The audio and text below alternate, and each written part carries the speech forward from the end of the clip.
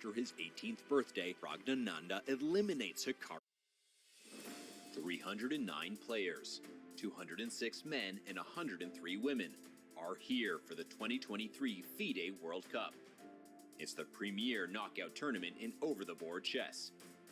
All of these players have one goal: to become a candidate for the World Championship. Only 3 players in each tournament will earn this distinction. The winners will also earn a combined 160 grand in US dollars. Not bad. Vianchenslav Duda, the reigning World Cup winner, is back to try and repeat as champion, a feat no one has ever achieved in this grueling tournament. And Jan-Christoph Duda wins the 2021 FIDE World Cup. What a performance. The top remaining seeds in 2023 are Magnus Carlsen and Tan Zhongyi. Neither of them have won a World Cup before. Yes, even Magnus has yet to make it past the semis. It's that tough of a tournament. Still, Carlsen is the favorite in pretty much any tournament he plays. But don't sleep on the rest of this field. Fabiano Caruana, Jan Nepomniachtchi, and Gukesh D. They are all here to try and win their first World Cup. For its part, the women's field also boasts some of the strongest players in the world. Who will take the throne this year? In a knockout like this, it is truly anyone's game. Who will come out on top? Who else will qualify for the candidates? What upsets are in store? This is the 2023 FIDE World Cup.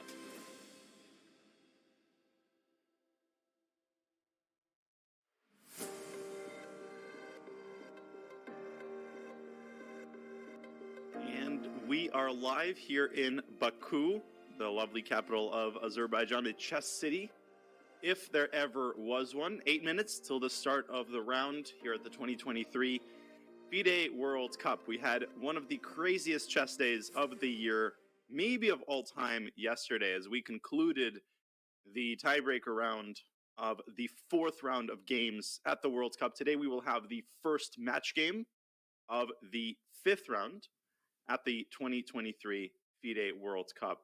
And so many different time controls, so many different narratives as Magnus Carlsen stays in the tournament. And let's start by looking at the women's section. We have plenty of narratives in the women's section as well. A lot of the pre-tournament favorites have gotten eliminated. Look at Zhu Wenjun, the current women's world champion. Zhu Jiner, one of the top junior players in China. We've had Sarah Hadem-Al-Sharieh, one of the top players there as well. And we've had a couple of the favorites still remain. Harika Dronovali, Anna Muzychuk beat her sister, Alexandra Guryachkina, the top Russian female player. She stays in the tournament, as does her compatriot Polina Shuvalova. And Elizabeth Potts, she knocks out Zhu Wenjun with a sparkling display in the Jabava London yesterday. Man, oh man, will we have some delicious matchups across both sections as we look at the women's bracket. And man, what catches your eye, Peter, as you look at this lovely bracket here as we go into the quarterfinal? Oh, okay, we'll be getting Peter online momentarily, but now we're going to look at the same graphic in the open section. You can see there Hikaru Nakamura. He got eliminated by Praggnanandhaa, the birthday boy, in the Rapids yesterday. Wesley So in the classical portion of the 4th round by Alexei Sarana, and more bloodshed in the open section. Fabiano Caruana, he defeats Ray Robson. Jan Nepomniachtchi barely survives against Nihal Sarin in the rapid. Gukesh, he defeats Andrei Yesipenko. And of course, Nikita Vitugov, Norbek Abdusatorov, they were knocked out a long time ago. And Jan-Christoph Duda, the only player still remaining who has won a World Cup before. That actually is a pretty staggering statistic. Here we go. This is the round of 16 that we will be watching today. I think the top matchup, the matchup that we will be focusing most of our time on is, of course, Magnus Carlsen against Vasily Ivanchuk. It is a battle of the generations that we have been looking forward to for a long time. Ivanchuk having one of the World Cups of his life, of course, up there in age. He is over 50 years old. Not expected by everybody to get this far. But man, Vasily Ivanchuk has been a beast. He's had nerves of steel, and he just defeated Vahap Sanal in the tiebreaker, Peter, to get this matchup against Magnus that we are all so excited about. Yeah, hello Danya, hello everyone. Sorry for the technical issue. Just when I was about to enter the live broadcast, the microphone turned off. That's always what happens. Yes, and it was working before. And however, yesterday, after all these topics, I felt like I got knocked out from the tournament. So it kind of shows that what an incredible tension and dramas we are witnessing here at the World Cup. And I mean, we just obviously don't have the bandwidth to look at all of these incredibly interesting games. But I think I speak for both of us, Grandmaster Peter Leko and Grandmaster Daniel Naroditsky, when I say that we're happy that today is a day of classical chess. Today is not necessarily a day when we can chill. I mean, we're going to have amazing action 4 minutes to the start of the round there, but we can delve a little bit deeper into some of the games. We can spend a little bit longer on some of the games. We have less games to look at. And this is really my favorite part of the World Cup, Peter. When the field thins out, the players who are on the best form, they remain in the tournament, and we can really work on fleshing out, you know, some of the narratives and on spotlighting some of the most interesting games that are underway. Yeah, absolutely. I mean, all these players who reached last 16 are in incredible form, playing, I mean, for example, Ferenc Berkes playing his tournament of his life, Salem Saleh, Abbasov. And there are so many incredible guys who are in the tournament who probably the chess world didn't really knew them prior to this World Cup. And it's so nice to see this. This is the World Cup. It's so unpredictable. There are also tons of brilliant players out there, and they get a chance. Indeed. And Lizzie Potts will get a chance against Anna Muzichuk. We saw her on camera there. How special it must be to defeat the women's world champion in perhaps the most special tournament held in the tournament circuit. Alexei Sarana there taking off his blazer, hanging it carefully over his chair.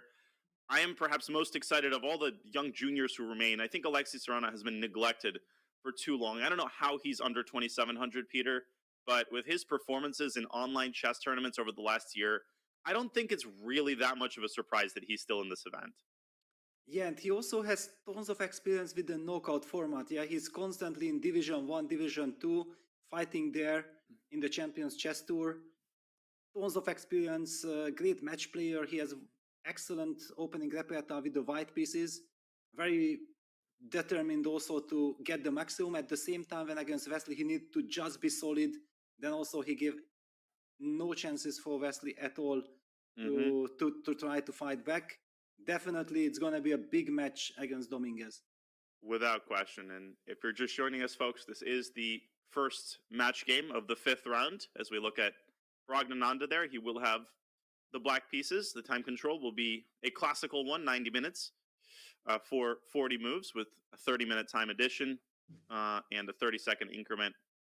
From move 1, obviously we had the rapid tiebreakers yesterday. We had a lot of blitz. We had that Svane Wang Hao match go all the way down to the wire. How do you think Wang Hao is handling it after surviving, I don't want to say a scare yesterday, but surviving probably one of the most difficult emotionally matches of his career? Yeah, well, it's the good news, I think, that he gets the white pieces against Gukesh, because I'm pretty sure that he's completely exhausted after what we have seen yesterday, and he just basically couldn't believe that he qualified. It was such an even match, and that final game was also not exactly clear how it's going to end, and then he wins that game, qualifies. We also see now Vasily Ivanchuk waiting for Magnus Carlsen, and there is the handshake between two incredible legends. The first I ever saw of Ivanchuk playing Carlsen was a World Blitz Championship game that they played. Ivanchuk won that game. He checkmated Magnus Carlsen and almost jumped out of his chair. And Magnus Carlsen was not happy to get checkmated by Ivanchuk. So these two are no strangers to classical encounters. They're no strangers to blitz encounters. And just so great, Peter, to see a battle between generations. Someone who I'm sure Magnus Carlsen respects tremendously, but will try his best to defeat in the classical portion. Yeah, for sure. I mean, Vasily Ivanchuk, everybody has incredible respect. And I believe that chess is about respect, yeah, mutual respect. And when you know exactly that someone devotes all his life to the game of chess, and he's trying to perfectionize his chess all his life, and this is what we are seeing. I'm so happy for Ivanchuk that he's here and he gets a chance to fight it against Magnus. to maintain his level at his age, to maintain his love for the game at his age, and to maintain, the modesty and the gentlemanliness that he has shown throughout his career makes him one of the most well-liked, one of the most loved characters on the chess tournament circuit, and I think that's a very well-earned distinction. And the clocks begin. Magnus taking 15 seconds on his first move. We are off. Welcome to round 5, game 1 of the 2023 World Cup, and we are underway with 1d4 by Mr. Carlsen. Yeah, I also feel like these are two virtuosos. Yeah, they can play any single opening with the white color, with the black color. None of them can really predict the opponent's choice. And there we see d4, d5 on the board. Indeed.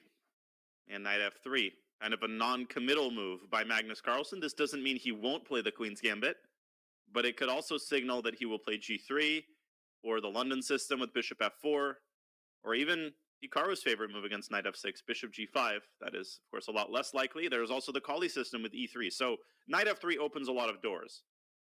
Yeah, I'm kind of always mystified when white goes second move, knight f3, that what exactly is white trying to achieve if, for example, black plays the most conservative ways with knight f6? Because if you wanted to play the London system, then okay, probably you could have also started with bishop f4. And I don't really believe that Magnus against Chucky wants to play something offbeat like I believe that he wants to go a little bit more mainstream. Does Chucky have a clear opening repertoire at this stage of his career, or does he sort of play everything? I think he never had. That was wow. The whole point, that he was mastering everything. And it was basically, he was also a psychologist. He was always trying to understand which type of positions his opponent on the given day would love to avoid. And exactly that's what he was trying to get. And I believe that Magnus has also highlighted many times in his interviews that he feels like he is more similar to Ivanchuk, yeah, because it's also Magnus's kind of approach, that he is able to play any structure, any opening, and he likes to target the opponent psychologically, not with exactly move per move preparation, but just that, you know what, this type of player probably does not like to get into this and that type of position. Let me try to get there. Mm-hmm. Well, it seems like he was ahead of his time. If he was doing that, 10, 15 years ago, when it was still much more customary to have a narrow opening repertoire, even among the top players. Obviously, Ivanchuk really famous for his victories over Garry Kasparov early in his chess career. They had a couple of affairs in the Sicilian defense, which were uncharacteristically crushing losses for Garry. I mean, you couldn't even count on one hand, the number of players who could defeat Garry like that at the prime of his chess career, because there were less than 5. And probably even less than 3, maybe just Ivanchuk and Vladimir Kramnik a little bit later. But what a colossal figure in chess. And Vasil taking his time. Obviously, knight f6 is not forced. I mean, you could play e6. You could play c6. That's not a move that you see too often. I don't know exactly why. What is the downside of c6 if you're planning to play the Slav against c4? And you could play c7, c5, which is an older move, but a lot less reputable, I think, in modern years because of c4. Yeah, the point is that I think the mind games continue. After d4, d5, it's not yet exactly clear if Ivanchuk, after the move c4, would take d takes c4, the accepted Queen's Gambit, or would he go for Slav structures, or would he just simply play e6? And with the move knight f3, Magnus kind of ask him that, please show me which direction you're gonna go. And I told you that somehow these players sense these moments very well, and Vasil taking his time. Yeah. And we'll see. Knight f6, e6. Obviously, you don't want to take too long. Vasil known for his time trouble tendencies. I wonder if that's part of Magnus's pre-game routine or strategy to, make more flexible moves to try to get Ivanchuk to think longer in critical moments. But at the end of the day, you just play chess and see what happens. And Ivanchuk plays e6. Okay, so e6, which means he was not... It doesn't necessarily mean he wasn't planning to play the Queen's Gambit accepted. I mean, c4, d takes c4, is that a line? Is that a move? No, I don't know. It's a bit strange, yeah, exactly, because... Yeah, exactly. Like, I can't figure it out. Is it normal to do that? Yeah, it's a good question because usually what we are talking about d4, d5, c4, d takes c4, and if white plays the move knight f3, then black has some other options. I think the sideline with a6 is kind of has a very solid reputation, a part of the main classical move with knight f6, but I have never really been thinking about the move e6 at this moment. Yeah, neither have I. It's sometimes you ask yourself, wait, is this a line? And then you start thinking and you can't quite put your finger on it. So if Magnus plays c4 right now, I think we are much more likely to see knight g8 out to f6, which also tells us nothing about what opening we're going to see. That's one of the least clearly defined positions in the Queen's Gambit decline, because it could jump out into a Ragozin, you could get a Catalan, you could get this early knight f3 bishop g5 line that has no name, that is occasionally trotted out by the top players. So, man, really no clear definition yet on what we're going to get out of the opening. Yes, I'm very curious to see where does this end. And Magnus, yes, sipping from his water. He doesn't want to define it yet. Enjoying the moment. Yes. I mean, enjoying that he's there, right? Enjoying that he is in Baku right now and not, on Baltic Air from Baku to... I don't think there's a Baku to Oslo direct flight. I'd guess that there isn't, but, maybe Baku to Frankfurt. Just the fact that he's playing this tournament, because he was one move away. He was one capture on e4 away from being sent packing. And, he wants to make this count now that he got this second chance to rise from the dead. Whoa. But, exactly. Whoa. While things are slowly progressing in the Magnus Carlsen Vasily Ivanchuk game, we have tons of action in Fabiano Caruana against Jan Krzysztof Duda. What the heck? Yes. Is this a bullet game from the bullet brawl that I'm going to play today? Because that looks like it. Well, it started out as a peaceful Petrov, but knowing that Fabiano Caruana is the leading expert with both colors, it's kind of, you can never just play a simple, easy game. He knows all the critical lines. Just very quickly to understand where it came from, it's clear for us, experts, that it was the 5-move knight c3 line, knight takes c3, d takes c3, bishop e7, bishop e3. We do see opposite castles, short castle, knight d7, long castle, knight f6, bishop d3, c5. This is a fairly fashionable reaction. Black wants to go bishop e6 and making sure that he gets success. Also, somewhere queen a5. White goes rook h1, and wow, after the move bishop e6, Fabi immediately goes knight g5, hitting that bishop, and that's how we are getting that completely insane complications. Now, black is kind of provoked and forced to take on e6 if you have already placed the bishop on e6 so early. So bishop takes a2 was played. Certainly this has to be preparation from both sides. b3, the bishop is locked out of the game, so black goes for a5, king b2, a4. Now you would be ill-advised to capture the bishop, because after a takes b3 check, it's a double check, and white's king get checkmated. So that was certainly not Fabi's intention. He goes for the move b4. Now the bishop is hanging, but black has eliminated the pawn on a2. Black has won a pawn. So what's happening? That's what we're gonna find out after bishop e6 and b takes c5. Man, black's bishop was, it's like the Chilean miners in 2011. They had to drill a long hole in the ground to get them out, and that a pawn really, traveled the length of the world to force white's b pawn out of b3. If I may, there's one really cute line that maybe some newer players would benefit from, Peter. If in fact white took on a2 instead of b4, just a very quick line after a5, king b2, a4, king takes a2, a takes b3 check, and two quick lines. If king takes b3, there's a lovely mate, queen b6, king c4, and now either rook a4, but d5 is the prettier mate. And if instead white tries to hide behind the pawn, instead of king takes b3, if white plays king b2, then I believe rook a2 check, forcing the king either to drop back to b1, which is just totally one-sided, or king takes b3, and still queen b6. King takes a2, and rook a8 is a ladder mate. You don't normally see a ladder mate on move 18, but that's exactly the fate that would befall the white king if, in fact, he took on a2. So Caruana staying away from that. Now we can go back to the live position, because we have another move. We have bishop e6, the trade on c5, And now the position's starting to acquire a little bit more sanity after knight takes e6. Yes, there is some simplification going on. I mean, the most natural move is, of course, f takes e6, capturing back the knight, but there is also some possibility to include the move queen b6 check. I'm not exactly believing in the move of queen b6 check so much. I mean, it's a normal move, but I don't feel that it brings black so much benefit. I feel like black can always include this check. The main point behind queen b6 check would be if, after, for example, king a1, black would want to take with the queen on e6, but that runs into a terrible pin. White probably just wins because of bishop takes e5. So that's not a possibility at all. And if you have to play f takes e6, then I would give the argument that I would prefer to capture that knight immediately on e6. It gives me a little bit more flexibility. Yeah, you can play queen b6 when you want to. So to exhaust that resource straight away and put black's cards on the table doesn't seem like the wisest option. And here queen e2 looks very natural to set up bishop takes h7 check.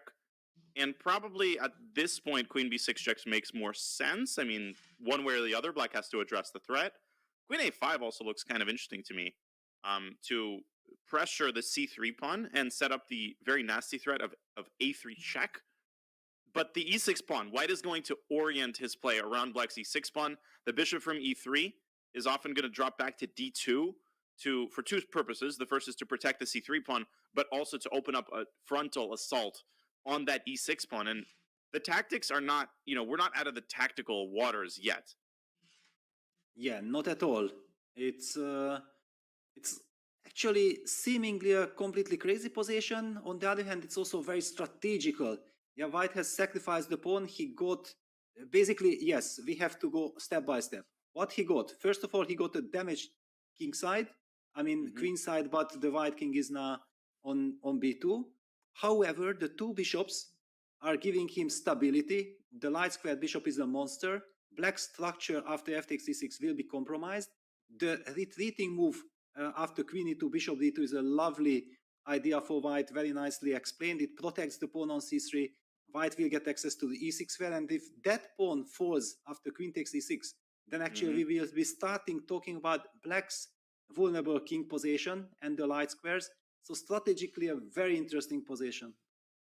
Yes, so I mean, this is the epitome of an unbalanced position. Like, nothing about this position is balanced, not where the kings are, not the pieces that are on the board, not the pawn structure, not the piece placement. No matter how you look at it, both sides have completely their own thing going for them. And clearly, Jan Krzysztof putting some thought into queen b6 check. But once you calculate queen b6, queen takes c6, you ask yourself, okay, but why? What is the benefit of throwing in this check and revealing my intentions right away when I can keep this move in my pocket for a later day? So I really am not expecting queen b6 check. a3 check, I think some other players might be tempted by, but that just helps white's king find shelter on a much safer square on a1. So why would you force white's king onto a square that it really wants to go to anyway? Yes, and actually we have to address that pawn on a4, because this pawn on a4, if we would be removing that pawn from a4 from the board, then white's king would be very vulnerable. Then the rook on a8 would be perfectly included in the attack. Queen b6 check would just follow it with the checkmate on a1. But the fact that white can hide behind this pawn, I would even say that maybe if black's pawn would be on a7, it would be also better for black, because then after queen b6 check, white would not be able to hide the king on the a file. Then black would be able to just keep on checking with queen a5. And exactly because of this extra pawn, black is right now after f takes e6 a pawn up, but this extra pawn gives white the chance of hiding that king very comfortably. Yeah, think about how different of a game chess would be if you could, one time per game, you could capture your own piece or pawn. It would completely revolutionize the game. And I think it's beautiful that you could introduce these tiny rule changes in chess, and there's no such thing as a tiny rule change. No matter how you change the rules in chess, it's going to make the game that we love unrecognizable, which I think there's a certain aesthetic beauty to that, Mr. Kramnik. All right. F takes c6, very likely here. Yeah, f takes e6. On the other hand, maybe actually it leads more or less to the same position, because white needs to sidestep with that queen to e2, opening up the d file. also getting access to that e6 square after f takes e6.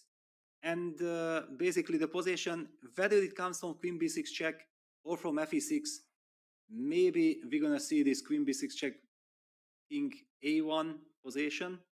Let's just push this pawn to a3 just to threaten checkmate in one move. Yep. Then white will parry it, of course, with rook b1. The queen continues the journey, but the big question is, where do we go with the queen? Because queen a5 is clearly met by bishop d2, I'm guessing, and then also rook takes b7 and queen takes e6 will be very serious threats. Bishop d2 is such a nasty idea. So queen c6 comes to mind as a kind of compromise square. And bishop d2 is still very likely. And okay, queen e6 is a very nasty threat because it's not only that pawn which disappears from the board. After that pawn is taken, the bishop hangs, the pawn on b7 hangs. You know, it's black's position isn't that solid because, and I really like the way that white's bishop on d3 is placed. It's protected by a pawn on c2. The d file is closed. So the engine gives an equal position, but I think that's a pretty misleading assessment. And I would definitely take white here. Yeah, for sure. I mean, it's a very dangerous spot to be in with black. And we do see, look at this. So far the players, both players were blitzing out their moves. But Jan Krzysztof is the first to slow down. And I also felt like that the players who were not involved in the tie breaks, and they get the chance to play with the white pieces, I think it's absolutely the right strategy. Try to target and challenge your opponent as quickly as possible to a very big fight, because it's so difficult, yeah, that you have just played a grueling tiebreak, and then again, instead of slowly calming down the situation, you are confronted with some problems. For sure. And it's 16 minutes after the start of the round, which is crazy because you look at this position, you think, well, the players must have invested a lot of time to reach this position, but such is the nature of modern chess. And Duda does indeed throw in the check on b6. So he plays queen b6 check, now he plays f takes c6, and that's not likely to necessarily change the course of the game. We're still very likely to see this queen e2, bishop d2 maneuver that, gives white so much power against the e6 pawn in this position. And queen e2 already played. Already played, yes. This is a very deep concept. And it's the typical super player's preparation, yeah, that usually, first of all, you have to know directions. Yeah, you have to find directions. Once you find the directions, then you have to assess them and understand that, yes, despite the computer saying that black is fine, no, there is so much more to the position. It's a practical game after all. We have to pose practical problems to our opponents. And that's exactly what Fabi is doing here. Fantastic preparation, as we have gotten so used to. We've been spoiled by Fabi and all of his opening innovations. This tournament has just been spectacular for him. I'm really impressed with the way that he handled his game yesterday against Robson, the way that he's held with the black pieces. Really, he's never been in trouble, I think, in this event yet. And that may continue through today as Jan Krzysztof faces the beastliness of Fabi's preparation. Okay, I think we should continue to go around the horn. I'm seeing a very interesting struggle in the Dominguez Serrana game, which also looks very theoretical. But nonetheless, maybe a quick look at this position will help some of the less experienced viewers understand what's going on. This is a very fashionable line, Peter, as if I understand it correctly. Oh, actually, no, this is, for some reason, I thought this came from a 4-night Scotch. I apologize. This came from a 4-night Sicilian. Exactly. Yeah, I was also fooled by it. You see why I thought that? Yes, but white has the the pair of bishops, the two bishops. And the point is that I know that Serrana is a great knight-off player. And we have to come back to the start to understand what I'm talking about. And after knight FC, knowing that Lenier Dominguez is also such an incredible expert, and he's the big master of the bishop EC knight-offs, which is one of the biggest tests of any knight-off players, it is Alexei Serrana who deviates and goes for e6. Now the point is that if you deviate from your main variation, main opening, it probably means that you are unable to come up with a very big major system, because then it will simply require way too much time.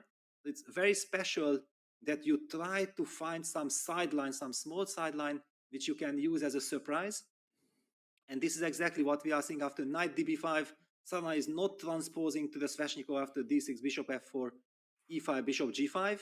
we would reach the main Sveshnikov position, but instead goes for the bishop b4 move. And how does Lenny react? a3 takes, d5, fairly standard, ed5, ed5, bishop d3, castles. It's some kind of an old theory. There were times like in 2001, I had 2 games against Kramnik and against Jan Timman. Back then it was popular. Yep. But bishop g4 is a newer move. Bishop g4 is before it was d4. Yes, exactly. Yes, and then there was a question that do you play knight e4, do you play knight e2? Yes, or knight e2, exactly. Yes. And bishop g4, so that's what Caruana has prepared, a sideline. However, Lenny is such a player who has an incredible deep preparation, so you cannot really surprise him with anything because he knows everywhere what to do. Bishop h5, bishop g5, and now we get to this 4 knights territory that we spoke about. Wow, and I'm just checking with my database and I have some cool stuff to report.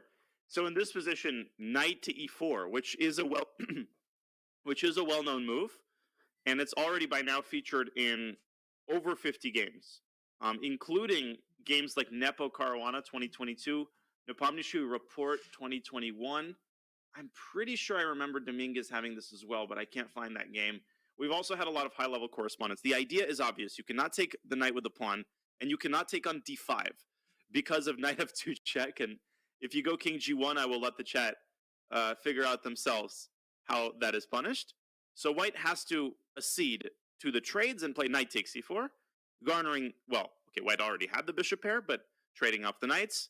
Black recaptures on b2, and you get this exceedingly tactical battle where I think visually it looks very dangerous for black because of the placement of these bishops, and rook b1 targets the b7 pawn. But if you analyze with the engine makes a lot of these lines work. Now, queen b1 is the main move here. This is the move that I actually was aware of.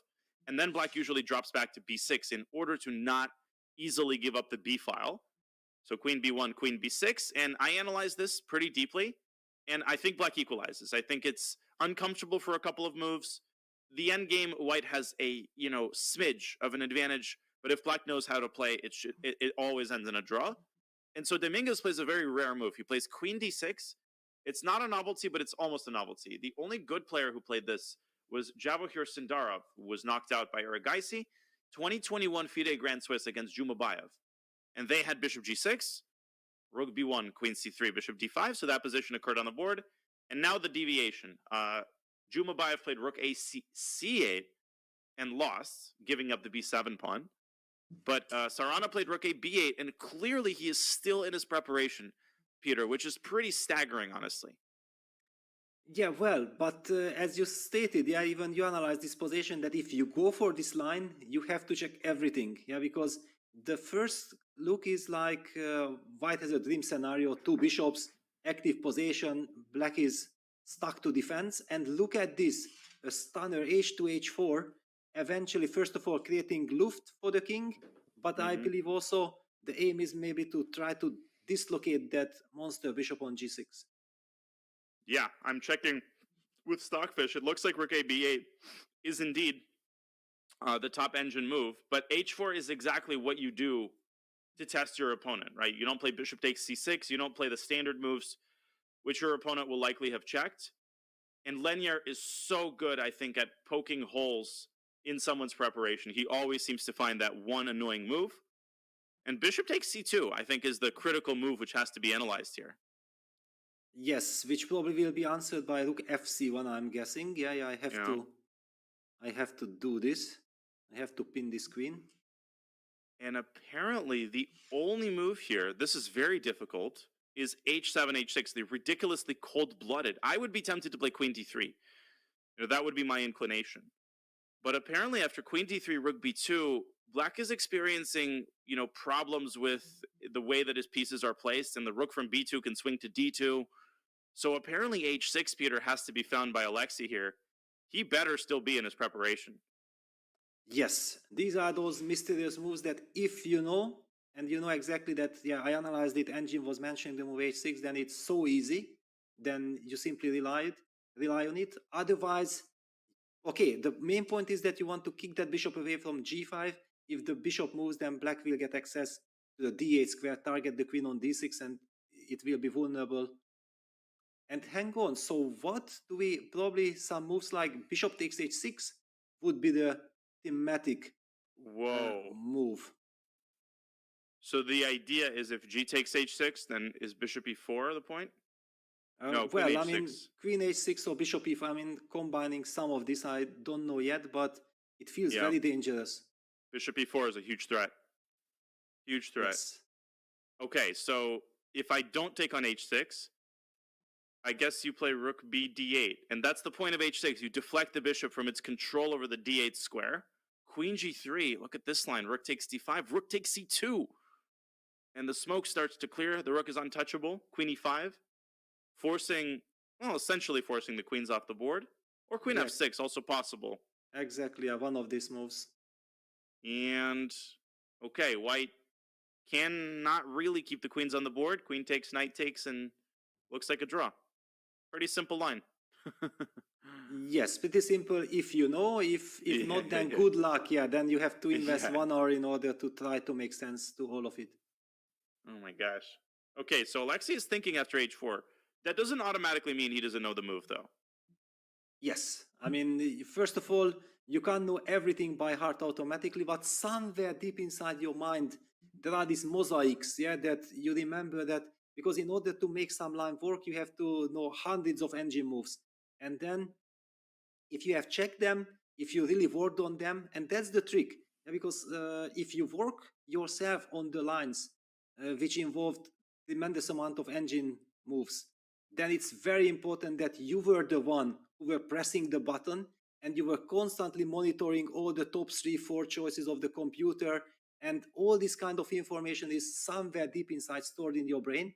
While if you are relying heavily on your second's work, for example, and your second has worked out for you all these complications, then simply the file cannot have all the input, because it's just impossible. Then the file will be like, I don't know, 20 pages, and you will be frightened even just to open it. So this is also a very delicate matter. I think a very important information to understand, that there is also big advantage of working yourself on computer lines. That's very good insight. And there's always this effect that I've noticed, and I'm not totally joking, I'm actually pretty much serious. When you perform an opening analysis and you generate a large prep file, and then you come to the board, there's always there's one move that you look at and you're aware of it, and you say, well, my opponent's not going to play it. This is too much of an engine move. I don't really need to check this. And it always happens that your opponent plays precisely the one move that you didn't devote sufficient attention to. It's actually pretty incredible how often that happens when you prep for a long time. Like, your opponent never plays the line that they used to play. They always seem to deviate for your game. And then they always deviate in such a way that, you're taken out of your prep file ASAP. It's pretty infuriating, actually, to try to predict how your opponent is going to react to something unexpected. Yes, it's completely incredible and impossible to guess. It depends also on so many things, and usually also, I think it's a typical old school method that if you have some opening preparation in some position and you feel like this is very complicated and you analyze too much with the computer and you already lost the human touch also, that how someone who looks for the first time at this position would react to it without knowing anything about the position, that you have some friends whom you send the position or show them on the board and ask them, please make a move here without any knowledge. Don't turn on your computer, because once you turn on your computer, you lose that human element to understand how human would really react without knowing all the details. That's very true. And you can't unsee a position with the engine. Once you've analyzed the position with an engine, it's literally impossible to take a step back and ask yourself, like you said, Peter, how would someone who's never seen this position with a computer, how would they think about it? What would they be focused on? What moves would be obvious to them? And that's why proper analysis is so important. And that's why, you can't just look at a position and press the space bar all the time to generate the next engine move. There's a lot more to analysis than that. And I think that people with less experience in top-level chess and the way that it works, they do think that, when a player assembles a team, that team just meets in a hotel room and, plugs stockfish moves in all night long. there's a lot more that goes on under the hood, and there's a lot more of a human element to good analysis. Of course, a bad file can easily be generated by anybody, but that's why, good seconds are in such short supply. Yes, exactly. It's so important that modern chess, yes, the computer have incredible impact, but there's still this human element, that how to make things work, how to pose problems, because after all, you don't play against an engine. In some positions, the human move is much more unpleasant than engines move, and vice versa. You have to combine all these elements. Absolutely. And as Alexei Caruana takes a deep think after the move h2, h4, he will be challenged in this highly theoretical opening. Let's go back to the bird's eye view. We will check one more game and then go to our first break of the day. Now, I chose the Caruana game, so I'll defer to you. Peter, we can go back to the Carlsen game. We can check out the Grandelius Eragaisi game, which is in an interesting French. Totally your call. Okay, then, because anyway, we will be devoting a lot of time to Magnus against Vasily Ivanchuk. So let's first check out on Grandelius. First of all, he's playing an incredible event. Second, we are all rooting for him. And third, we haven't really been covering him too much, and he definitely deserves. On the other hand, Arjun Eragaisi, also a crowd favorite. Very likable person playing very incredible chess with all this craziness, this fighting spirit. He always tries to go for a win. He was truly impressive against Sindarov. He dominated both games, and the very talented young Uzbek grandmaster had basically no real chances against him. Yeah, Arjun Eragaisi is such, and he's had an up and down last year, but he's handled it so well. And in general, I mean, this has been an amazing World Cup for the Indian juniors, who are at the forefront of the next generation of chess players. Really, all of them are very likable and easy to root for, but also continue to progress. Particularly Gukesh, who defeated Yesipenko, and Arjun Eragaisi, who is once again over 2,700 after having a couple of rough events. Okay, so clearly this came from a Rubinstein French. You can tell that just by the pawn structure, that pawn on e6 and the bishop on c8. And we'll rewind and check the line. Yeah, or actually, no, it did not come from a Rubinstein French exactly, but from this line, d takes e4. Yes, exactly. I mean, the Rubinstein French is d takes e4, knight takes e4. However, after knight f6, if white plays the move bishop g5, then black has the chance of going for d takes e4, and this is what we are seeing in this game. Knight takes e4, knight b7, a rock solid line for black. Yeah. Knight f3, bishop e7, knight takes f6, bishop f6, h4. I used to play this position in my youth. It was like in the second part of the 90s, like when I was 17, 18 years old. It was my mainstream preparation, and I believe that the move queen e2, yes, this was very important, stopping any kind of breaks from black side with e6, e5. It was crucial.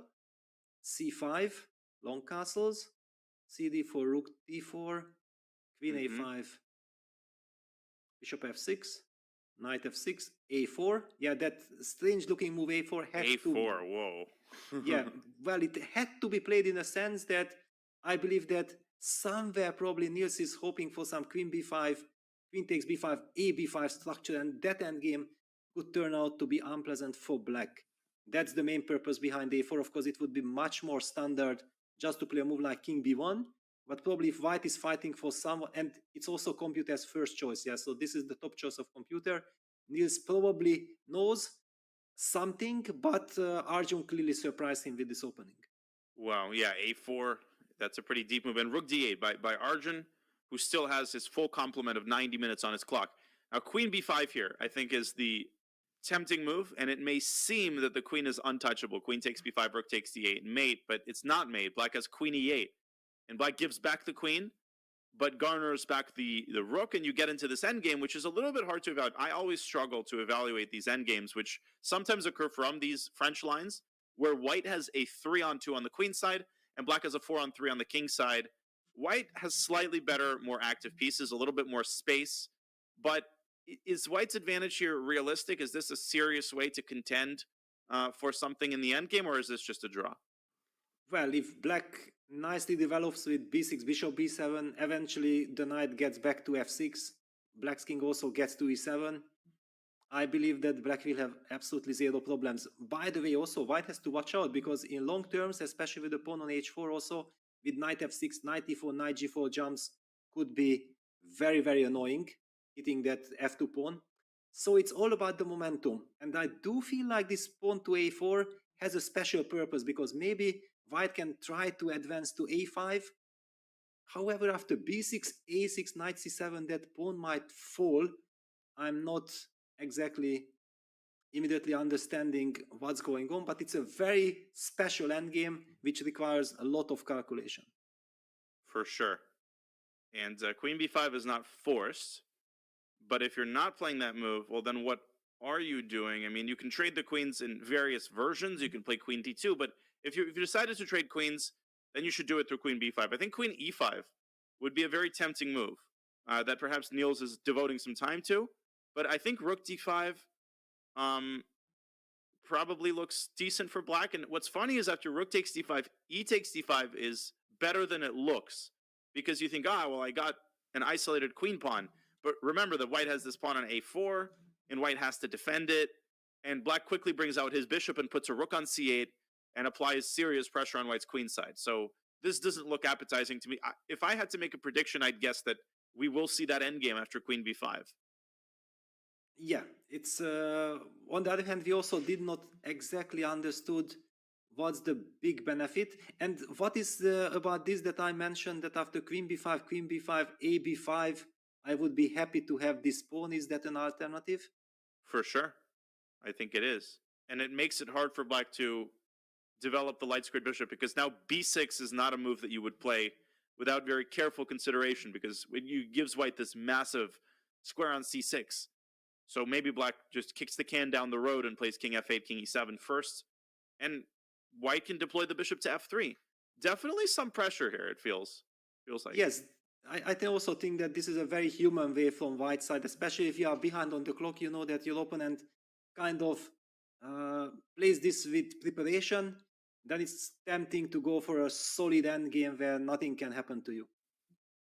Yeah, and a critical moment for the Swedish Grandmaster, who wants to squeeze the most out of his chance to play White against the Indian phenom Arjun Erigaisi. And as he considers his next move, we will slowly go to our first break of the day. When we come back, we will take a look at the top games in the women's section, as we have a panoramic view there of the playing hall from Baku. Do not go anywhere, folks. This round is just getting underway. We will be back with more action from the FIDE World Cup and the FIDE Women's World Cup in just a couple of minutes.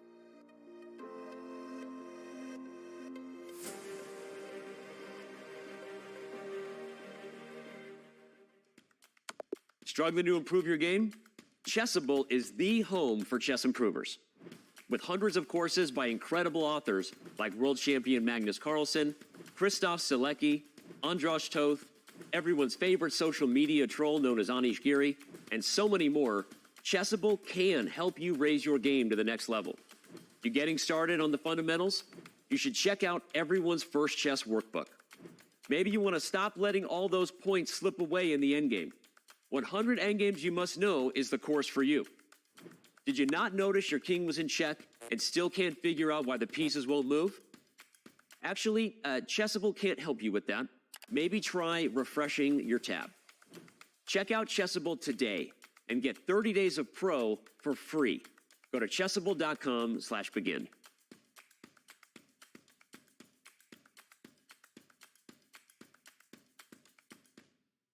Did you know you can add emoji to your online games and analysis boards? Simply click on the emoji palette icon, select your emoji, and left-click on the board. You can choose from a host of notations, animations, emoticons, and even your favorite chess personalities.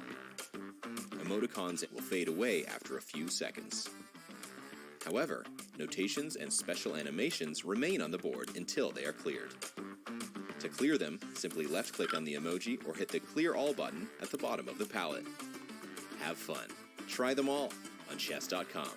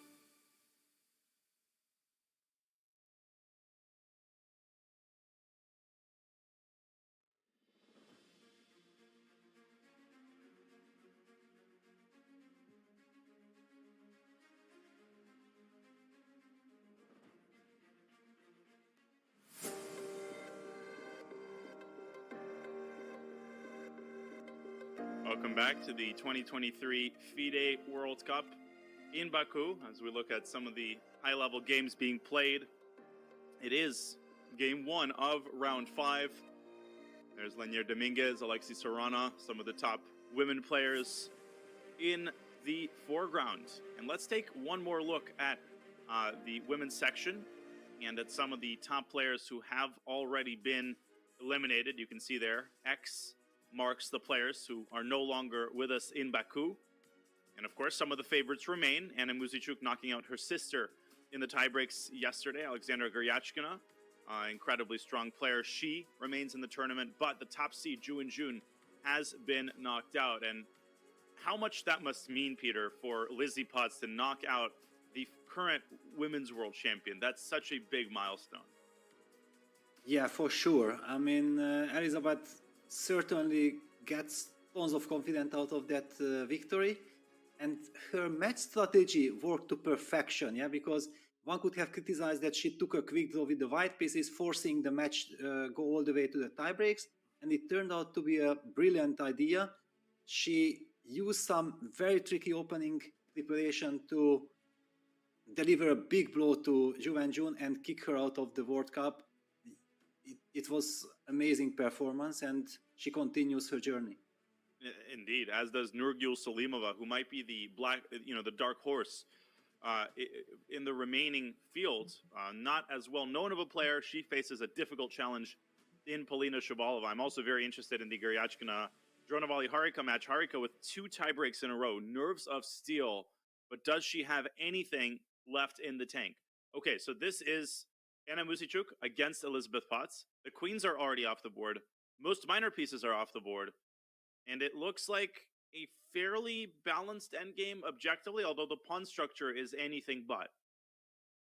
Yeah, it's very strange. I mean, I guess I know the opening from which it came from. This is again the 4 knights Sicilian, which can transform into Sveshnikov, or it can transform like in the Dominguez Sarana game to that very fashionable new line. But white also has the option of taking on c6 and going e5. This is the way to try to punish black's play. Knight d5, knight e4, bishop b7, c4, knight b4. Yeah, this is a very interesting line. I mean, the first time bishop b7 appeared, it was me who played it against Garry Kasparov in 1999, but it was not my novelty. It was Andras Dorian's novelty, bishop b7, prepared especially for that tournament in the US. And I remember when I played it against Kasparov, Garry spent something like 40 minutes to deal with this move. He was completely surprised. It had a very deep point, and ever since it became quite mainstream. Black is okay. Yes, black is very much okay. c4, knight before c5, that was the very early test. Yeah, that was the first thing that black had to make sure that knows how to handle it. Yeah, the main point being queen b8, and after f4, bishop a6, and we get this completely unorthodox position. It's very hard to understand, but basically it's all about fighting for the d5 square, and black gets access to the d5 square. Now black wants to trade the light square bishops, which black does. Takes, follows it up with knight d5, and after short castle, queen b5 comes, offering the trade of queens. We see black's light square strategy. Everything is placed on the light squares.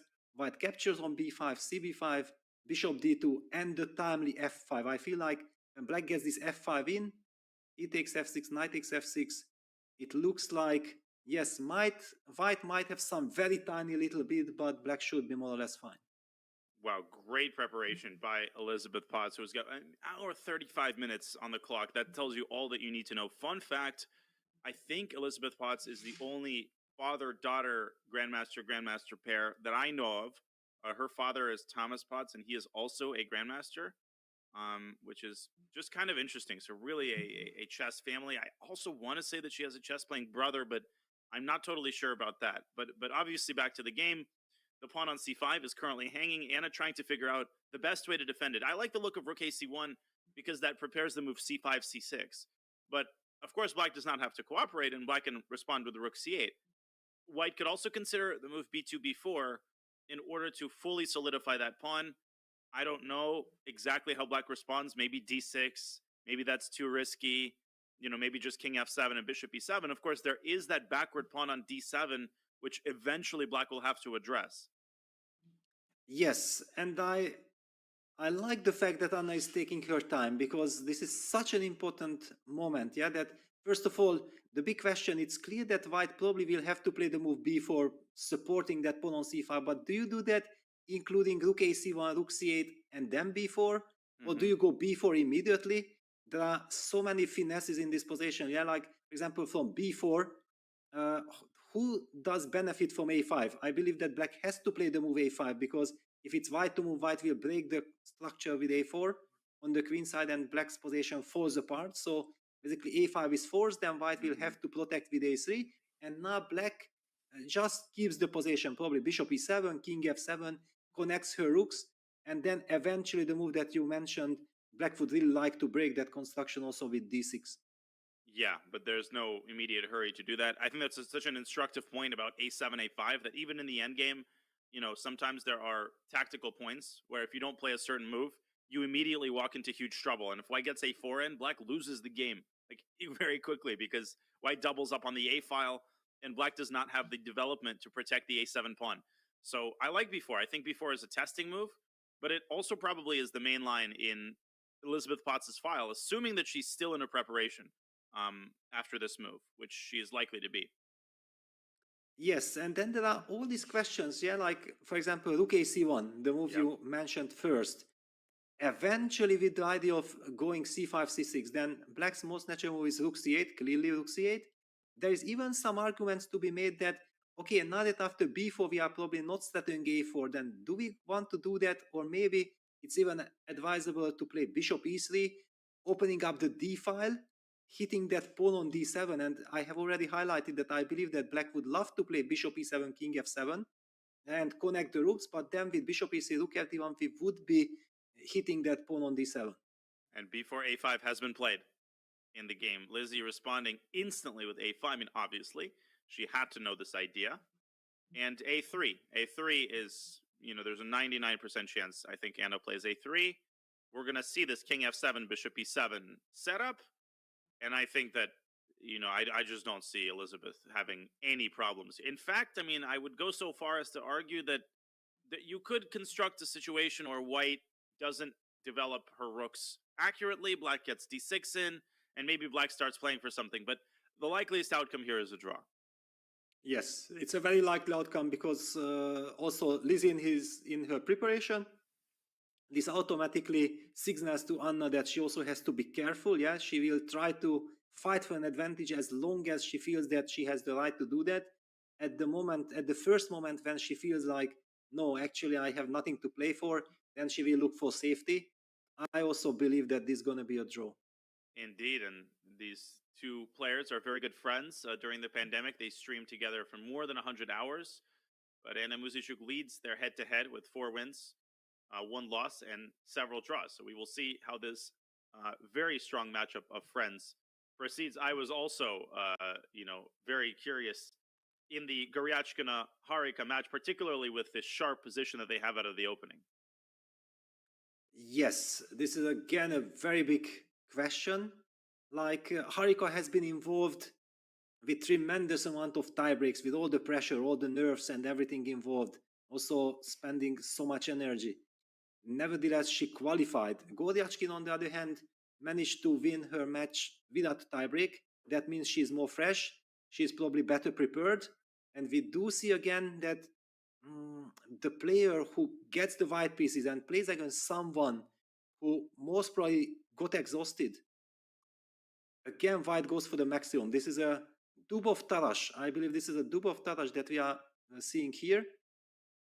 And look at this. White immediately opted for a move which is not very frequently played, but it's a big question why you can't take that pawn on d5. Yeah, this is an eternal question. We see millions of games featuring castles d4.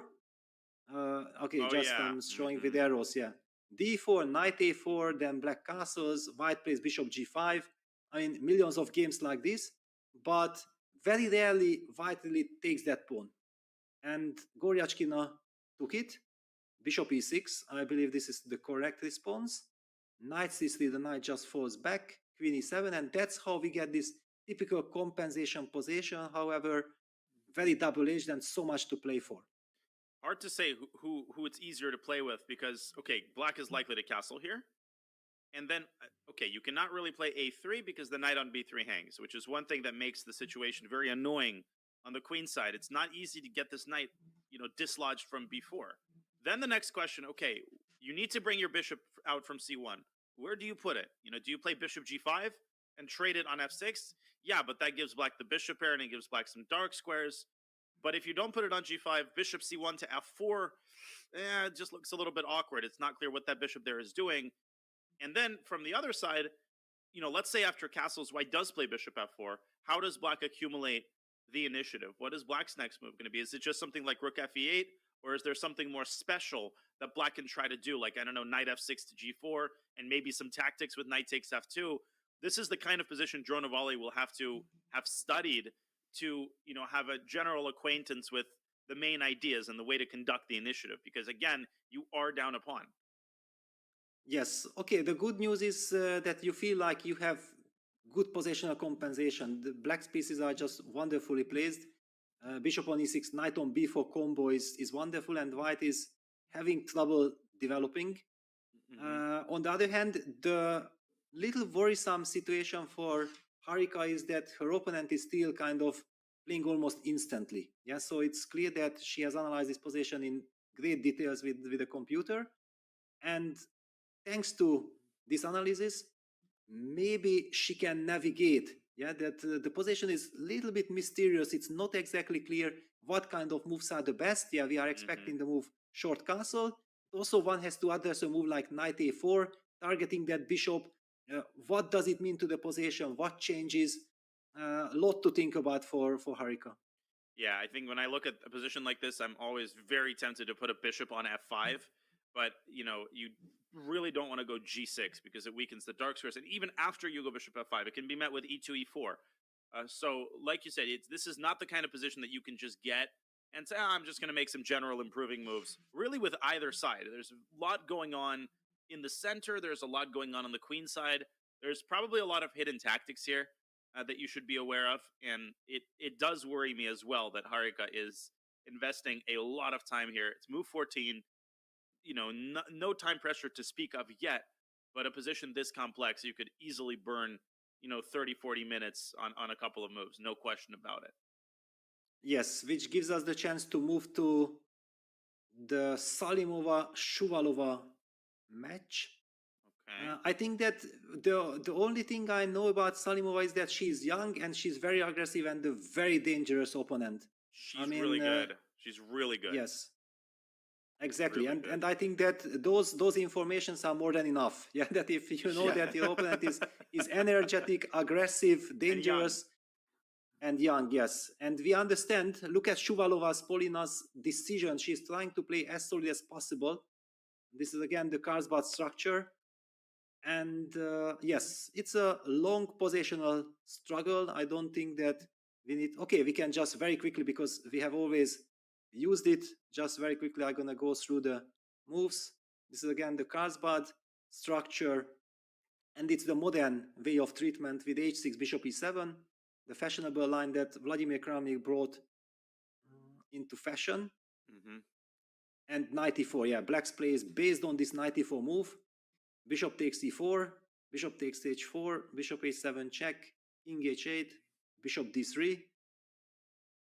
Bishop f6, somewhat surprising. Yeah, the bishop might have also fallen back to e7 and then try to get bishop d6, knight f6.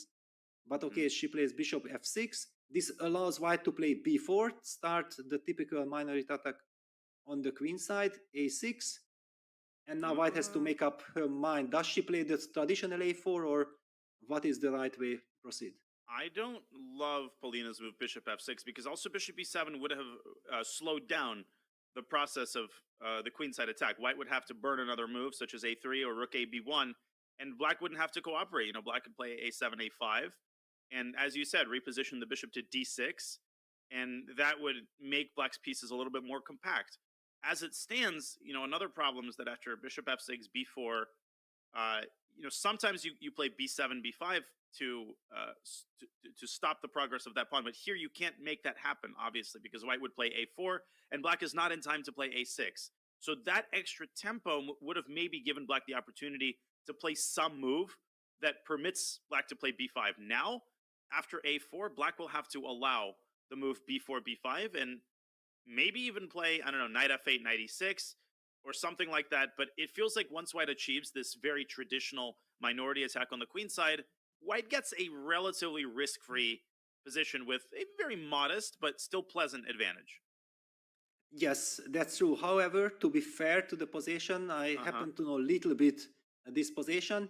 The move bishop e7, which is so thematic and so natural, is actually answered by rook a1 to e1. So it leads to a completely different type of position. And having in mind that Salimova is an incredibly aggressive player, probably Polina took this strategical decision of, okay, let her play solid b4. That's not exactly her style. And I believe yesterday I checked the game between Daniela Vokatura and Salem Salih. It featured this position, rook a1. White is trying to play e4, and if black plays knight f6, stopping e4, then white goes for knight e5, f4, and the position takes a completely different turn. Yeah, that's a great point. E4 can be so nasty in these positions where black is not that well developed. Okay, that's very informative. And after bishop f6, rook ae1 does not come with the same. It loses a lot of its luster. It's probably still a move, but after knight f8, it feels like black can fight for the e file because the bishop doesn't block the e pawn. Black can fight against the d4 pawn when white plays e3, e4. So this makes a lot of sense. We have b4, a6, and knight a4, which is also a very typical way of fighting for control of some key dark squares. The knight obviously gets to c5, and then white could try to follow up with a4 and b5. Maybe black can play bishop e7, bishop d6 anyway. Obviously, the price of a move is not quite as high as, let's say, in the Najdorf, because the center is pretty close. So just because black put a piece on one square doesn't mean that she can't, reposition it on another because the circumstances have changed. Exactly, and this is, you always have to keep an open mind about every single strategical position, because after every small detail, things can have a huge impact. Now we do see that the knight has moved away from the center, so we know exactly that the bishop on f6 is so-called misplaced at the moment, but it was aimed to stop white's break in the center. So now that white is not starting to do that, now we can really deploy that bishop over to the ideal square on d6. For example, bishop e7, let's just play knight c5. Black plays something like bishop d6, and I already feel like black achieves something. The knight on c5 doesn't really do that much. Black might have ideas of going knight f6, placing the queen on e7, eventually going also for this knight e4, and start her typical counterplay on the king side against white's king. There is so much to play for here. For sure. A very rich position, and as Shuvalova ponders her next move, perhaps we could take this opportunity to go back to the open section and check out our marquee matchup between Vasily Ivanchuk, the man, the myth, the legend, and the other man, myth, and legend, Magnus Carlsen. Let's start with a quick bird's eye view here. We see, that crazy game on the top left between Caruana and Duda next to Magnus Ivanchuk, but the Carlsen Ivanchuk game also starting to heat up a little bit, and there's a lot going on. There's a pawn on h4. There is a fianchetted carrot bishop on g2. So let's take a bit of a deeper dive and see how Vasil is faring. He is up on the clock. And first impressions, Peter, is that black's position seems safe as houses if this latest move works out tactically, which it seems that it does. Yeah, it's a stunning move, e65. If it works, it basically means that black solves all his problems. But in order to understand what happened, we have to go back, because we have seen the mind games between the players, d4, d5, knight f3, e6. It wasn't exactly clear to us where this eventually will lead us to. Now we get the answer that it was the Catalan. So after a lot of mind games, the players got to play what probably they had expected from the game. Was bishop b4 check, bishop d2, bishop e7, bishop g2, and wow, here Ivanchuk, being Ivanchuk, he doesn't like to follow the typical fashionable lines, and he opts for a move c6. Okay, c6 is still kind of common, but I mean, that he already played c6 before castles. Okay, queen c2, knight b7, bishop f4 castles, h4. And yes, this is exactly how, this is the Dubov kind of idea, this h4. Magnus has used it already. And look at this, Chucky strikes in the center immediately after h4, d takes c4. It's not the traditional, this is what I meant, that isn't the player who just blindly follows that, you know what, I want to play b6, bishop b7, so I'm gonna play b6, bishop b7 against anything. No, he keeps an open mind. He sees that, wow, Magnus has played the move h4. It has a specific idea. White is not playing the quiet castles. Then I have to switch. And this is what I'm loving. And somebody is so flexible to do that. That's awesome. You know, Chucky just always thinks independently. And he, for that reason, he comes up with so many creative ideas. He's just a factory of interesting ideas and concepts. And he puts that knight on d5, pressuring the bishop. Magnus dutifully obliges and slides the bishop up to g5, which I assume is one of the ideas of the move h4. You're not just trying to go h5 and h6. You're also anchoring the bishop on that square. And the logic is that the trade of dark squared bishops, it positionally should favor white because black is left with this dud of a bishop on c8, although we'll get back to that in a second. We have the trade on e7, e4 chasing away the knight, Magnus playing for maximum. Knight drops back to b6 with tempo. And I feel like this move e5 that Ivanchuk has just played is a crucial resource. Without this move, Magnus would achieve his dream setup. He's traded the dark squared bishops. He has the center. He's left black with an awkward, French-like bishop on c8.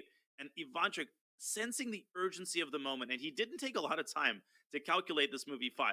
Now, first thing that a lot of people in the chat will wonder is what happens not after d takes c5. I think that is clear. Black can play rook e8 at a minimum.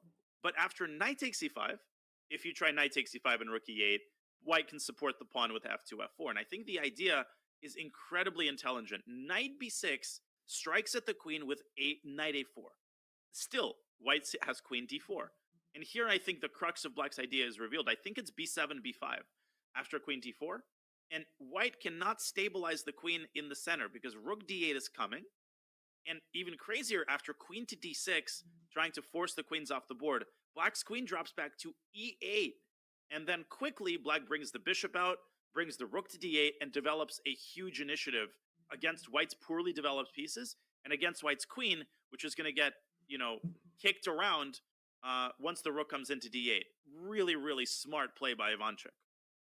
Fantastic play by Ivanchuk. I mean, I'm loving this fine play and open-mindedness.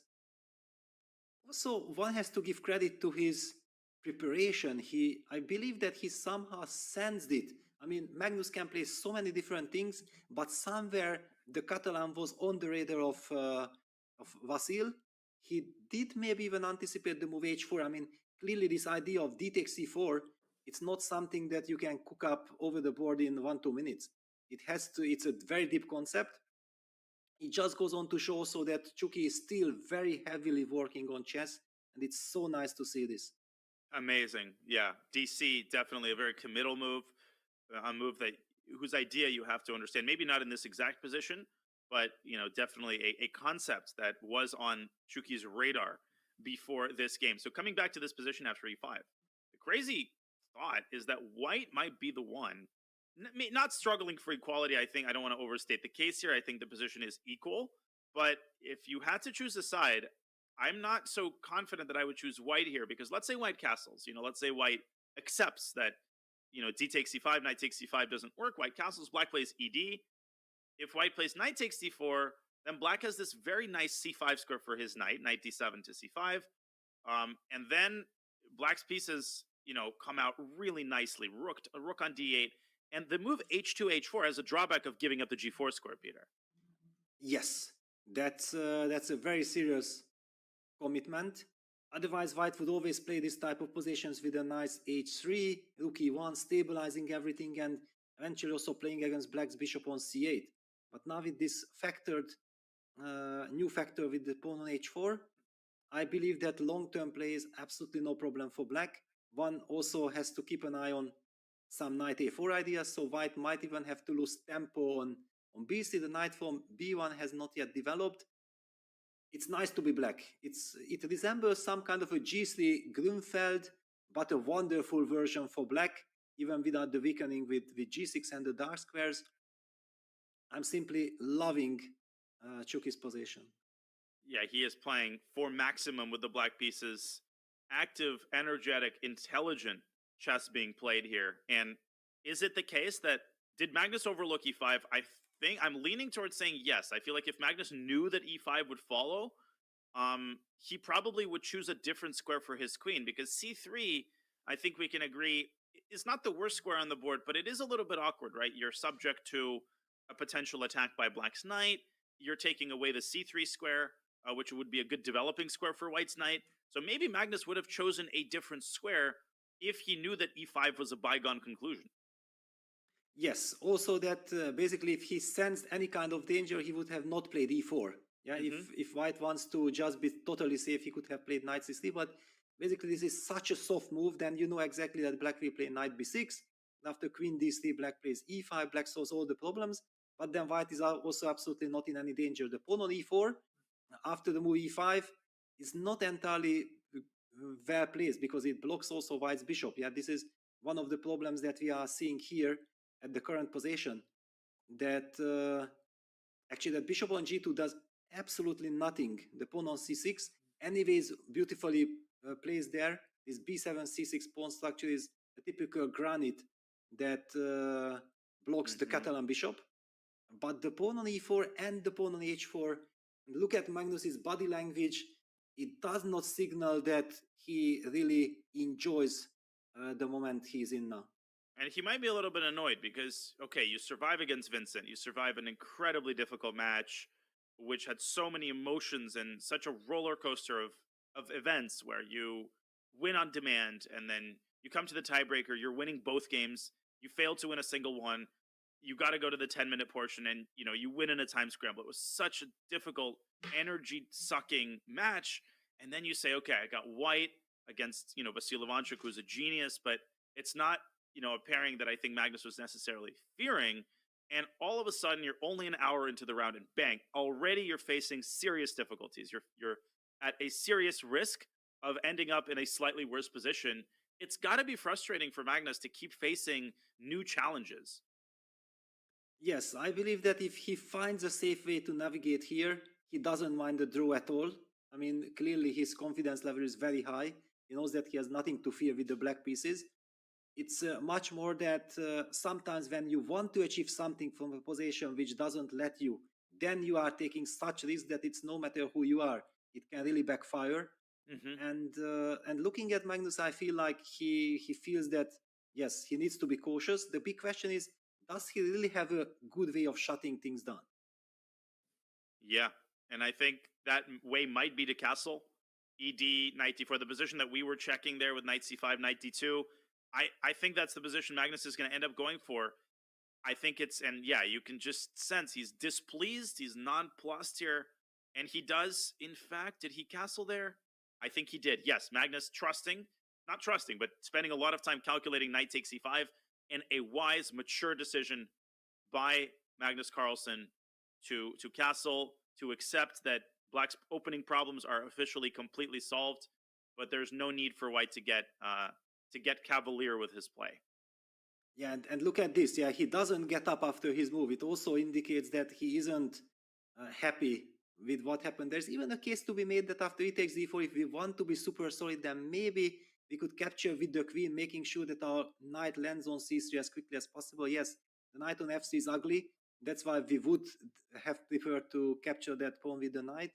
But maybe if safety first is our main primary aim, then even queen takes d4 comes into consideration.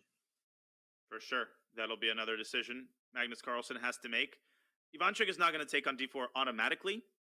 He's going to probably invest some time on a flexible move like rook e8, but I honestly do not see what black garners from delaying the move he takes d4. I think we're very likely to see that move shortly.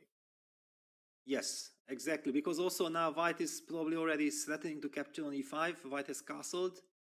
That was one of the tactical problems white faced, that his king was still in the center. That's why it was not so nice to capture that pawn. All right, now things have slowed down. We also have understood that Ivanchuk has a wonderful opening, has no problems with the black pieces. gives us a chance to maybe take a look at some game that we haven't covered yet. Or if there is some crazy development in the Fabi's game, then we can also jump right in there. Let's do it. What is your take? Where should I go? Let's check the Caruana Duda game. Because while we still have the same skeleton of the position, we have had a couple of interesting moves. And I think we're likely to get an end game here, Peter, in one or two moves. Because the pawn on e6 can now be captured with a check, forcing the queen trade. But Caruana can also start with rook d1 to b1. And I think that's the decision to which he is devoting himself in this position. Yes, and also that, do you go for an endgame? Do you want to provoke some weaknesses? Do you have time to eventually target Black's king? I believe the answer is no, because after the move knight d5, Black is kind of setting up himself with the bishop f6. His main problem was the bishop on e7 was very passive. It was very vulnerable. After knight d5, bishop f6, that would be a completely different construction. Still, of course, one has to just to highlight, yeah, queen e4 kind of attacks the pawn on h7. There is a case to be made that maybe Black can even sacrifice the bishop f6. But let's just first highlight what happens after g6. I thought like rook b1 tempo. The queen has to sidestep to c6. Then White can even include a move like bishop b5, forcing that Black queen all the way back maybe to c8 or to d6, but losing a little bit of the appeal. Yeah, okay, queen d6. Anyway, I, for example, take. We get this endgame you mentioned. You play bishop f6, and I play bishop c4. Okay. What is this endgame? And what an irrational position. Now, obviously, the pawn on c3 cannot be captured either way. Knight takes c3, gives up the bishop with check. Bishop takes c3. White plays bishop c3, knight c3. And then White has to be accurate, but rook e3 check.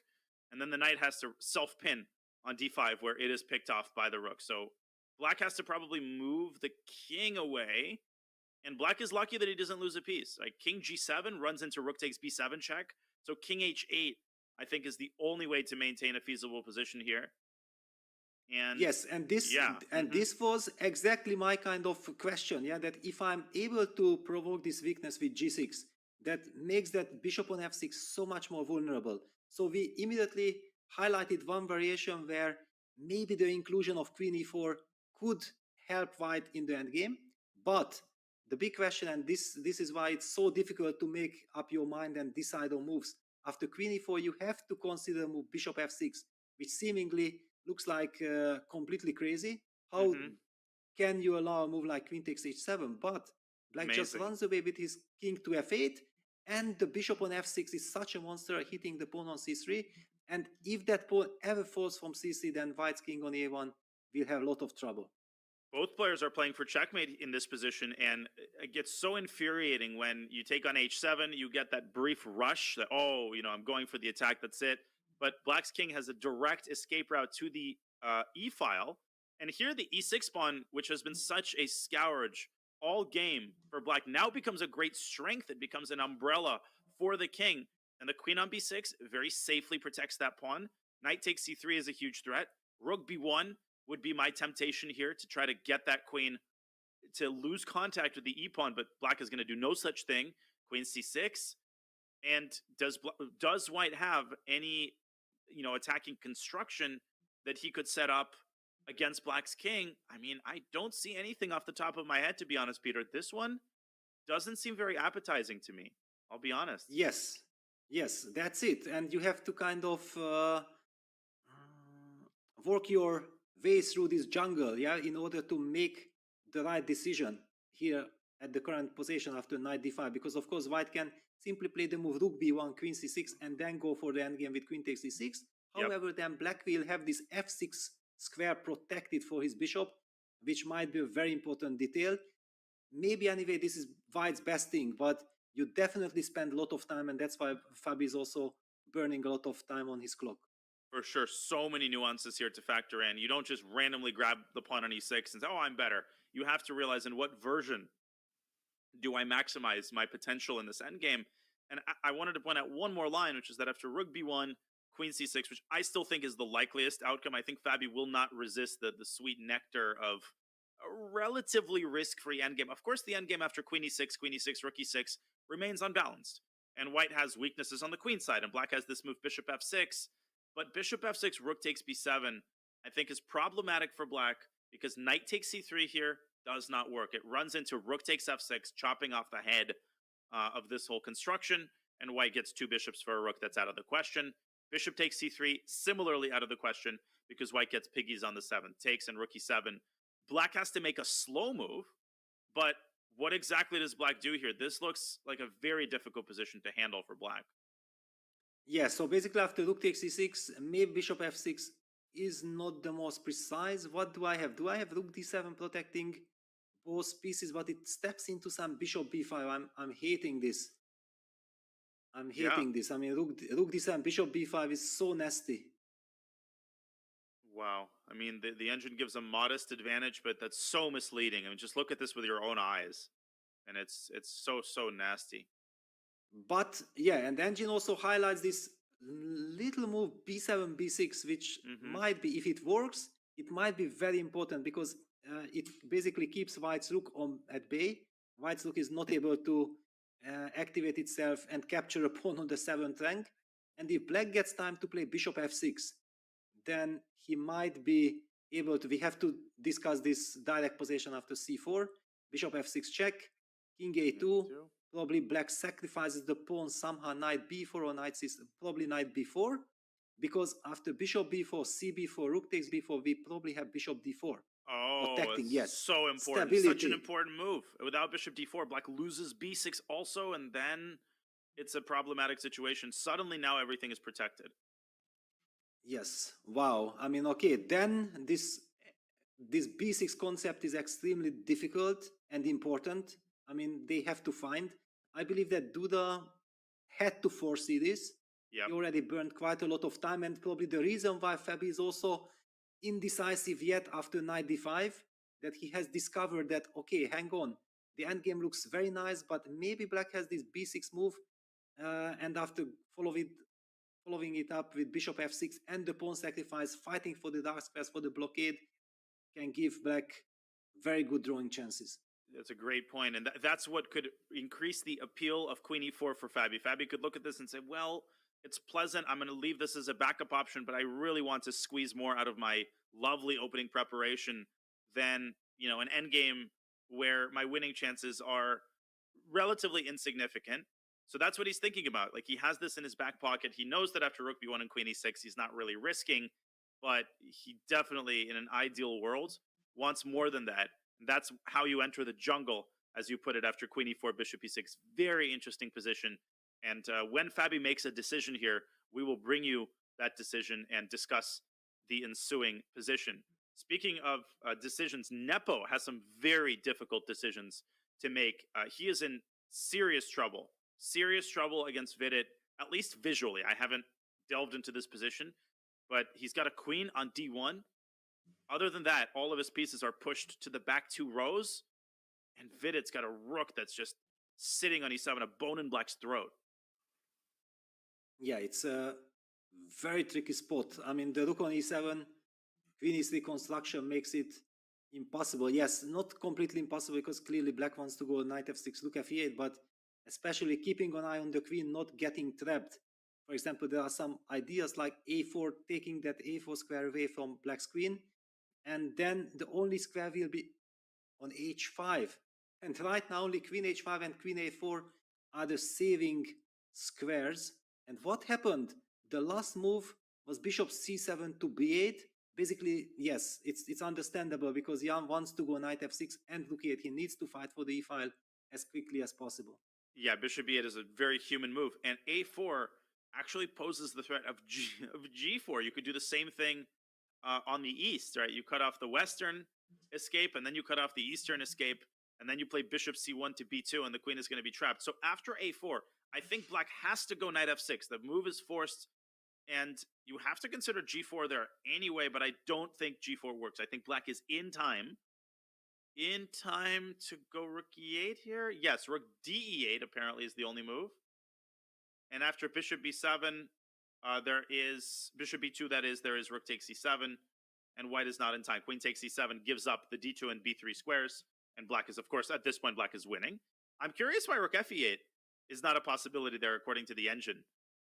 Well, then the rook on d8 would be hanging here. Oh, in this very position. nice, Yes. very nice. Let's Yeah, just highlight this.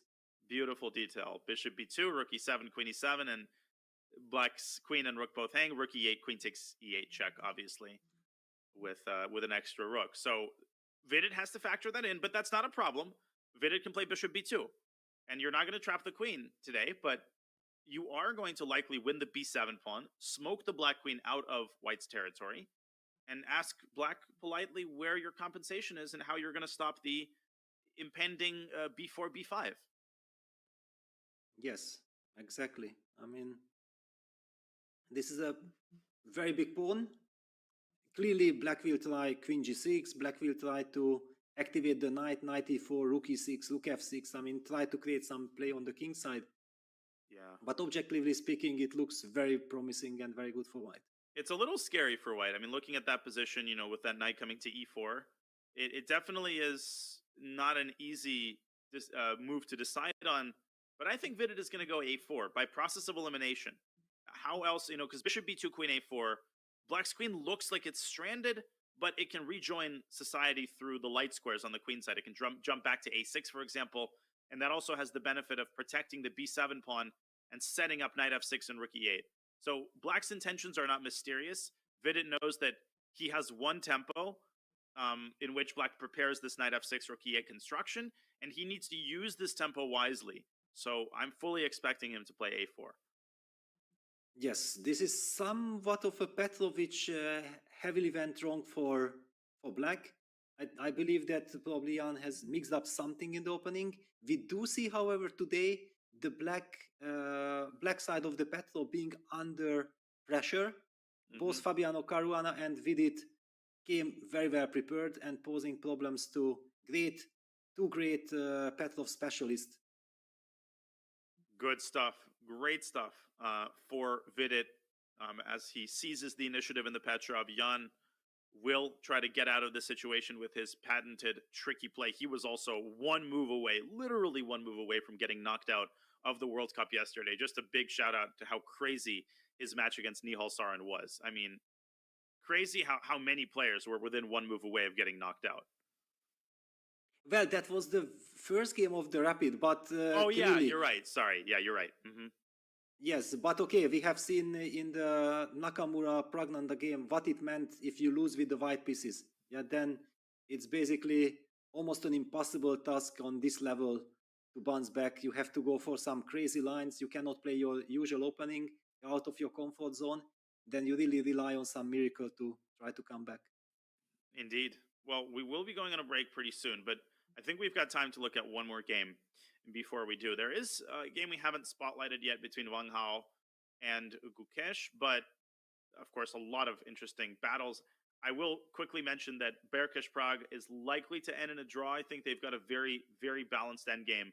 So we will ultimately look at that, maybe a very quick glance to see how Prague is doing the day after he knocks Hikaru Nakamura out of the World Cup. Honestly, if anything, I like the placement of that pawn on b4. It clamps down on the c3 square. And, I don't think Berkish is in the business of losing these kinds of endgames, though. Yeah, no, of course. I mean, I think Berkish also has tremendous respect for Prague. You can also sense it in his opening choice, that he wanted to be super solid with the white pieces. But Prague has solved all his openings problems. I also believe that this 8x b6 construction is kind of very nice. You get grip on the c5 square.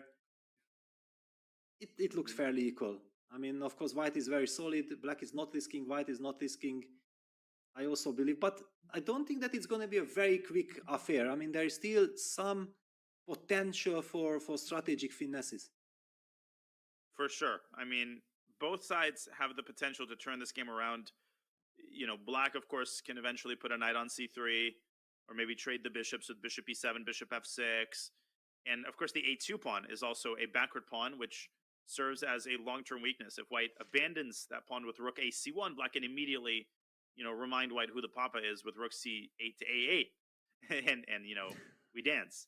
But I agree with you. b6 defends c5, which defends b4. I really like constructions like that, where every piece defends the other piece. And there we see Ferenc Berkish pondering this complicated endgame. Yes, and also a new factor. Yeah, after a takes b6, now black gets access to the a8 square. As you very nicely highlighted, that the routine move rook ac1, which probably white would like to play, is very nastily answered by rook a8. So the rook should not move. There's even some argument to be made that if white only plays for a draw, then is a move like a to a4 trying to shut the queen side down, or trying to provoke some more trades with b takes a3, bishop a3, which very much would probably lead to a direct draw. Is that an alternative if we want to be safe? Yeah, that's a very pertinent question. And Berkish continues to ponder his next move. We will keep a close eye on this difficult endgame as both sides struggle to take over the initiative. Okay, we will go on a break, but first of all, we wanted to remind you to join the official chess.com community club. This is the place to be for all info on community tournaments, giveaways, contests, and other events. Plus, connect with the community and stay up to date in the chess world. Use exclam community in chat to get in on the action. And folks, with that, exclam community, get in on the chess community. We will be back with more action from the 2023 FIDE World Cup right after this.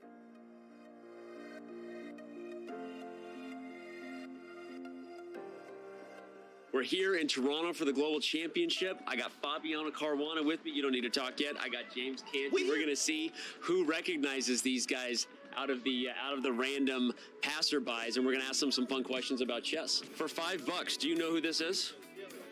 No? Okay. Actor. An actor. Well, you see this guy. Any idea who he is? Somebody very famous. Mm-hmm. He is. This is actually 50 Cent's brother. His name is Daryl. That's right. Goes by 75. You want to play chess? Okay. So what, is he a player or something of chess? He is a chess player. I'm not, but he is. I play on the side. Yeah. I've been taking some coaching lessons from Yeah. Grandmaster Canty over here recently. Guy over here. Calculation over everything. What's your name again, sir? My name is Jamie. What's your name? I already know it. It's Daniel. Yeah. Daniel Naroditsky. Okay. There it is. Come on. On the attack, baby. On the attack. If he wins, I know the guys at chess.com will get him a diamond membership. Okay. Do you know what that is? Yes. Okay. Is that something you want? Yes. Yeah? Okay. Look at you. Is this a London? He playing a Yo, we got a pro here with the London. full on London. How'd it go? I won. You won. Okay. That's great. Hey, good game. All right. I should have said youtube.com/CSQpod. What is the URL? Just YouTube. I actually don't remember. Okay. look at the pod.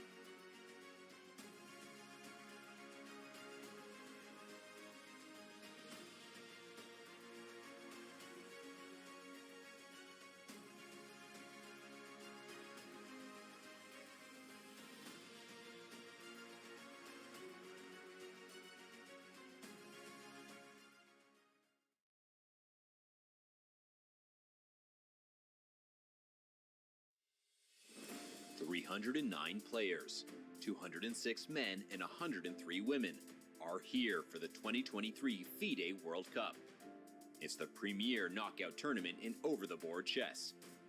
All of these players have one goal: to become a candidate for the World Championship. Only 3 players in each tournament will earn this distinction.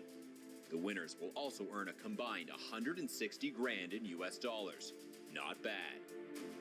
Jan-Krzysztof Duda, the reigning World Cup winner, is back to try and repeat as champion, a feat no one has ever achieved in this grueling tournament. And Jan-Krzysztof Duda wins the 2021 FIDE World Cup. What a performance. The top remaining seeds in 2023 are Magnus Carlsen and Tan Zhongyi. Neither of them have won a World Cup before. Yes, even Magnus has yet to make it past the semis. It's that tough of a tournament. Still, Carlsen is the favorite in pretty much any tournament he plays.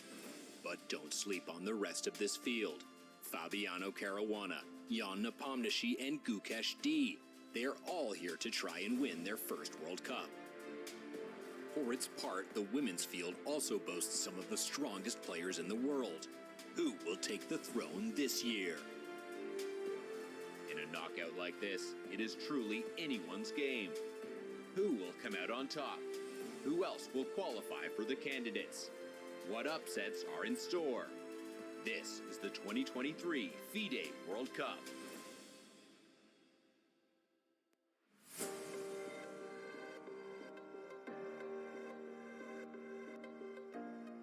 And we are back. 2023 World Cup, Game 1, Round 5. The tension at an all-time high. Only 16 players left in the open section, and so many pre-tournament favorites have been knocked out. In particular, Prague knocking out Hikaru Nakamura yesterday, but Magnus Carlsen stays in the tournament.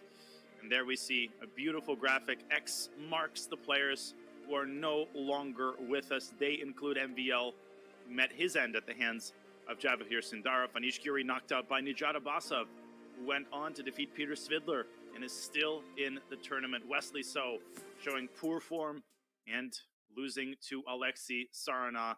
This always happens, Peter. Every World Cup, we've got only one player in the tournament who has won a previous World Cup, and that is Jan-Krzysztof Duda. Yeah, it just shows that what an unpredictable, crazy format this is. So tough on the players. We have seen yesterday Hikaru Nakamura, basically, I think it was a big heartbreak for all the Hikaru fans, because that match, I mean, Prague was incredibly strong throughout the match. However, in that first rapid game, the mixing up of the move order in the opening cost eventually Hikaru the elimination of the World Cup. He never got a chance against Prague to bounce back, or to get a chance at all to bounce back. And Prague took it, knocked Hikaru out of the competition. And yes, it's a big exit. But also Temur Radjabov, a World Cup winner 2019, is knocked out. So much sensation and all the dramas that we have witnessed so far. And one of those dramas concerned Nijat Abbasov, the hometown hero, who defeated Anish Giri in the tiebreaker with the black pieces. Anish freezing and flagging in a critical position. Then Abbasov plays another exceedingly difficult tiebreak against the legend Peter Svidler. He knocks him out and has the reward is to play an on-form Solemn who defeated Daniele Vocaturo in the tiebreak yesterday. We have a very tense position here that came out of what looks like a London system. Nijat has the white pieces here. It's white to play.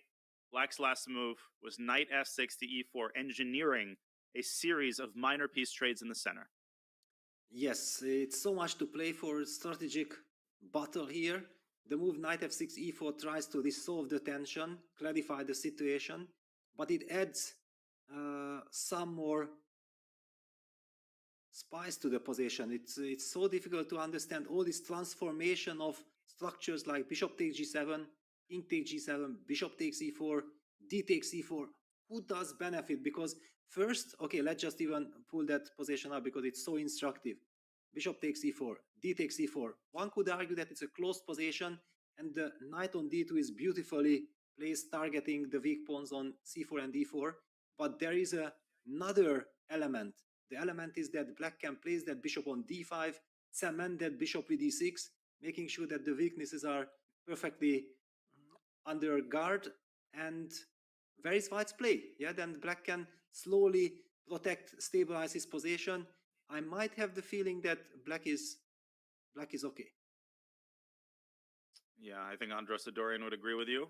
And the bishop, yeah, centralizes to d5. Is there any case to be made for f2, f3, which is a very typical idea in such situations when there is a pawn on e4, but it is a very weakening move, and it expands the diagonal for the black bishop. Exactly.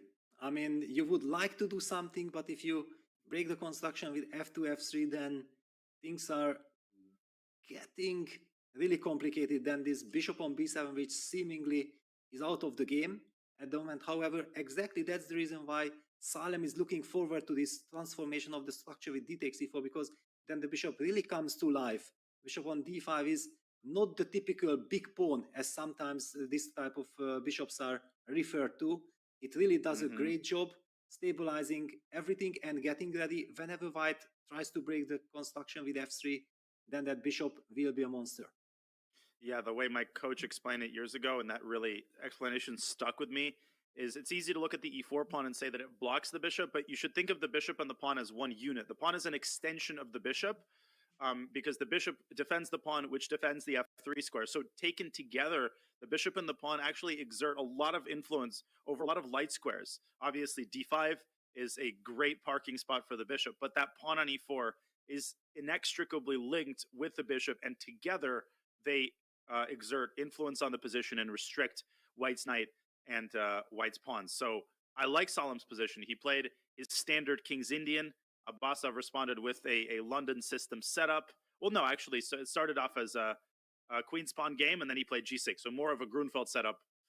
By Salem, he fianchettoed his other bishop, and I think he's handled the opening extremely well. Abbasov is not really a theoretical junkie. He likes to avoid theory. He plays fairly offbeat openings, actually, compared to the other players in the World Cup. He played an accelerated dragon against Anish Giri. He likes the London system. And it seemed that white was exerting pressure on the queen side, but Salem kind of shut it all down with the move c4.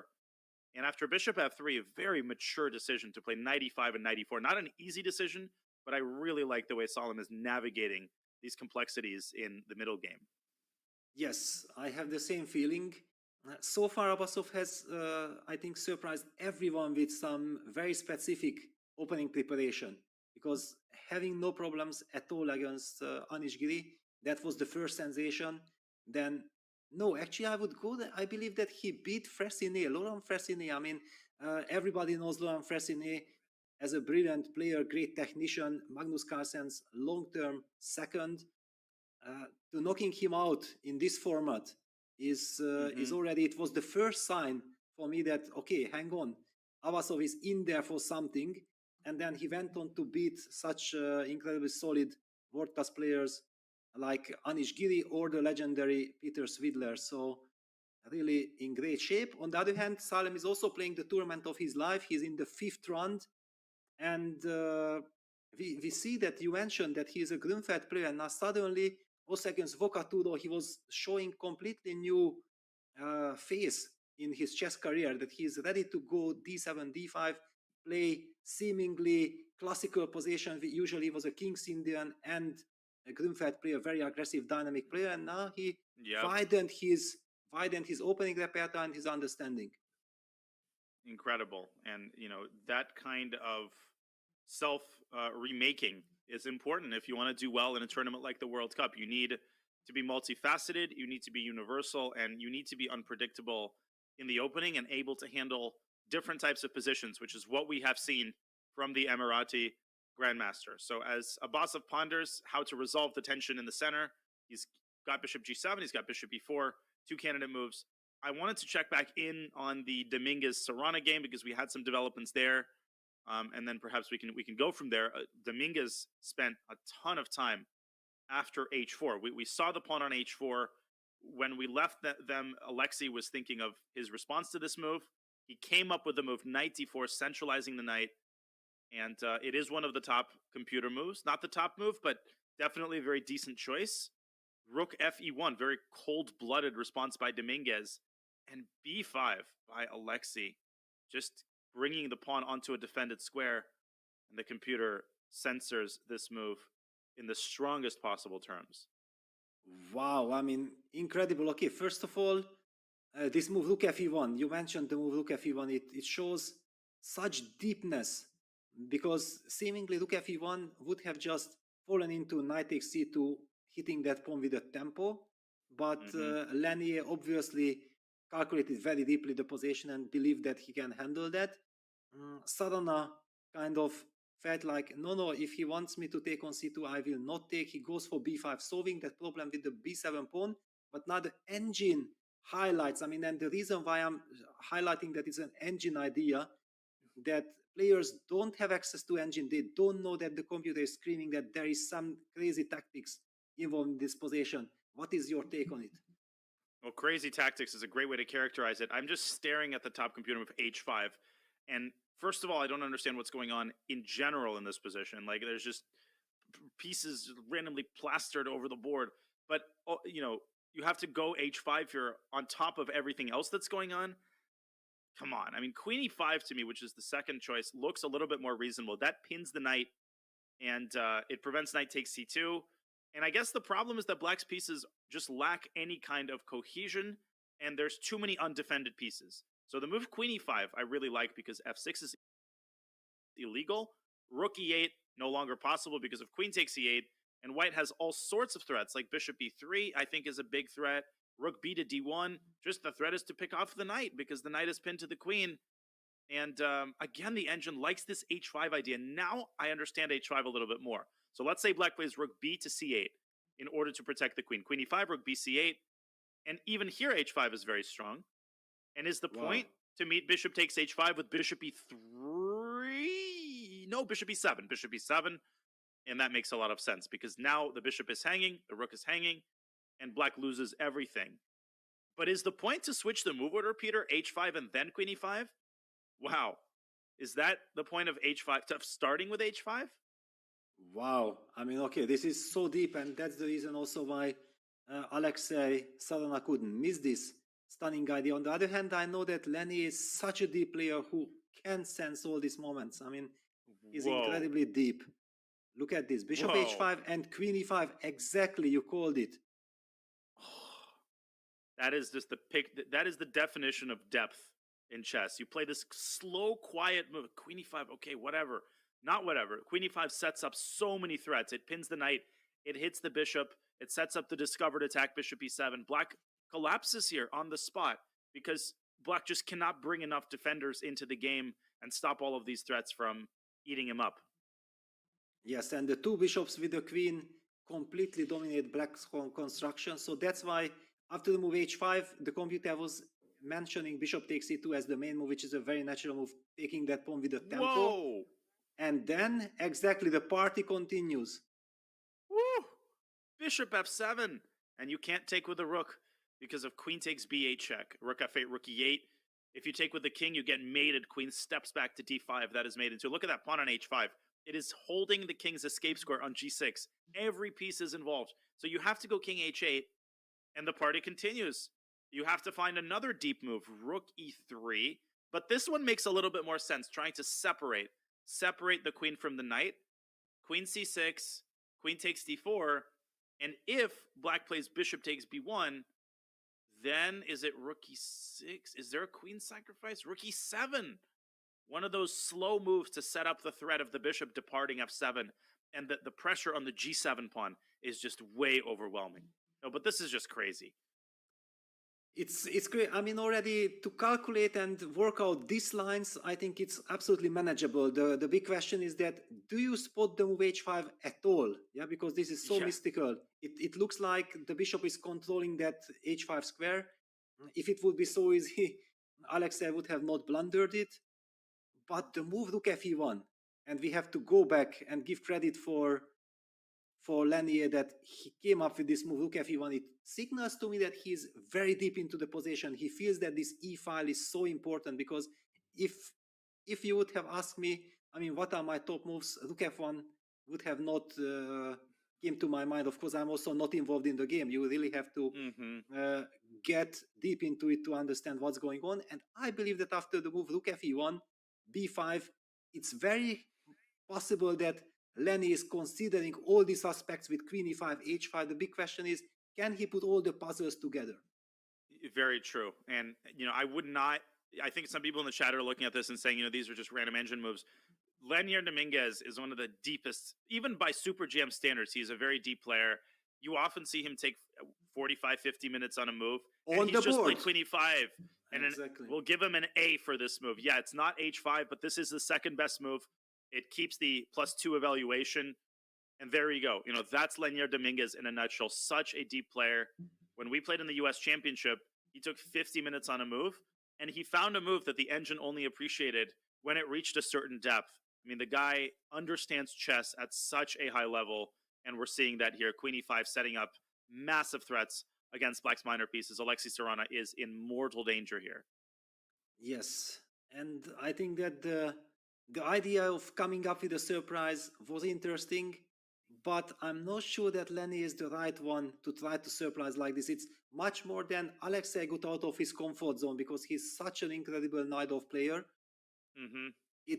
Of course, now that things are seemingly backfiring, it's very easy to criticize his choice. Of course, I perfectly understand his motivation by not going into that Bishop E3 kind of Night-Off debate, and he wanted to make a surprise, but he picked the wrong guy. Definitely picked the wrong guy, and now he's going to have to pick a way to survive in this position. I'm expecting Rook B to C8 so that the knight is free to roam about the cabin, and then finding H5, as you said, is a lot more manageable. Because this idea of H5, bishop takes H5, bishop E7, okay, that is not, as difficult of a tactic. And if you see that, then you understand the power of getting that pawn potentially to H6. We might see a lot of the lines that we analyzed appear on the board. What a fascinating game. And a lot of work to do for Lenier. Let's be very clear. The game is not over. He's got 33 minutes. He has to stay on top of these complications and find a couple more uber accurate moves in order to convert this game. Yes, and nothing is over, and Sarana is also famous for incredible defensive skills. Yes. Yes, I mean, no, it's not going to be easy, but at the moment it's really looking good for Lenier, and I believe, I know him very well, that he's able to manage all these complications. I agree completely. Well, let's head back to our bird's eye view maybe for a very brief instant as we choose the next game to look at. What a fascinating round. I mean, we got really rich positions across a lot of the boards. I will quickly point out that Vidit, he failed to play the move A4 that we, whose praises we were singing. And as a result, I think he has frittered away not just all of the advantage, but I would go so far as to say that it is now Jan Nepomniachtchi who might be in the driver's seat given the clock situation. Let's go to that game and try to understand, what ghosts Vidit saw that prevented him from playing A4, Peter. Well, of course, the typical story, that one understands that after bishop b8, black wants to go knight f6, rook f8 or rook d8, black closes their eyes and go for it. And then over the board, you think like, okay, black has this idea, do I have the right to waste the tempo?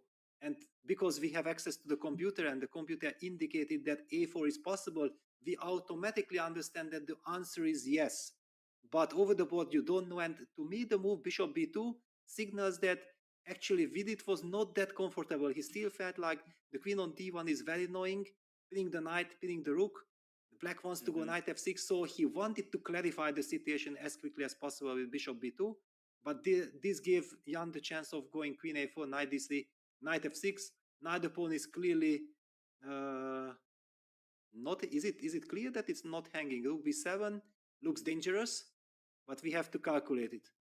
It's terrifying to play rook takes b7. Now we know from the previous line that rook d to e8 is the more accurate move. Why? Because after rook e7, in the event of the trade, you do not want you want a tempo. You don't want to have to move the rook. If you had played the other rook to e8, then here the rook would be on d8 and your options would be restricted. As it stands, you have a move like knight e4, which not only centralizes the knight, but slices off the route back to white's side of the board and opens up this massive threat of queen c2. White's minor pieces seem to be unable to handle the sudden tremendous activity of black's forces. F3, I think, is forced here to try to take that knight. But if you have to play a move like F3, I think Vidit already will rule this line out. There's no way I think that he goes for this. He will spend some time on it. I think he will see knight e4 and he will say, no, let me try to find something more solid. But is there anything more solid to play? Because if you don't take on b7, Peter, well, it's very clear. Jan's next move is rook e8. He's going to smoke this rook out of e7, get control of the e-file, and he's going to enjoy his life here. Yeah, then basically he has absolutely no problems. Then we get this typical structure with d5, c6, b7, and the good bishop versus white d4, c5 construction with the dark square bishop. It's clearly then black having the upper hand. The big question and the reason why I think that rook takes b7 is not to be ruled out, the fact that if Vidit is not taking on b7, then he feels like he made a fool of himself. Then just strategically black will be perfectly fine. So I understand that, yes, it's complicated. After rook takes b7, rook d8. First of all, the players have to understand that this rook d8 is so important. Rook e7 takes. I would go as far that finally the move knight e4, f3, you nicely highlighted that, yeah, this is kind of the best move. It's a question. Black can fall back with the knight to f6 and insist on rook e8. It's also possible, or to go with knight g3. In any case, I would like to bring the queen back to like something to e3. You go knight f5. I'm not sure that this is natural, but it's computer's move. White plays queen d2. And if you look at this position, you understand that white is a pawn up. Black has some compensation for sure. But do you really get the feeling that white is risking the queen is still far away from action? No, I totally see what you're saying. You don't get the sense that a checkmate is imminent or that black's compensation is overwhelming. But, you know, for these and other considerations, Vidit has just made a decision, and he did refrain from rook takes b7. Instead, he shifts his queen from e3 over to f3. And what are our immediate thoughts on this move? Is he preparing to meet rook e8 with rook takes b7, or is he preparing to meet rook e8 by simply trading on e8 and trying to go queen f3? I think this is more likely back to d1, which is a clear sign that he acknowledges that things have gone a little bit wrong here, and he is trying to essentially throw water onto the fire. Yeah, it's a bailout move. Queen f3 is a bailout move. Clearly, rook takes b7 is not really an option, because then he could have taken on b7 and after rook e8 moved the queen to f3. So basically, thanks to this fact, we can rule that out. The big question is how... Okay, rook f8. Now I think that we don't need to be super clever. Now the move rook f8 is the most natural. And I believe that Vidit probably feels like, maybe I had a chance. I don't know what happened. It's also typical when you play against Jan Nepomniachtchi, you never know exactly how to assess the position, because he plays so quickly with so much confidence, and you never know that, did he blunder? Did he make a genius move? This kind of thoughts are driving his opponents crazy. And then you can think like, okay, you know what? I'm just gonna I'm gonna play queen d1, target that queen on a4. If that queen falls back, it's an ambitious move, but also a risky move. And if black just takes on d1, then this is probably a perfectly manageable endgame with more or less equal chances. I would argue that it's a little bit annoying. I mean, after rook e2, it's to smoke the rook out of the second rank, because king f1 is met with rook c2, and there's a funny line, rook c1, rook d2, and then we dance, right? And white cannot cover all three squares. White just lacks the firepower to cover these three squares. But I agree, the word is manageable. You don't get the sense that white is losing there. I think Vidit would be able to draw this with careful play. And Jan, I mean, he doesn't take a second longer than he has to. Rook d8 is already on the board. And I think Vidit should quickly play rook e8 and queen d1. You know, you take another 10 minutes, and suddenly you're staring at major time pressure. Vidit needs to leave himself with some time to play the ensuing position after queen d1, because he will be slightly worse for a long time here. And he will need to demonstrate accuracy in order to, first of all, reclaim control of the e-file and hold Jan's initiative at bay. And he's doing it. Rook d8, rook takes d8 is already on the board. I believe the reason why Jan did play the move rook d8, he just wanted to highlight the whole world that, you know, I knew exactly that rook d8 is a key move. I have calculated in all the lines. Yep, that's exactly right. Even though for this particular line, accuracy is not strictly required. But Vidit will play queen d1 here. We are fully expecting him to. not the only move. I mean, you can play something like King F1. You can play a neutral move like A3 to prepare Rook E1, but I feel like Queen F3 is a very clear sign that he does want to get this queen, off his back. Yes, I perfectly agree. I think it's also another chance for us to move on. We have seen Yes. the most critical part of this game. Now it's a long battle ahead.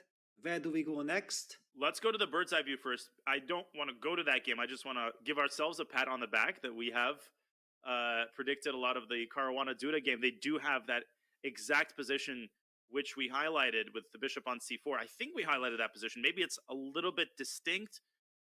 Not totally sure, Peter. We analyzed so many different sub-variations of this endgame that maybe we should take a quick look at that game and just update everybody, because it's such an interesting battle, and they have made the big decision to trade on e6. Let's go to the Caruana game for a little bit, and then we can swing back to some of the more tactical games. Queens are off. Rook takes e7 is Yes. threatened, and King f8. I remember that move. I think we did have this position in our analysis. I mean, we highlighted that b7, b6 will be a very important move. And then our line featured that we had to check that what happens if white plays c4 trying to win the bishop. Yes.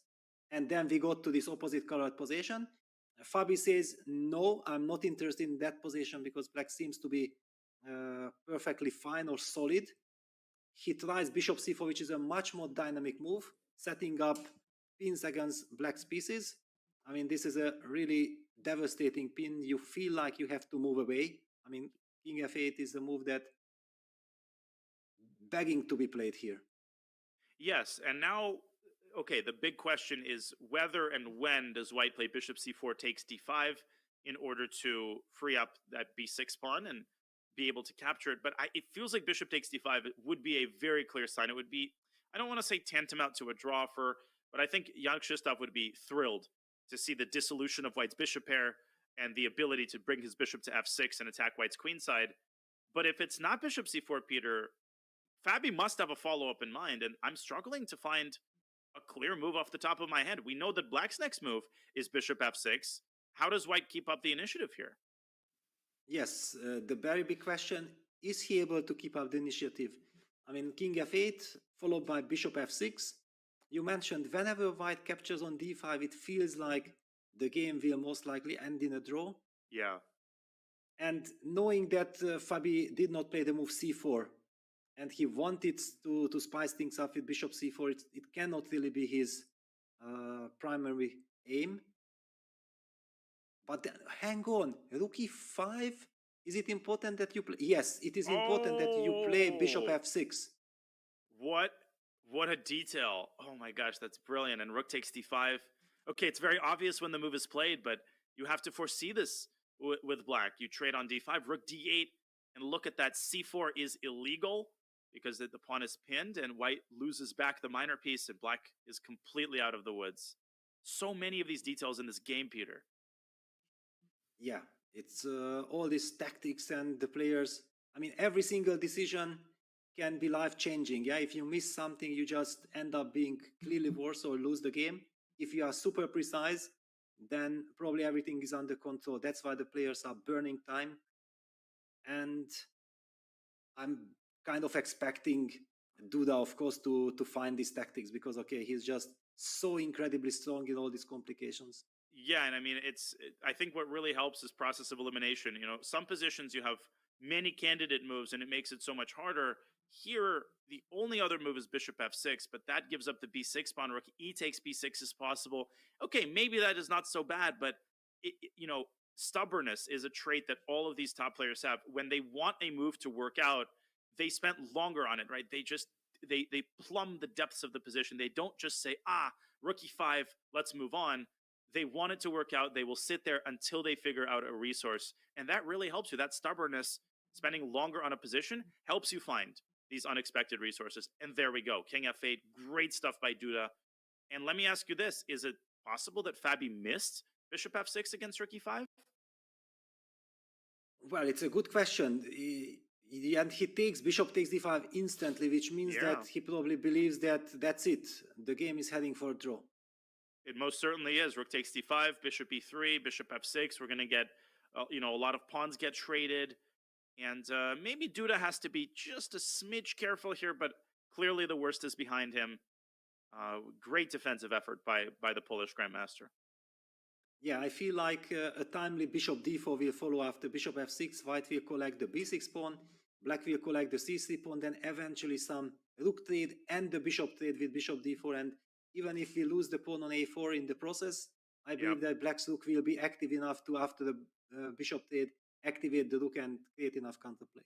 Very true. And I think this is a good signal for us to keep going around the horn and examining these fascinating middle games that we have. Maybe one more look at the bird's eye view here, just so everybody can have an update on the games that we have been spending a lot of time on. We have that endgame that we talked about in VIDE, Nepomniachtchi, Carlsen, Ivanchuk locked in a really interesting middle game struggle. Magnus, I think, trying to put some pressure after Ivanchuk played a fantastic opening. But Peter, I will defer to you for our next choice. Yes, okay, let's go back to Magnus here just to get the latest updates. Because there was a question, will Magnus be able to coordinate his forces? And I'm loving what I'm seeing. This is the true mastery. It was so scary to be in white shoes.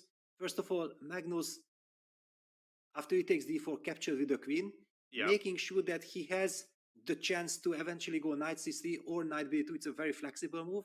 And after knight c5, this move that Magnus came up with, rook f1 to c1, is a brilliant move. I mean, those are the moves that are so difficult. You sacrifice a pawn on e4. You feel like, you know what, I have to change the character of the game. And after knight takes e4, rook e1, f5, probably it's kind of forced, is met by knight c3, and suddenly all of white's pieces are back to life. The bishop on g2 awakes. There is a pin along the e file. I understand why Chucky refrained from this. Totally. I mean, rook d8, queen e3, unpleasant, weak. And that's not what you're looking for when you're black here. You don't want to get this double-edged position with a lot of weaknesses. And rook c1, I honestly think epitomizes Magnus Carlsen's genius. He finds these deep resources in very plain vanilla positions. Positions where most players would go knight c3 or rook e1 almost automatically. Okay, the e4 pawn is hanging. We have to defend it. Magnus, you know, he plumbs the depths of the position for these ways to find practical challenges for his opponent. And Ivanchuk, he took his time here. He played knight a6, which may seem awkward, but of course that knight from a6 can rejoin society via b4 or c5 or even c7 in some cases, as happened in the game. Now Carlsen, he develops his knight to d2, which I also like because it links up the knights. It, you know, potentially opens up the door for knight b3, knight a5, stuff like that. Okay, Ivanchuk completes his development with bishop g4. Carlsen plays another move that I really like, bishop f1, pressuring the knight on a6. Man, the way he's handling his pieces in this middle game is really impressive. And then the cherry on top, after Vasil moves his knight away, of course, allowing bishop takes a6, not an option, Carlsen immediately gets to work on the queen side. Knight c7, a4, threatening to run this pawn up to a5 and cramp down on black's minor pieces. Now, I want to clarify, Peter, before I pass it back to you, that what we're talking about here are very minor advantages. The position is still objectively equal. You don't win these positions with one idea, you win them with 10 ideas. And I think Carlsen has initiated that process, which we're all so familiar with, when he takes a completely equal position and starts transforming it into a very uncomfortable one for his opponent. a5 is on the board. Yeah, absolutely. I mean, that's why we appreciate it. And it was so nice that we have witnessed the opening part. And we were scared for Magnus. Yeah, that when Chucky played that move e6, e5, breaking the construction, it looked like white is the one who has to be careful. And then Magnus with this psychological idea of rook c1 sacrificing that pawn. And Chucky was not ready, not willing to accept that sacrifice. It was just too risky. He wanted to be solid, but while he remained solid, gave the time for Magnus to coordinate his pieces. And that's the reason why I'm highlighting these pieces, that suddenly there is so much harmony in Magnus's position. Yes, the position might be more or less equal, a tiny little bit better maybe for white, but it's much more the feeling that we had before, that it looked like black is the one who has the perfect harmony, and it's so difficult for white to coordinate pieces. Just in 5 moves, Magnus managed to do that. That Mhm. was true art. There's this great Russian chess term which literally goes "вникнуть в позицию," and it means literally to go deep into the position, but it really refers to someone who, in a critical moment, spends as long as it takes and finds a truly an idea or a setup that is beyond the surface of the position, right? Something that shows deep understanding, and Magnus does that so often and so well. Now, let me ask you this, Peter: is Ivanchuk uncomfortable here?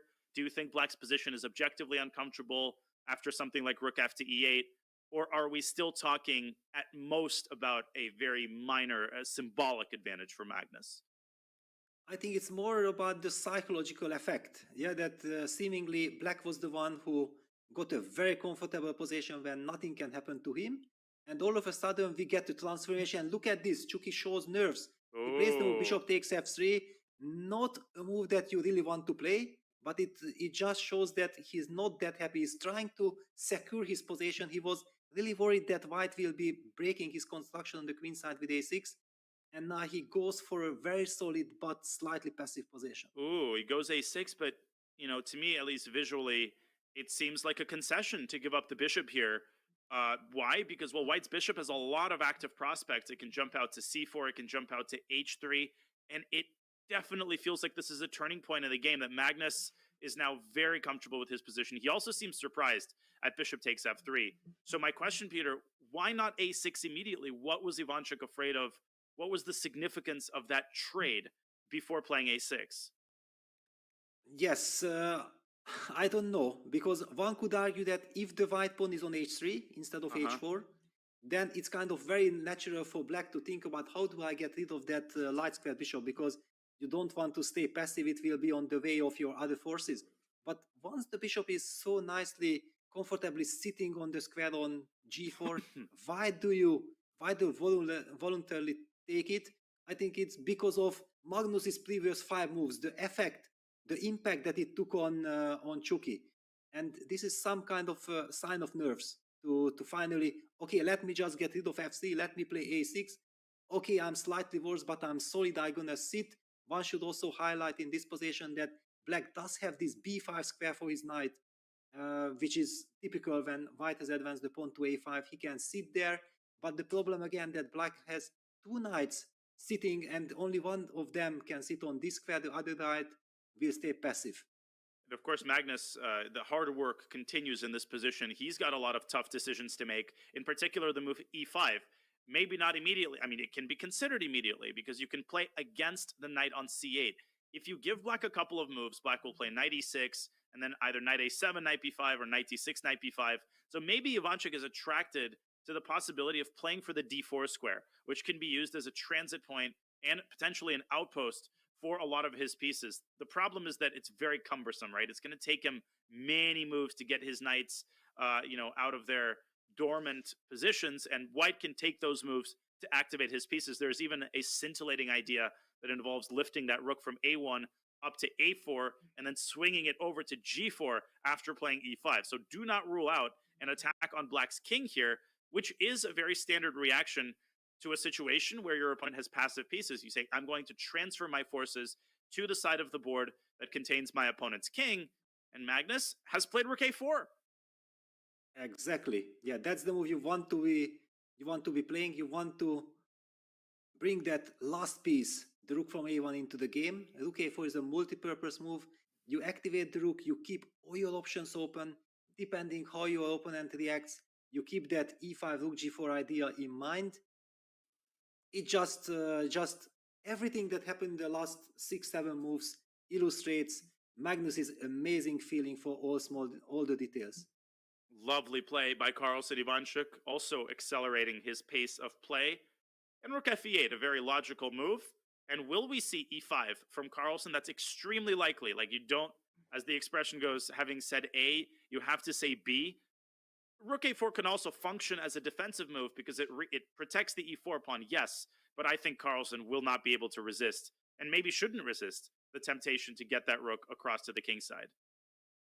Yes, I mean, okay, we already spoke about the benefits of e5. We also have to talk about the downsides, that Black gets suddenly access to the d5 square. However, we feel that the d5 square isn't that important. Let's just illustrate this. If white goes e5, black jumps with a tempo on d5. Yes, that knight is great. Look at the other knight on c8. That's completely out of the game.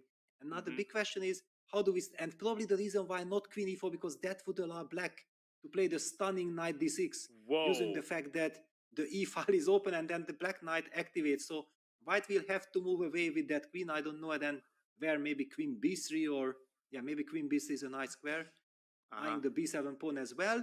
And eventually you might be seeing some bishop d3, bishop b1, queen c2 ideas. And look at that black king.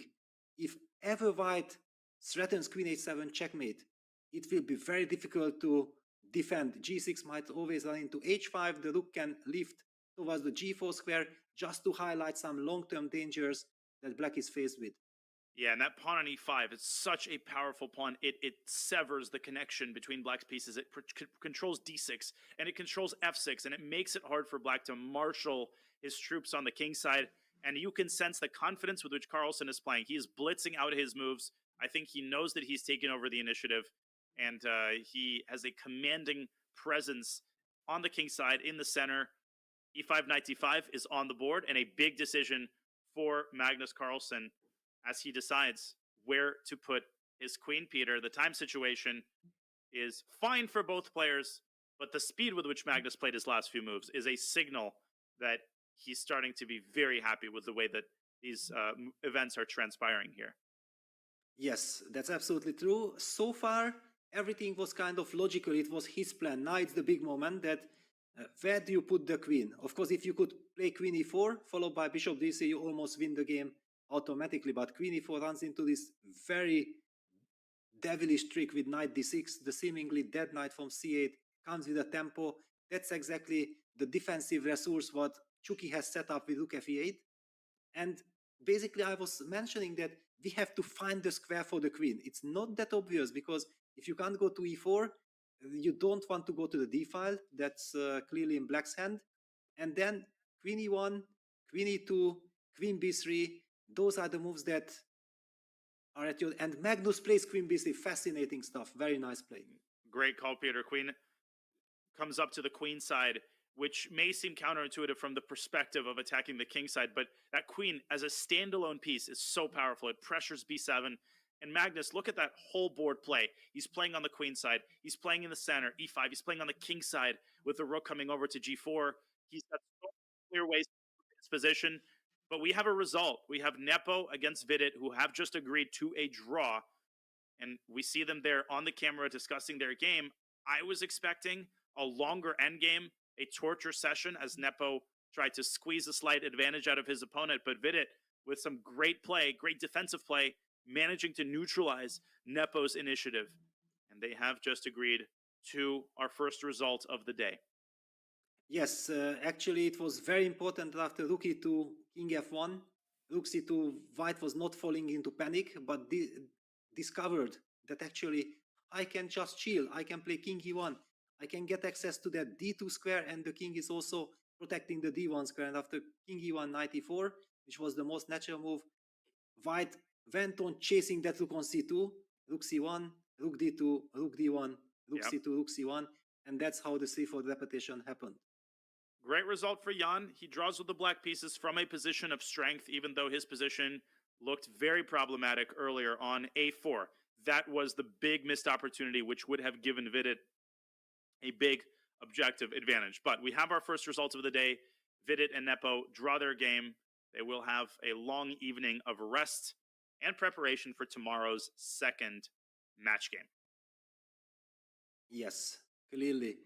I mean, if you know at this moment you ask Vidit, then probably he will say, yes, it looks suspicious, but I'm not sure where I could have used Jan's mistake, because he definitely felt like Jan mixed up something. However, after the game, when he sees that computer was saying that, you know, you had the right to lose one tempo for that a4 move. And this is humanly so difficult. Nobody tells you that you have all the time in the world to do that. And that was a golden opportunity to maybe grab the lead in this match. And now it's Jan Nepomniachtchi who will be playing with the white pieces in the next game. Indeed, it's going to be a fascinating, decisive game tomorrow. I want to just update everybody on the fact that Dominguez is finding all of the best moves in his game. I know that we had this position in our analysis, and we don't have to spend a long time on it, but I'm just in awe of Lenier's play, his depth. And again, I want to clarify that I'm not implying that the game is over. He's got a lot of work remaining to be done, but let's just take a moment to take our hats off. And I know most of us aren't wearing hats, but proverbially to take our hats off for Lenier Dominguez's play in this incredibly sharp middle game. Yes, it's truly stunning. We also see the body language of Alexei Sarana. He feels that this is getting out of control. Certainly over the board, you never know exactly how bad it is, but you feel it that it's dangerous. The pieces are awkward. White is coming out with rook e3, hitting that queen with a tempo. Where does this queen go? Queen c5 runs into bishop e7. Queen c7 drops the knight on d4. And then only maybe the move queen d2 remains, but that steps into the range of White's bishop from g5. And who knows, White might play rook e4 with a double attack. How is Black surviving after rook e3? Yeah, rook e3. Let's just highlight this important line again, queen c7, because if this move works, you really want to make this move, because queen takes d4, bishop takes b1. It doesn't look like Black is mated, but he is. This h6 move, that pawn on h5 is the hero after queen c7, queen takes d4, bishop takes b1. Yeah, h6, and Black can resign. Actually, the line goes on a couple more moves. gh6, bishop h6. There is the move queen c7 to g3. And actually, White has the very powerful rook e5, lifting the rook up to g5. And notice that the bishop on h6 plays both a defensive and an attacking role. I love pieces like that. c1 is controlled, g5 is controlled, g7, and the bishop, combined with the forces of the other pieces, wins the game for White. So that's out of the question. If Lenier finds rook e3, with a 95% certainty he wins the game. This is the final important moment. Can he deliver the final nail in the coffin here? But hang on. I was suddenly thinking to myself, rook e5, double attack, rook g5. Yes, I understand. But if I go bishop g6 and I remove the engine, then I was in shock, because rook g5 runs into rook c1, checkmate. And I missed that. Sorry. Yes. And then, okay, according to computer, you can make any kind of move, especially bishop b3, going back then to covering the d1 square is an option. But this is completely crazy stuff. Black is totally dominated here, but that's so hard to see, right? When you are calculating and you see, oh my God, rook g5, rook c1, and I get mated, it's so easy to abandon the line and to say, well, that's it. If I can't move my rook, then that means the line fails. But wait a second, why can't I go rook e2 here? I guess bishop f5. Yes, then I just move the bishop. Ooh, okay. So White has to understand that the rook has to stay on the 5th rank, but there are no squares on the 5th rank that do not block the connection of the white bishop and the square on c1. So that is why you have to move the bishop from d5.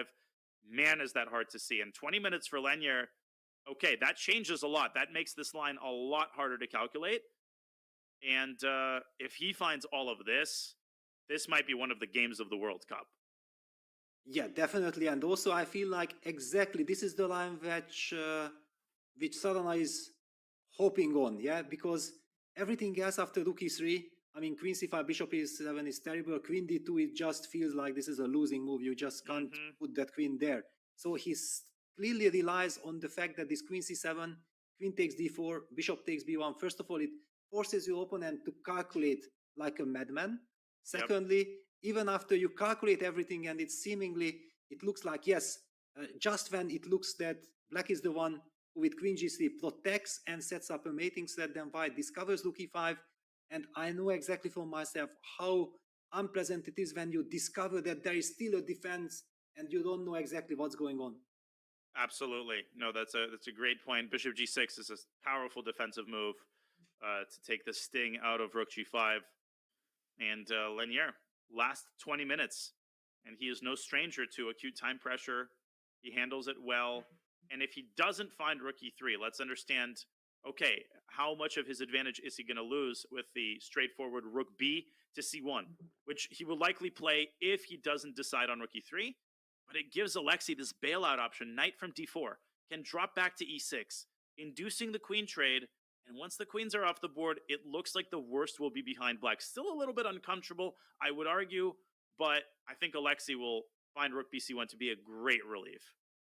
Yes, definitely, it's a great relief. So Lanier feels that he needs to calculate all these lines and he has to somehow find an antidote to bishop g6. But the big question is during the game that do you believe that there is an antidote, or you believe that actually your opponent has just defended by a miracle? Yeah, these are the kind of things that you never know, and that's why chess is so incredibly fascinating over the board. You have this mystical situation that you just don't know what's going on. Yeah, and it's amazing how the whole game it can feel like one player is totally dominating and outcalculating the other and pushing the other player around. But when push comes to shove, at this level, there's often a situation where you have to find such a narrow path in order to convert your excellent play into an actual point. And if you don't find that path, that's it. That's the only chance that you're going to get, which makes these segments of the game so interesting. Okay, Dominguez going to take presumably some of the rest of his 18 minutes to work his way through these complications. And we will take this opportunity to go on another short break. What a great round it has been. Round 5, match game number 1 here at the World Cup. The field continues to thin out. And as we look at the playing hall there, Vasily Ivanchuk struggling now with a very difficult position that continues to deteriorate. We will bring you action from Fabi's game and Magnus's game and much more on the other side of this short break.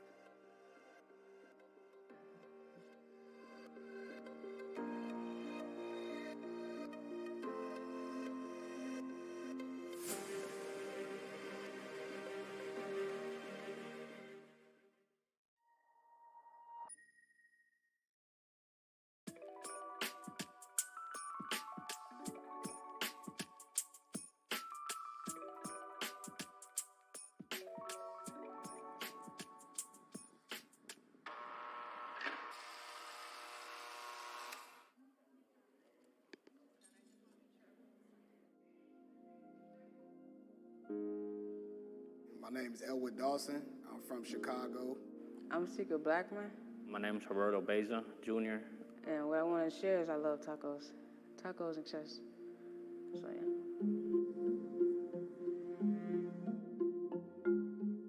With the chess program, really, even chess in general, like on the deck, you kind of lose yourself. You don't really think about your case. You learn to think differently. You strategize more. I sometimes come out 7:30 in the morning. I'll probably play until lockup, so it makes my day go by faster. It's competitive. It's a lot of trash talk. It's crazy, like the chess players, we got our own little circle, and all of us play each other. We talk trash about who be who garbage. Yeah, I never play that dude again. He garbage. I never play him. But yeah, it's real competitive.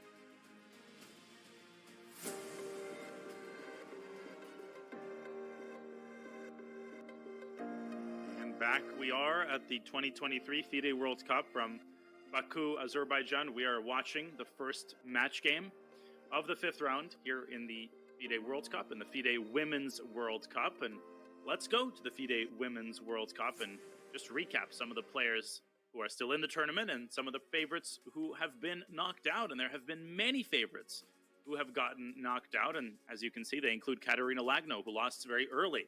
Alexander Kosteniuk, who met her end at the hands of the young Serbian player, Teodora Injac. And of course, the sister-sister matchup, Anna Muzichuk knocking out Maria Muzichuk in the tiebreaks yesterday. But Ju Wenjun, the current women's world champion, is out of the tournament as well. But former women's world champion Tan Zhongyi is still very much in the tournament, and she seems to be doing very decently. Let's check out her fascinating position against Bella Hutanashvili, Peter, who had against Hampi Canero a very similar structure.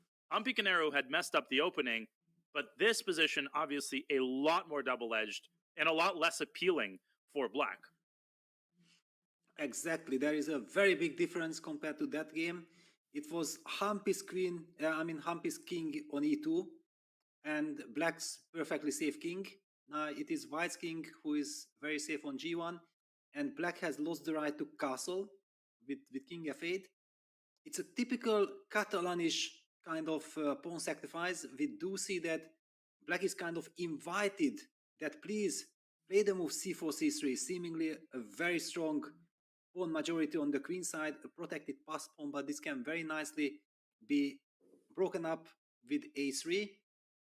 White simply eliminates the b4 pawn. The pawn on a7 is not able to jump to a5, to move to a5. Also, White get access to the c4 square. Yeah, that knight from e3 will beautifully jump to c4, getting another tempo.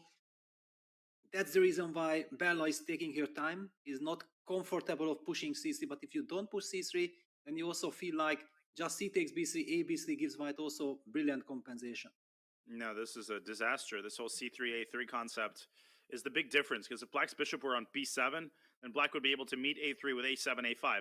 The position would still remain very double-edged, even with, you know, that splinter in White's position. But with c3 not being an appetizing option, Black might have to resort to c takes b3, a takes b3, and man, the c4 square and the c file now opens up. White has a nice little spot for her queen on c2. I think the engine eval is very misleading here, actually. I think White's advantage is bigger from a practical perspective. But Tennis really going for a different approach that I was going to mention. Knight takes e3, replacing one knight with the other knight. So she takes on e3, and she wants to meet bishop takes e3 with knight to d5. I think that's a very reasonable approach. But after knight d5, of course, White could play bc and queen c2 and rook c1 and make all the standard moves. So it doesn't necessarily change the tenor of the position. But probably it was the right call. I mean, practically speaking, yes, you feel like that knight, that monster knight from e3 had to be eliminated, because at the moment when White starts jumping with knight c4, then we can again make a case that Black's knights on d5 and f6 were fighting for the same square. White doesn't have that problem. Now the question is, okay, let's just quickly take a look at this line, because knight d5 is already on the board, and it's logical that how obvious it is that, for example, b takes c4, bishop takes c4, queen c2 is so clearly in White's favor. I just put the bishop back to b5. I want to cement my position with a5. And since you don't have a knight to jump, I feel like my king is much safer than before. Yeah, no, it feels like Hutanashvili did make a very practical decision. White has to find some way to open up this queen side in order to keep the initiative going. Of course, White also has to keep an eye on her d6 pawn, because that pawn is not eternal. Like, Black can pick it off with an eventual rook a8 to d8. And maybe that's the reason why, after queen c2, bishop b5, White should contemplate the move a2, a4 in order to induce the trade of the b pawn for the a pawn via the en passant. And after the en passant happens and White recaptures with the rook, White's got this long-lasting pressure on the a7 pawn. So now if Black plays rook d8, I think White will play rook e to a1 and attack down the a file. And this doesn't seem like a very appealing option. Okay, the engine likes bishop takes knight and bishop f4, but lots of options here. Queen c5, yeah, queen c5 looks like a delicious option here, just to threaten the a7 pawn and protect d6 simultaneously. Yes, exactly. I think that humanly speaking, once you see the move queen c5, then you feel very comfortable and very confident. Nothing can happen to you. Black has this issue with the rook on h8. I mean, if Black's king and rook would be castled, then I believe we would be talking that Black has a very solid position. So all these dynamic factors that we are mentioning is especially dangerous for Black, and it's working so beautifully for White, for the fact that Black has a lot of problems with the coordination. Look at this, Tanzonji playing with a lot of confidence, plays b takes c4 and queen c2 very quickly.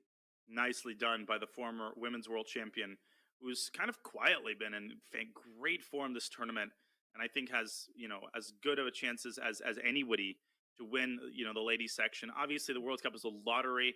You know, there's so many players, a lot of them in good form. So you need luck. You need to get the right types of pairings. You need to get the right types of opponents. But, you know, that massive prize pool is a big reason why everybody puts their hearts and souls on the line every single game. Great stuff by Tan Zhongyi. She has a nice position. And I also believe, I also believe, I don't want to misinform anyone, but I think that she was the one who knocked out Goryachkina from the candidates matches. Winning a match against Goryachkina is fantastic. And later on, Leiting was the one who knocked Tanzonji out. So she's definitely very motivated to get another chance to fight for the title. For sure. Yeah, great fact there. Goryachkina, of course, still in the tournament as well. But we have an update. It appears that Vasily Ivanchuk is starting to crumble against Magnus Carlsen. Maybe a quick update on our top game. There's Magnus, supremely confident. You know, he has turned this game around in the matter of like 4 or 5 moves. You know, this looked great for Ivanchuk. We were praising his opening play, and then bang, a couple of moves later, and Vasil starts to panic, starts to lose the thread of the game. We have to check the position because I think Magnus could initiate a direct assault against Vasil's king, and the situation will get from bad to dire. Lenyar, by the way, found rookie 3. We were checking that game before the break. What an absolute freaking beast he is. But we will keep an eye on that game. Magnus with 19 minutes, but look at how powerful his pieces are. He can play queen c2 here and set up threats against Ivanchuk's king and force the weakening move g6. Yes, and we have seen exactly all this maneuvering that we talked about. Bishop d3, bishop b1, setting up that queen c2 threat. Ivanchuk has tried everything to stop White's main idea, yeah, that we spoke about, that queen c2, g6 will be met by h4, h5. That's not possible. However, White has another break on the king side. So let's just put this. Magnus is definitely thinking about queen c2, g6, all the consequences of a timely g4 break. Oh, g4 is so nasty. Why is it so nasty? Well, White is threatening g takes h5, just breaking apart Black's fragile pawn chain on the king side. If h takes g4, then that merely throws oil onto the flames. With rook takes g4, White will threaten the completely crushing h5.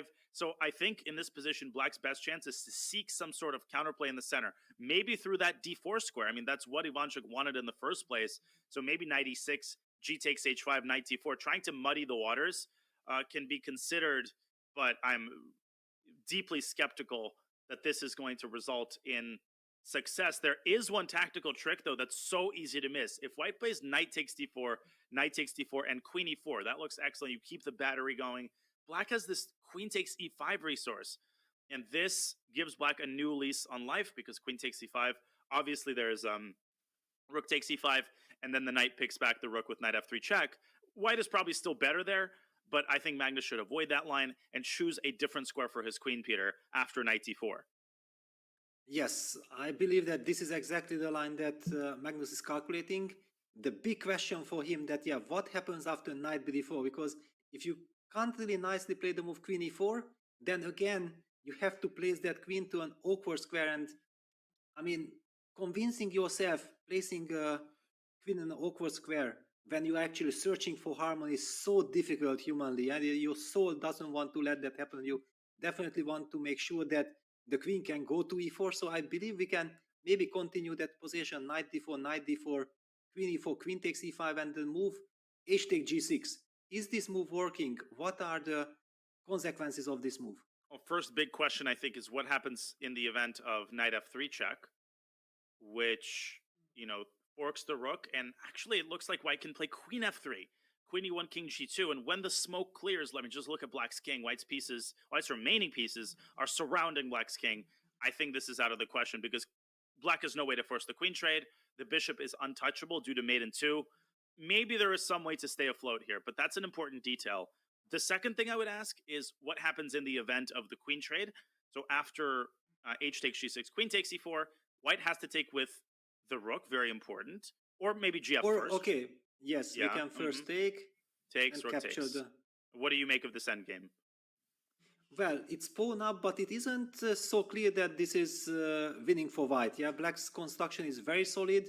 The knight on d4 is a monster. White's rook on a4 did not shift all the way to the king side, and white's pawns are slightly vulnerable. So I believe that from a black's perspective, if you calculate this and you are anyway terrified by white's attack, then you think like, okay, let me get there and try to hold this position. Yeah, I think compared to what we just saw, this is almost a relief. Of course, it's torture, and I think Magnus's winning chances here would outweigh the black's drawing chances. But at this point, Ivanchuk is kind of grasping at straws. So all of this came from queen c2 and g4. We often say long variation, wrong variation. But, you know, to unlock all of these complications, Magnus would have to decide on the direct approach. And he isn't playing quickly. He's already taken, 6-7 minutes on this move. Could he be attracted to some other quieter candidate move, or do you think he will decide on queen c2 and g4? Well, the question is that does he have a quieter move? Yeah, because black is clearly trying to set up knight e6. So there is a certain time pressure on white, yeah, to try to make the most out of your situation. I somehow feel that Magnus should probably go for it unless he finds a very nice stabilizing move with which he feels that he can simply play on for a long time without advantage, but I'm not exactly seeing it. Yeah, knight g5 came across my mind as a tempting move, but I don't think it does anything. It doesn't threaten anything. And black will play knight e6. Okay, we're about to get a move from Carlsen, and it, I think, is queen c2. Yes. Ivanchuk immediately responds with g6, and this is the moment of truth. Queen c2 is a move that you could throw in. And now g4, the move that we focused on, you could also deploy your bishop to a2 and threaten queen takes g6 check. But I'm also not too attracted by that because of knight e6, blocking the influence of white's bishop. And he plays it. He plays bishop a2, but maybe he wants g4 on the next move. Maybe he wants to meet knight e6 with g4. Well, interesting, because Ivanchuk also reacted instantly with king g7. He feels that the position is dangerous. He has to try to put Magnus under pressure clockwise. The position is clearly in Magnus's favor. And now, after king g7, it's a fantastic move because g4 can be answered by rook h8. So black is not forced to do something on the king side. He can try to stabilize it.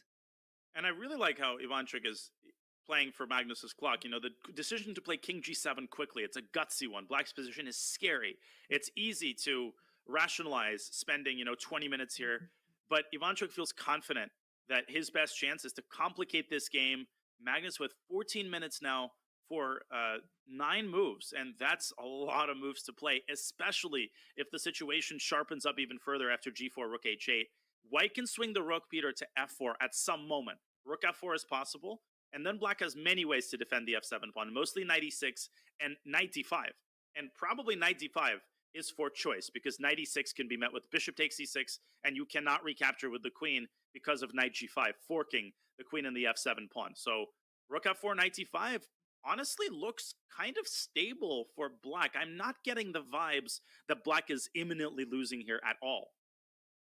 Yeah, it's a very sharp battle, basically. I mean, let's just put it on the board to understand what we'll talk about. g4, rook h8, rook f4, hitting that pawn. But there is also one other aspect that at some point e5, e6 also looks so tempting. And the reason why it's so tempting is that now that the pawn is on g4, if, for example, we just back here to the current position, if white plays e6, which is very thematic and very natural, I believe that black's best reaction is f7, f5, making sure that you lock the position down, eliminate any kind of g4 ideas. Yes, white has certainly many interesting options, but black is setting up some kind of a defense, and this is what Chucky is relying on. On the other hand, after g4, rook h8, e6, there is no more Whoa. f5. How are you gonna keep the position locked? God, e6 is just a power move. And if you have to play knight takes e6, then white could play the simple bishop e6, fe. Okay, the tempting move here is knight g5, but there's also rook a4 to e4, maybe even stronger. And here it feels like black's position is completely crumbling. Yeah, this already feels lost. So can g4 be met with anything other than rook h8? I don't really think so. Again, if you have to play h takes g4 and you allow the rook to get into the attack via the g file, then h5 becomes a massive threat, and e6 becomes an even stronger threat than it is in this position. No, I think g4, I'm looking at this more carefully, and the more I look at this, the more powerful white's attacking ideas start to seem. Yes, on the other hand, the problem for white is that he has tons of opportunities and very tempting options. However, everywhere black seems to be having some kind of a response. Yeah, this drive one crazy. Yeah? You feel like, okay, there should be something how forcefully I can make the most out of my position. But Totally. every single line keeps on going on and doesn't give you this total clarity that you can easily make up your mind. Yeah, there's nothing super clean, you know, so g4 and e6, that's a hard sequence to find, especially because you might see e6 here, then spot f7, f5, and say, oh, okay, the e6 idea doesn't work. So this is a very common type of mistake where you see an idea, it doesn't work the way that you want it to, and then you kind of subconsciously abandon it, and you forget to check it in another position. I mean, we're talking about some really complex lines. Magnus now down to 11 minutes. This is going to be a fascinating next 9 moves, and anything can happen. The position very double-edged. And remember, double-edged does not mean that one side isn't much better. Magnus might be objectively winning, but the position remains highly tactical and highly volatile. Yes, black has all these knight e6, knight bd4 ideas. Also, the point is that with g3, g4, white is breaking his own construction as well. And white's king in the long run will also not feel safe. Eventually, black's knights are jumping. We also saw one line where black, after knight e6, knight bd4, got access to all these queen takes e5 tricks with the forking idea on, with knight f3. So much to consider. And with 10 minutes on the clock, I believe that Magnus is also looking for some practical way of keeping the pressure on without risking too much. Yes, it's exactly right. Something to avoid the craziest of complications given his time situation. And look at Ivanchuk just blitzing out the responses. Knight to g5 and rook f8 is Vasil's response, protecting the f7 pawn. Now, obviously, bishop takes f7 out of the question. You do not want to give both of your minor pieces up for black's rook. And what is the follow-up? This is what I'm curious about. Is it queen c2 to e4? Just kind of a general centralizing move. Is it rook f4? But again, we've talked about it. Rook f4 runs into knight d5, and you have to keep an eye on the d4 square. Rook f3 would get forked due to knight b5 to d4. Man, this is getting really tense, and it almost reminds me of the Dominguez game in that Magnus has outplayed Ivanchuk the last 15 moves, completely outplayed him, and yet the path to actually converting this into something tangible is narrow and filled with landmines. Yes, and the reason why Ivanchuk opted for rook e8 to f8 instead of knight d5, which would have been so-called very natural, that, okay, you just jump with the knight to d... Hops. Because Magnus has already made a move. So rook f8 was answered by e6. We just got... wow. All right. Direct confrontation. Here we go. Now, f5, first question. What happens after f5? Oh, it might be knight f7? No, rook f7. Rook f7. Yeah, let's just show this, that this would run into this tactic on the e1 rook. Indeed. f6 played. And f6 already played. But bishop b1 would force black to play f5, and maybe Ivanchuk sees that. He wants the white bishop to depart a2 so that the white's control over the e6 pawn is softened up a little bit. And what is Magnus's response after bishop b1, f5? It's a hard position to accurately evaluate. It's clear that white is better, but how much better? Yes. And what do you do with the position? Do you try to go for some direct? Okay, the good thing in bishop b1, f5 is that you don't need to move the knight anymore. Yeah, then the knight gets safety. On the other hand, there is this moment, the chance of maybe giving an argument for knight h3, knight f4, but clear knight h3 will be met by knight d4, I'm believing. And then you have to calculate a lot. The queen will be attacked immediately. There's also an interesting setup where you go bishop b1 f5, and then you try to go queen c1 to protect the rook, and then knight f7 with the idea of infiltrating h6. But Magnus, he's making moves, and he has played bishop b1. We will get this position on the board, and Ivanchuk has already responded with f5. His last 5 moves, he spent an average of 3 seconds per move on, clearly making a play against White's clock time. Yes, and I'm highlighting already what you just mentioned, that yes, there is this very instructive idea, and typical also kind of, it's a common knowledge that the queens and the bishop combination works the best if you place the queen on another square than the bishop, yeah? This bishop-queen battery has already done the job, weakened all the dark squares in black's position, so now it's time to place that queen on dark square. Indeed, big decision here. And it appears, by the way, that we are about to get a result in our Caruana Duda game. A fascinating Petrov battle, which looks good for Fabi at some point, but Duda with some excellent play neutralizing Fabiano Caruana's advantage. They are about to draw, so I'm keeping an eye on that game as well. When we get a result, we will pan out to that game and hopefully catch the handshake. But nonetheless, just felt like I should mention it. Queen c1 played. And Ivanchuk's only way of protecting himself against this knight f7, queen h6 idea. First of all, there's knight d6, but that seems very passive. He can also try to anchor himself to the e6 pawn so that when White plays knight f7, he's able to capture that pawn with the rook. So rook d6 also comes to mind here, but it feels like he's teetering on the edge of catastrophe. Yeah, because actually after rook d6, White can bring that bishop back to a2. Look at this. The bishop started its journey from g2. We spoke about that the bishop on g2 was doing nothing. Magnus played bishop f1, bishop d3, bishop b1, bishop a2, bishop b1 back. And we might be seeing bishop a2 back again if black plays the move rook d6. And he's played rook d5, and there's that handshake, by the way. Let's just take a moment here before we continue our analysis to acknowledge Caruana and Duda, who have just shaken hands with bare kings on the board. A great, great defensive effort for young Krzysztof Duda, who did not lose his heart in a tough situation. Fabiano maybe could have squeezed more out of that position, but nonetheless, good stuff there from Duda and Caruana. Okay, we can go back to the game because we've got more really interesting developments. Rook comes out to d5, but he walks Peter right into bishop a2. Yeah, bishop a2 or also knight f7. I mean, the rook d5 move didn't really do that much. On knight f7, knight e6, is that possible? I mean, we have to calculate. It looks very shaky for black. Knight back to g5 and bishop a2. God, this has to be just dead lost for black. Yes. Knight bc7. Bishop a2, rook d6. And you just need, you can blow on that knight on e6 and it'll collapse. Yeah, queen c3. Oh, God. Okay, resigns. Yeah. No, this is disaster.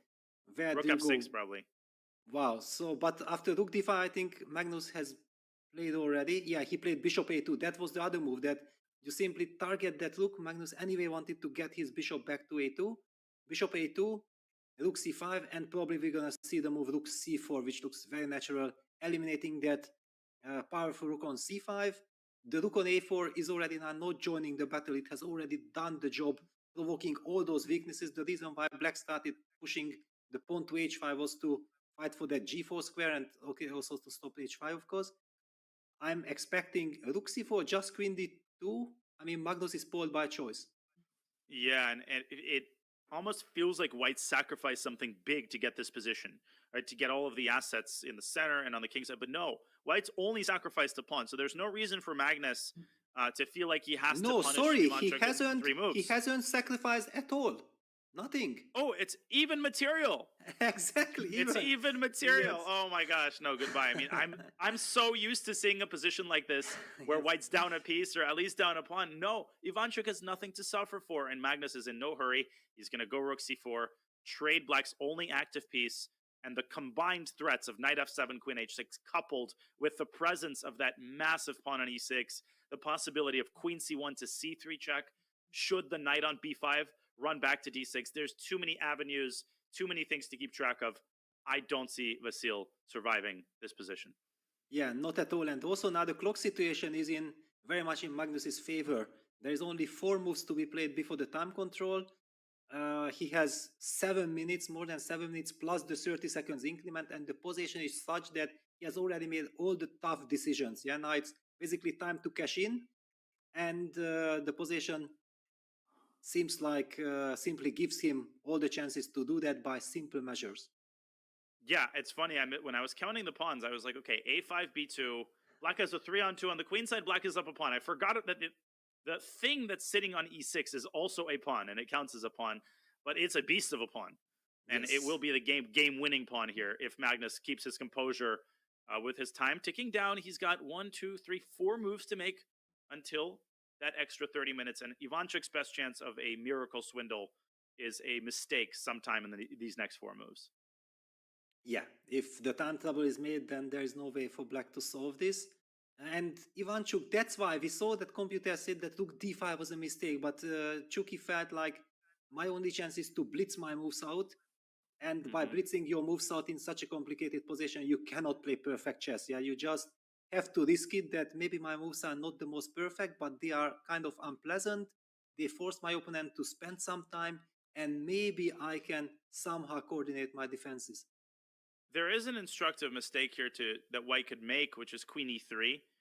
And I think that might run into f5, f4, and then maybe the rook from c5 can swing over to f5, generating some practical counterplay. Oh, no, f4, rook takes f4. Sorry, I forgot about the rook on a4. So I don't know what exactly Black's intention is after queen e3. Maybe it's knight d5. That doesn't look good either. I don't know. Yeah, maybe queen e3 also possible here. And that's what's making Magnus think. He's got rook c4, queen d2, and queen e3, and he's really trying to squeeze the maximum out of this move so that, this game doesn't drag on longer than it has to. Yeah, but he's not done to 5 minutes, still perfectly good, and he has played the move queen e3. Okay, so the eval bar shoots down a little bit.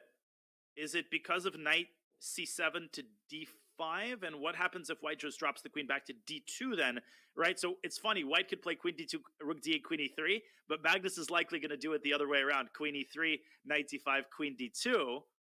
And if Ivanchuk plays rook d8, again, there is this knight f7, queen h6 trick that we should not forget about. Yes, and look at that rook on c5 is kind of trapped.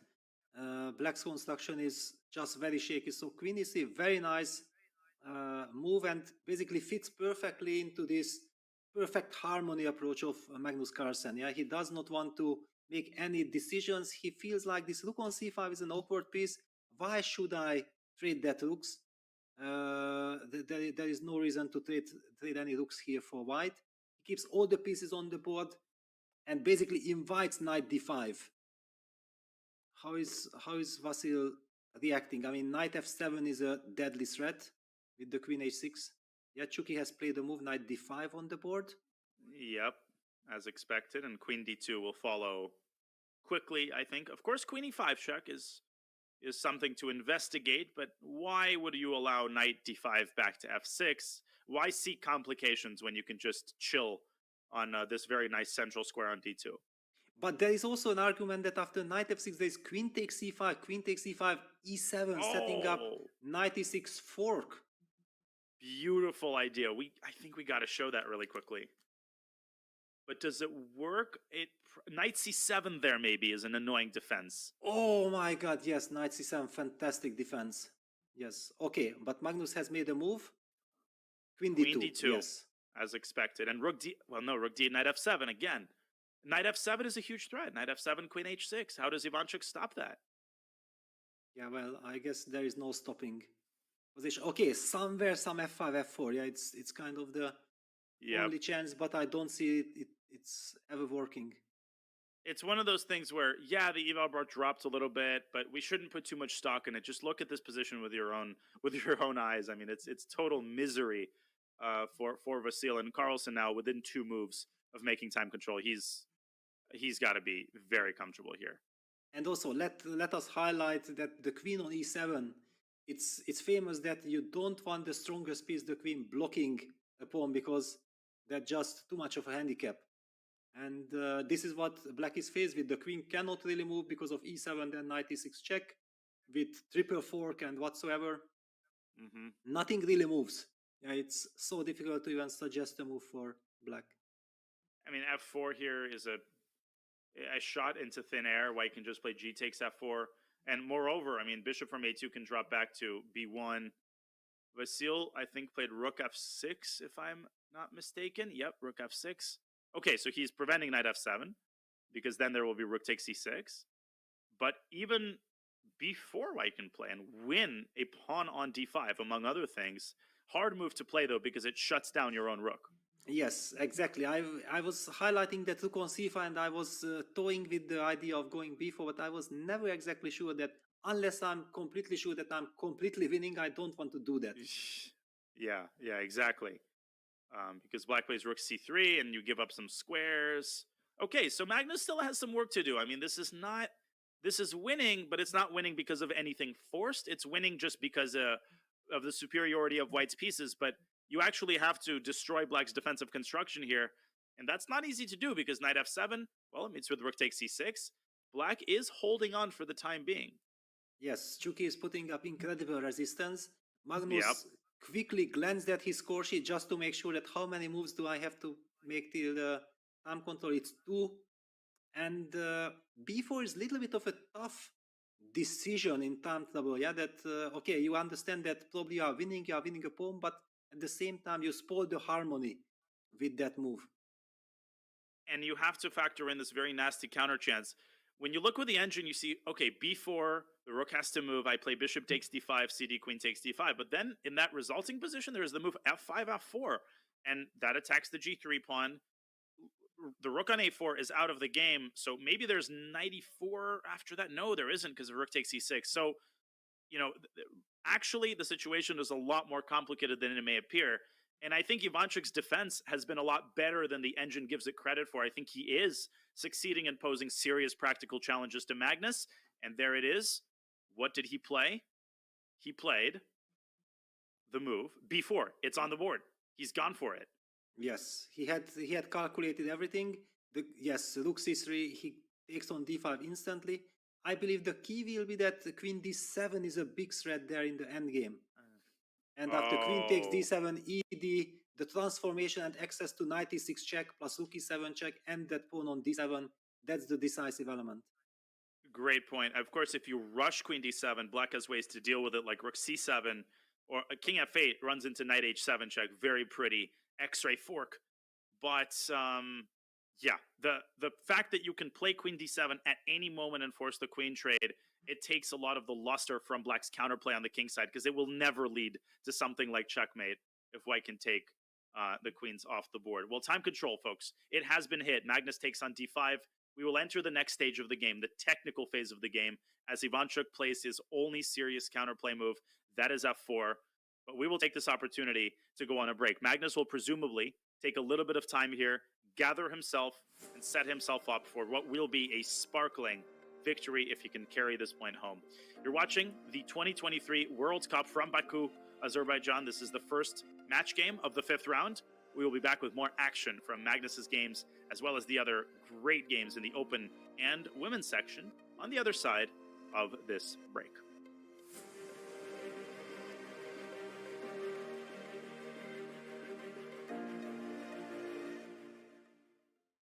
Chess Kid is fun. Chess is great for the brain, but it's also fun to play. And Chess Kid makes it easy to have fun. Whether your child is a total beginner or a prodigy, they can hop on and find a well-matched opponent from around the world at any time. Chess Kid is the safe, parent-approved way for your child to play chess online. Chess Kid is educational.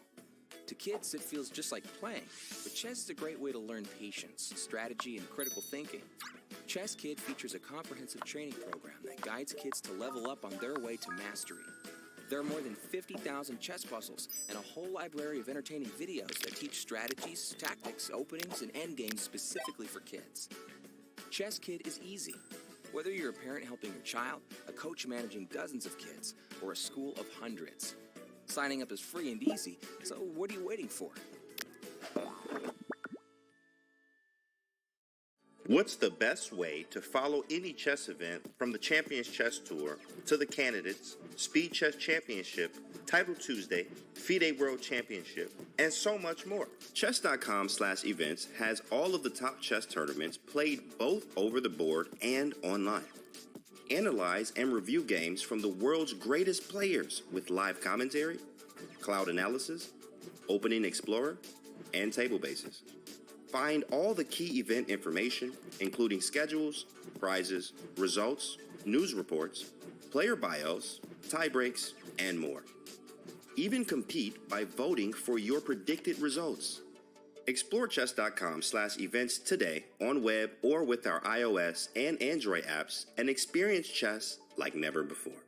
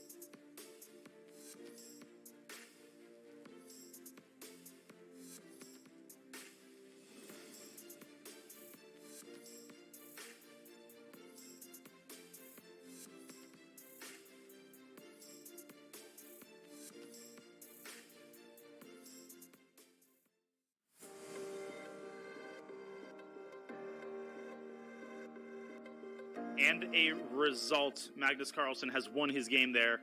As we see him setting up the pieces, Vasily Ivanchuk, he reaches move 40, realizes the hopelessness of his situation. With all that extra time, has no doubt in his mind that Magnus Carlsen will convert his commanding position and a decisive advantage, a first match game victory in typical Magnus Carlsen style, creating problems out of nothing. An excellent opening for Ivanchuk, but some incredibly five-head play from Carlsen, generating issues and a panicky move by Ivanchuk. It all started, Peter, with bishop takes f3, and it all went downhill from there.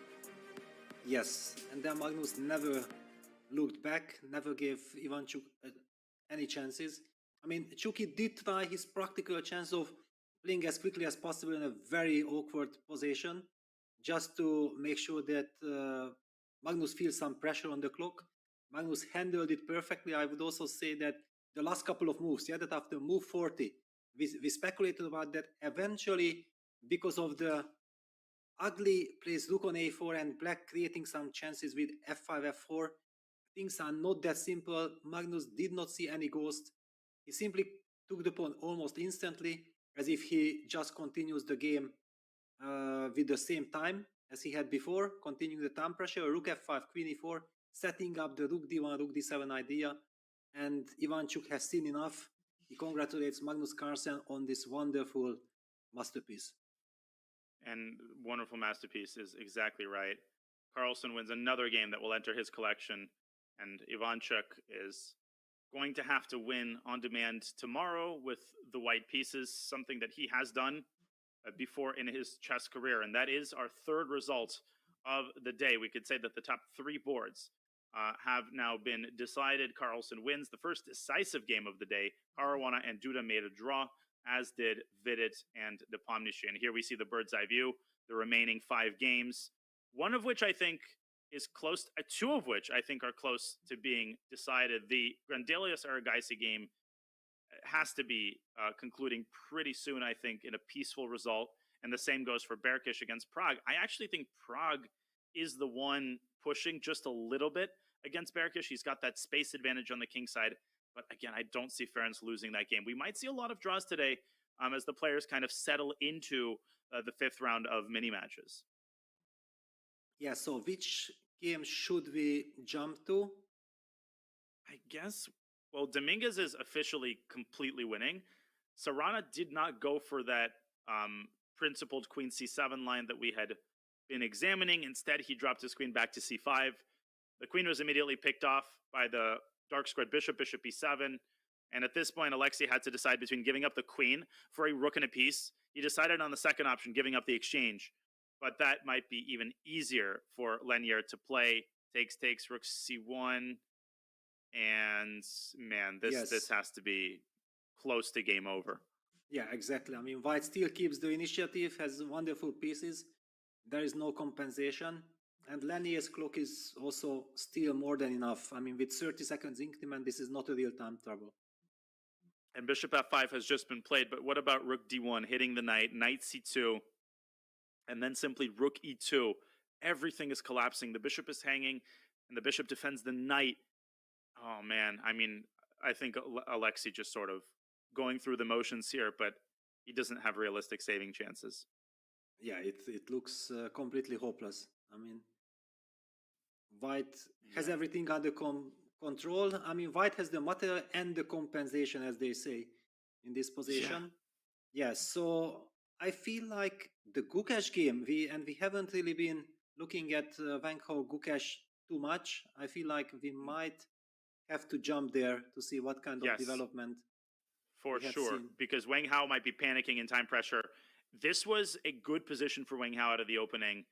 Now he's got 2 minutes, and he's got a staggering 11 moves to play in this very difficult position. Gukesh responding immediately with 96. Apparently not the best move, according to the computer, but this looks like a very nasty situation for Wang Hao. Yes, I mean, basically, one feels like rook d6 is the move to be played. Yeah, targeting that knight. Maybe black just protects that King f7 with king f7. Yeah, it's clear that black wants to open up the bishop from g6. Yeah, if ever white takes e, bishop takes f5, then the blockading knight on c2 will lose its stability. I do believe that 96 might have not been computed as top choice, but over the board in time trouble, it's a very unpleasant move to face. Black could have started with f takes e4, flicking in that capture, but Gukesh, you know, one of the things that you often want to do in your opponent's time pressure is keep the tension, right? The more tension you keep, the harder it is to navigate the complications. And Gukesh doesn't feel like e takes f5 is ever a serious problem because it opens up black's bishop. Okay, rook to b4 is Wang Hao's choice as he desperately tries to get some pieces off the board. Also, not the top engine choice. I think rook d6 might have been the superior defensive option because Gukesh does not have to take on b4. The tempting option, Peter, is rook takes b4 and f takes e4, obviously. But then bishop b5 will likely pick off the c3 pawn and give white excellent drawing chances. Even knight d5 there, threatening knight e7 check. That might be the bigger problem. Gukesh will play rook d7, get control of the d file, and man, this might be close to losing here just on the board. Forget about the clock. Wang Hao's pieces are incapable of solving all the defensive problems that have been placed before them. Yeah, I mean, if that bishop ever comes to life from g6, then with this monster pawn together, combined with this pawn on c3, it will be just lost. Rook b4, clearly, Hao is trying to get rid of some of black's active rooks, but it's clear that Gukesh will just say, no, sir. I don't want to let that happen. I'm going to sidestep with my rook to another open file. Rook d7 will be hitting you with rook d2. And I'm not seeing how able to defend this. Yeah, just an unfortunate sequence of moves for Wang Hao, who seems to have lost control of the game. And rook d7, I mean, I don't see a move there. ef5, bishop f5, knight e3 maybe. But even c2 has to be calculated there. I don't see him holding this with a minute 37. That's just impossible.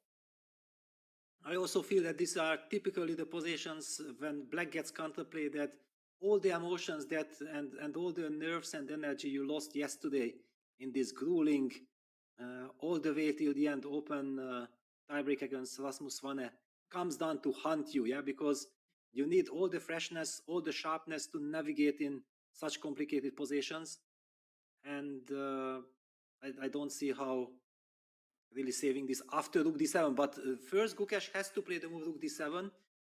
Yeah. That's very important. And he's left himself not with endless amounts of time. He's got 15 minutes, which normally would be considered, knocking on the door of time pressure. But compared to what Wang Hao has, it's like an eternity on the clock. It feels like forever. So I think he's got enough time to figure out that you have to keep the tension, get that open file under control, and set up the constant possibility of rook d2, and in some cases even rook d1. So bad stuff. And I mean, these games start at 3 p.m. local time. By the time you finish a grueling tiebreak, it's 8:30 or 9. You have to eat, and you just don't get as much sleep and as much rest as you would like to, and you could be exhausted come the next morning. Yeah, and also just calming yourself down after such epic tiebreaks, it's almost impossible. Yeah, it's so difficult. I mean, finally, if you are going to bed, it does not guarantee you at all that you will be able to fall asleep. Yeah, you are cherishing all these emotions if you qualified them because of this. Yeah, that yes, I did it finally. Yeah, but also giving everything out of yourself, and next day a new opponent is waiting and a completely new match is about to start. Rook d7 has been played by Gukesh. He is not wasting a single extra second when he knows what the correct move is.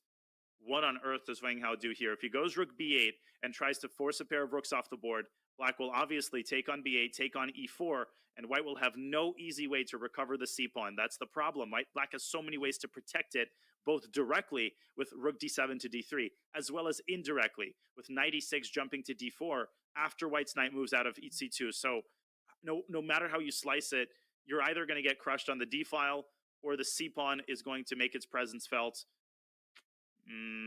Not looking good here for the Chinese Grandmaster.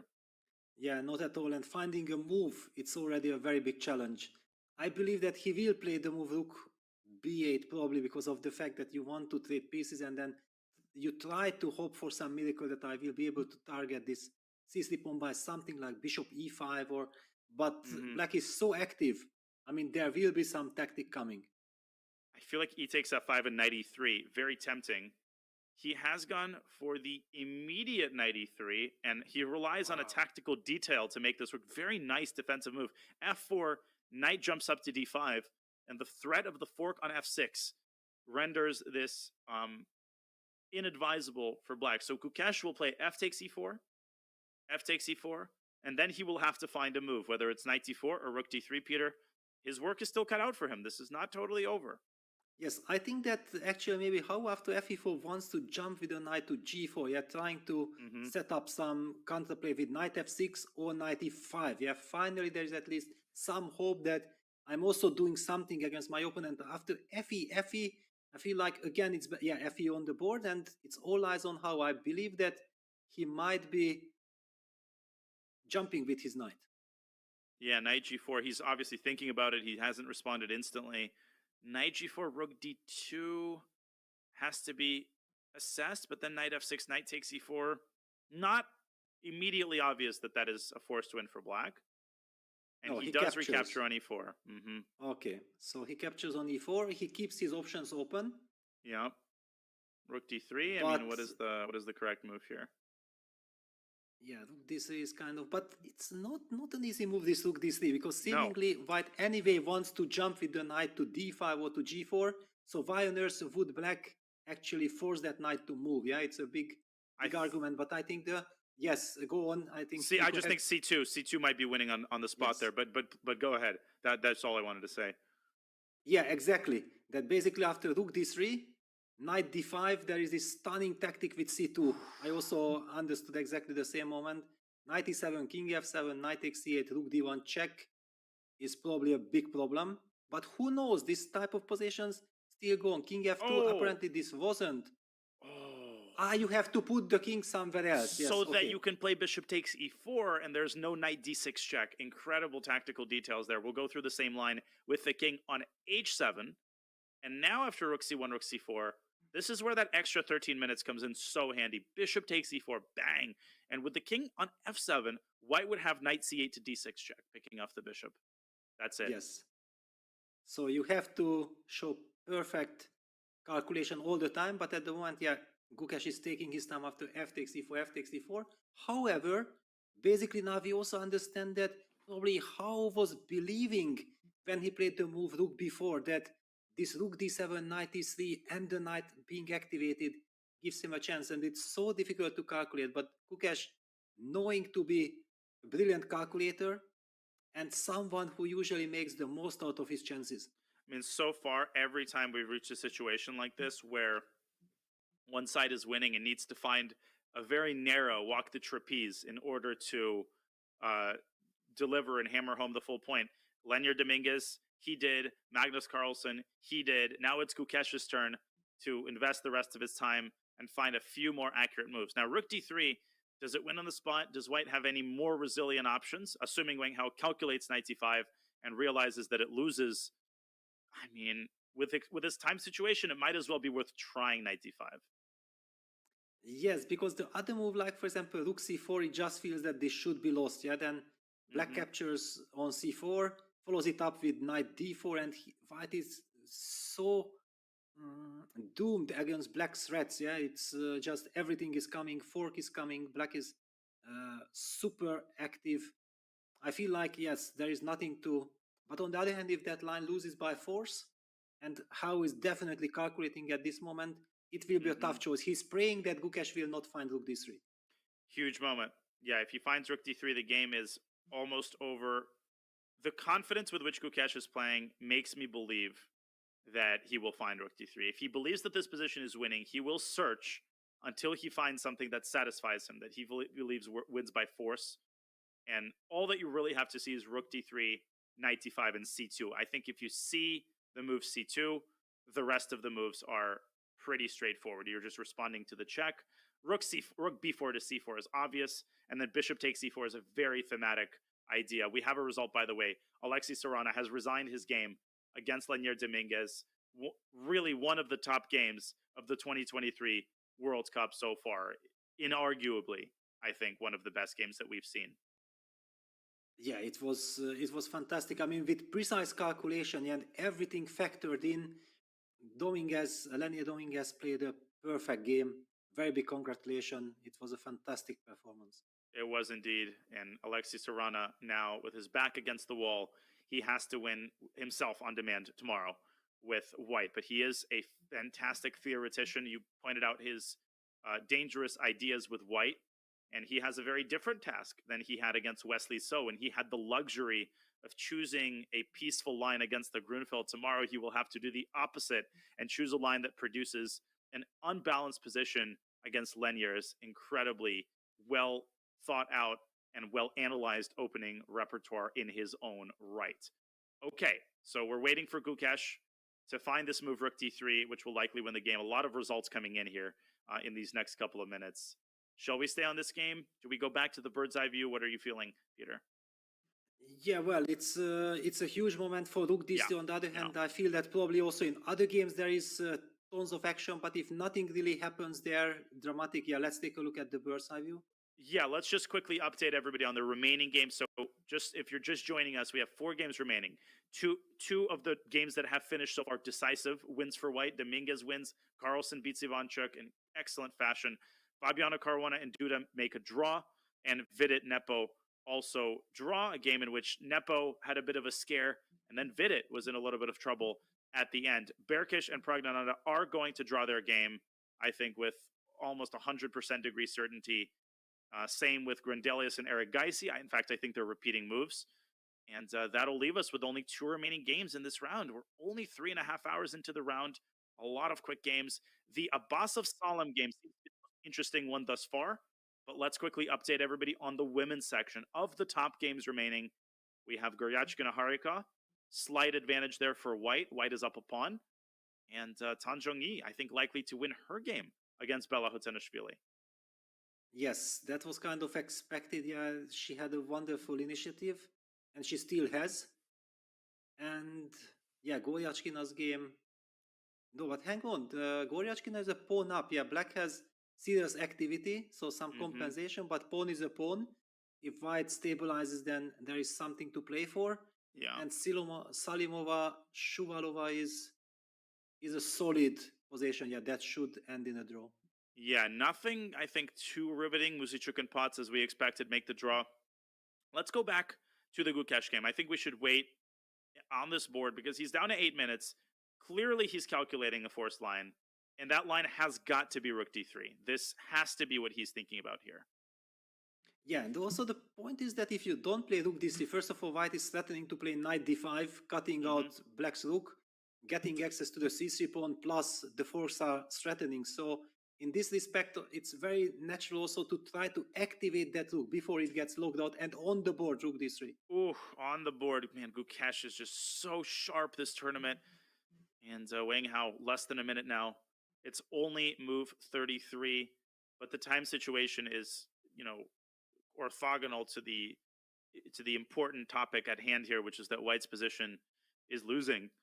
And Knight D5, I think he will try Knight D5, because to suffer the misery of this position with a minute, with 30 seconds left, you might as well bring it on with a Knight D5. Yeah, on the other hand, if you calculated that it's losing on the spot, then by force it's also very tough. That's why Hao is not making a move. He doesn't know so what to difficult. do. Yeah, you either, it's damned if you do, damned if you don't. Either you go into the line you know you're going to lose, or, you know, you suffer with Knight C2. I guess you suffer with Knight C2. Okay, he plays Bishop F2 or what? Bishop F2, and Gukesh was collecting a voter, very professional, because if he feels that he has a chance to win, then making sure that you are comfortable. You often, when you drink, you sip a bit of a water, you calm your nerves down, you are able to focus better.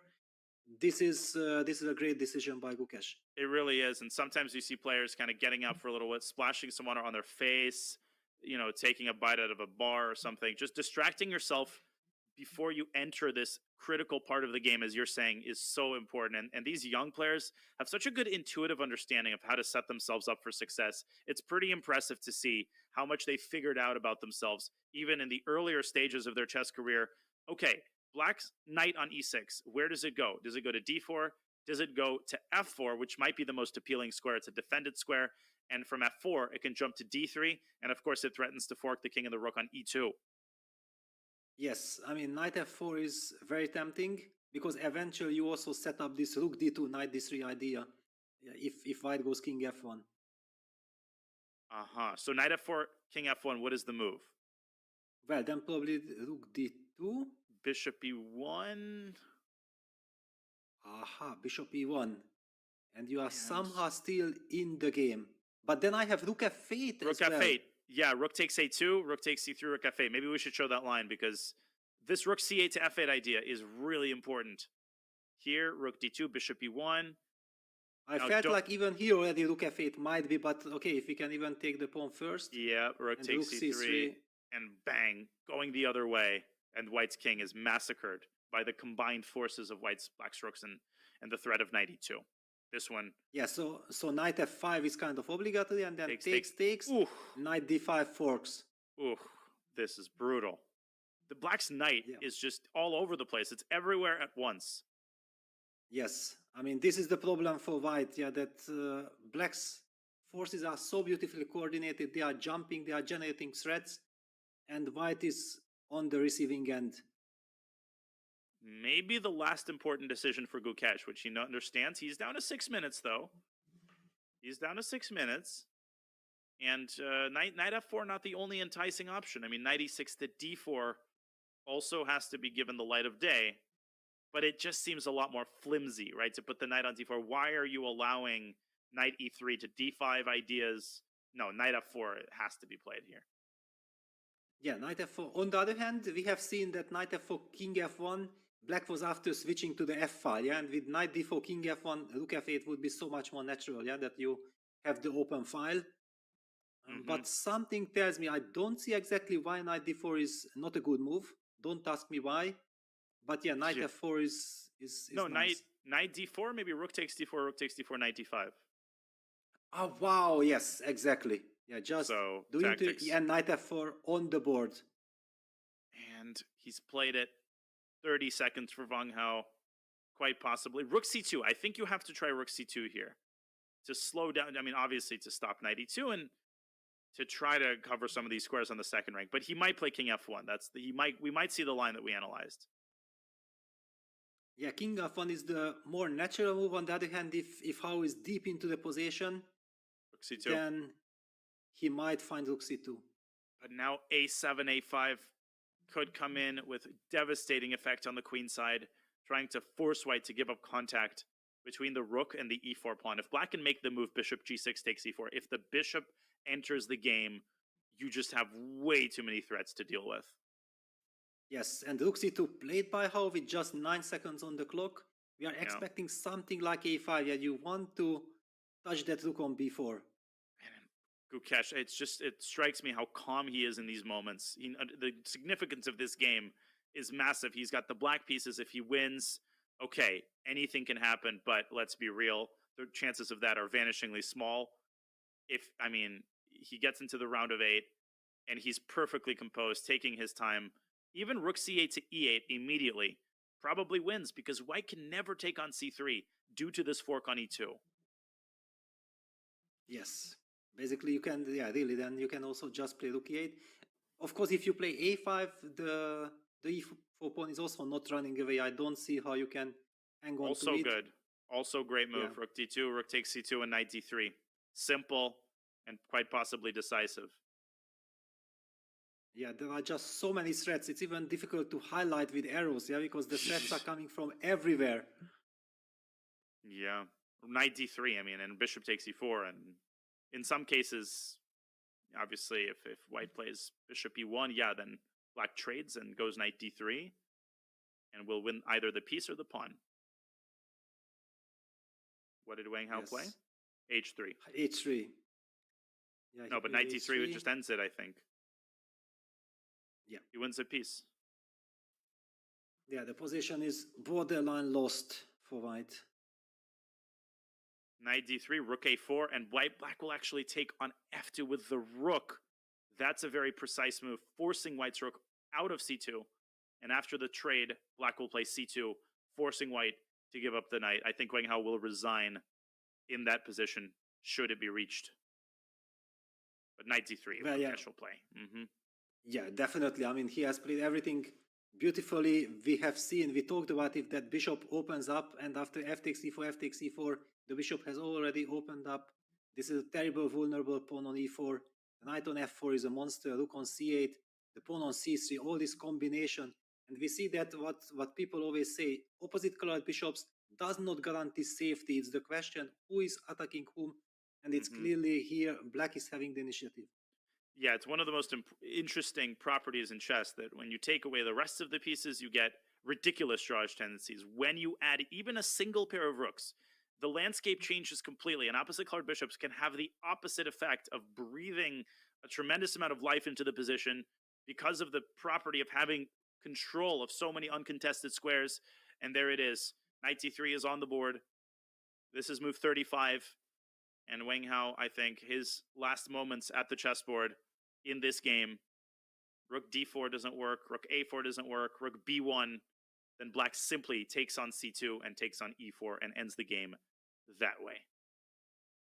Yeah, it's basically completely hopeless. Yeah, all eyes on, and Hao is shaking his head.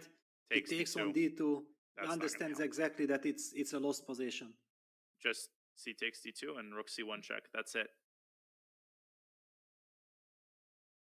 He will resign here. Now rook d4 first, I guess. Yes, and after rook c1 check, yeah, it's a full piece. Oh, and he doesn't even take the d2 pawn because of rook h1 and knight takes e4. Oh, man. It just ends the game immediately. Rook c1 check and knight takes f2.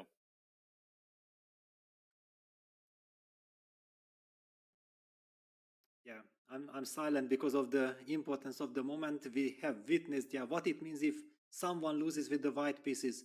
It's not yet over officially, but so difficult to imagine how bouncing back from this situation. Yeah, I mean, we've seen Prague handle so professionally the situation where he needs to draw the game with white. He ended up winning that game, and it was a very one-sided affair. Hikaru tried to unbalance the game, and Wang Hao is a very solid player. He is used to being okay with a draw with black. And Peter, I think, you know, it is more difficult for some players than for others to play in this highly unbalanced style. It often means playing an opening that they don't usually play. And I don't really know what Gukesh is thinking about here. Rook C1 is going to end the game immediately. There it is. So professionally handled by Gukesh, and Wang Hao will resign after King H2, Knight takes F2. Yeah, Yes. Rook takes D2, Rook H1 check, forcing the king to G3 and forking it with Knight takes E4. That's it. Time to resign. And he does. Yeah. And the handshake. Fantastic power performance by Gukesh. And Wang Hao disappointed there. It seemed like he had everything under control in the early middle game.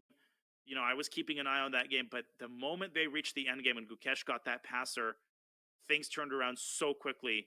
What a win for the Indian phenom, and the Indian players continuing to have just a sparkling performance all around in this event. Yeah, truly stunning. I mean, they are just playing such incredible chess. Yeah, I don't even recall that any of them having any luck of qualifying. Okay, one could argue that Vidit had to fight like crazy against Blue Bomb to qualify, but he was also there, the dominant player. And finally, he did manage to beat Blue Bomb after all these crazy adventures. Just big congratulations. And I believe that the Indian fans are already dreaming of something very big out of this World Cup. And, you know, he just didn't stop at 2,700. He keeps going and going, and, you know, he keeps adding new qualities to his play. Obviously, he turned so many eyebrows with his Olympiad performance, but he has not rested on his laurels for a second. Big congrats to Gukesh. Easy to root for, and he continues his impressive run. We have a game that's about to end. We will get a draw in Berkish against Prague, and we will likely get a draw here as well. Although, I mean, it's a sharp position, but it looks like it might be a perpetual after the white queen takes on E7. What do we make of this chaotic endgame with queen and knight versus queen and bishop? Exactly. I think you called it that it's chaotic. I mean, clearly, if nothing happens, then white will win. So black is obliged to do something, and it's move 41. The time travel has just passed. Salem is already thinking for 6 minutes at least. We don't know exactly how much time he had after his 40th move, but definitely he spent quite a lot of time. He has to calculate the consequences of queen takes c3. You need to eliminate that pawn in order to get counterplay. But let's take a look what Salem is afraid of. So queen takes c3, queen takes c7 check will be played. King g8. Yes, but okay, hang on. First question, can white activate the knight via g4, then queen c2, bishop f5, probably I just highlight this. Knight g4, queen c2, king takes h3, is bet by bishop f5 or queen f5 is winning according to computer, but enough to see bishop f5 and probably safety from human perspective. So white will not play that move, which means that, yes, white gives a perpetual check, or does he have time to collect the pawn on h3? However, if knight g4 is always met by bishop f5, then I feel that black should be kind of safe. For sure, and we saw the result. Chan Zhongyi in the women's section, she completes an excellent game against Bela Hotanashvili. She wins her first game in lovely style, the former women's world champion, in a great spot. But those lines you mentioned are well taken. Of course, white is in the driver's seat, because anytime white wants a draw, queen d8 check, right? There's no way that black can run away from the perpetual. And let's say Abbasov, okay, he sees the line with bishop f5. He sees that he has a perpetual. Can he play king takes h3? I think that might be the only winning attempt here. I'm getting major Nihal Nepo vibes from this endgame. We had the same queen and knight versus queen and bishop struggle with sort of a similar situation in which both kings were under a lot of fire. But is king takes h3 flirting with disaster, or is it worth making this move first and then seeing if, you know, black goes wrong? Well, I think that since black cannot really stop the idea of white giving perpetual check, you can try it. I feel that black clearly will try to activate the queen. I guess queen e1 is the most tempting option, because after knight g4, we even have queen h1 check which is very pleasing from black's perspective. And after queen e1, we might be seeing queen f6 as the only try, for example, from white side, if you don't want to make a draw, hitting the bishop, protecting the knight, and then trying to rely on this d passer. Yeah. But okay, this is getting completely out of control. Yeah, something like bishop f7, d5 now. I'm not sure. Maybe bishop d5 doesn't lose because after queen d8 check, picking up that bishop, finally the knight on f2 will also lose. But the first question is, who wins the race after c3? And is this worth going for? Like, it just seems intuitively unappealing to me because the knight on f2 is stuck in place. If you move the knight, you allow queen h1 check. So it almost feels like white's king is no more safe than its vis-a-vis on g8. Okay, so c3, d6 doesn't work apparently, or does it? Queen takes e3, black has to find. D7, queen e6 check. That's a nice detail. That's a nice detail. And it's an only move because knight g4, there is still queen e6. And again, this pin against the knight is such an important calculational detail. Otherwise, that knight joins the game with decisive effect. Yes, so this line actually highlighted that, yeah, Vaisalem is taking his time. First of all, we don't know exactly what happened before. Is he disappointed that they reached this position, or is he pleased actually? And he just wants to make sure that after move 41, he will not give his opponent any chances at all. Because otherwise, what else can you do? Is a move like queen f1 setting checkmate with queen g2, is that an idea? But you can probably hang on. So how does this go? Queen f1? Queen f1. And by the way, just quickly interrupting you, Peter, we are aware that the Prague game is about to finish. When we get a result, we'll bring you that game, but it's a dead drawn pawn endgame. There's not much intrigue there. And queen takes e3 already been played. So he takes some time on queen f1, but why seek adventure when there is none? I think that Abbasov is going to repeat moves. I just don't think he will seek these speculative complications. Yeah, queen e7 check. King g8 will be played. There is no other good square for that king. Okay, one could make a case for bishop f7. However, we have seen that eventually the bishop reaching f5, pinning that knight on g4 is such a nice resource. That's why it could be tempted, but maybe he can also play bishop. But I don't see, I believe that king g8 will be played. I agree. I think king g8 will be played, and I think we will get this perpetual check either before or after king takes h3. Plenty of time too. They've made their time control, so yeah, not too much going on here. Shall we take a quick look at the Prague game, because it's a pawn end game? It looks interesting, but when you delve a little bit deeper, it's just a completely locked up position. So maybe we can get that handshake, which will happen imminently. It's a classic situation, right? If black plays g3, white plays h3. If black plays h3, white plays g3. And of course, white can also play either h3 or g3 without spoiling anything. Okay, great camera angle there. And Ferenc goes g3. And he looks at his opponent. All right, let's go to dinner, my man. Yes. And Prague, same thing. I mean, Berkesh, we talked about it. He's extremely solid. It's so difficult to break through his defenses. If with white he decides to play solidly, I don't know what has to happen that... yeah, for what Berkesh kind to lose of a game force, with white. Yes, what kind of force has to come on his way that something happens? It will be, of course, a completely different challenge with the black pieces, because Pragnanda clearly will be super motivated with white to get the maximum, and they are just... Yes, the game has ended.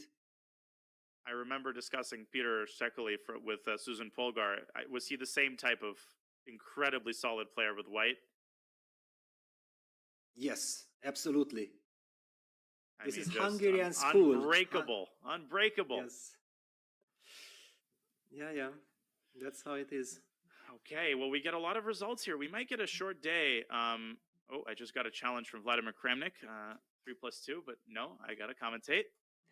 So, I mean... but it's tempting, right? It's tempting. Oh, very, yeah. We've played quite a few matches. I don't usually play with increment, but I make an exception for the greats, you know. So, only 2 games remaining, and one of them likely to end or not. Bishop f7, also possible, of course, in the Salem Abbasov game. But maybe Salem is flirting with a little bit of fire here.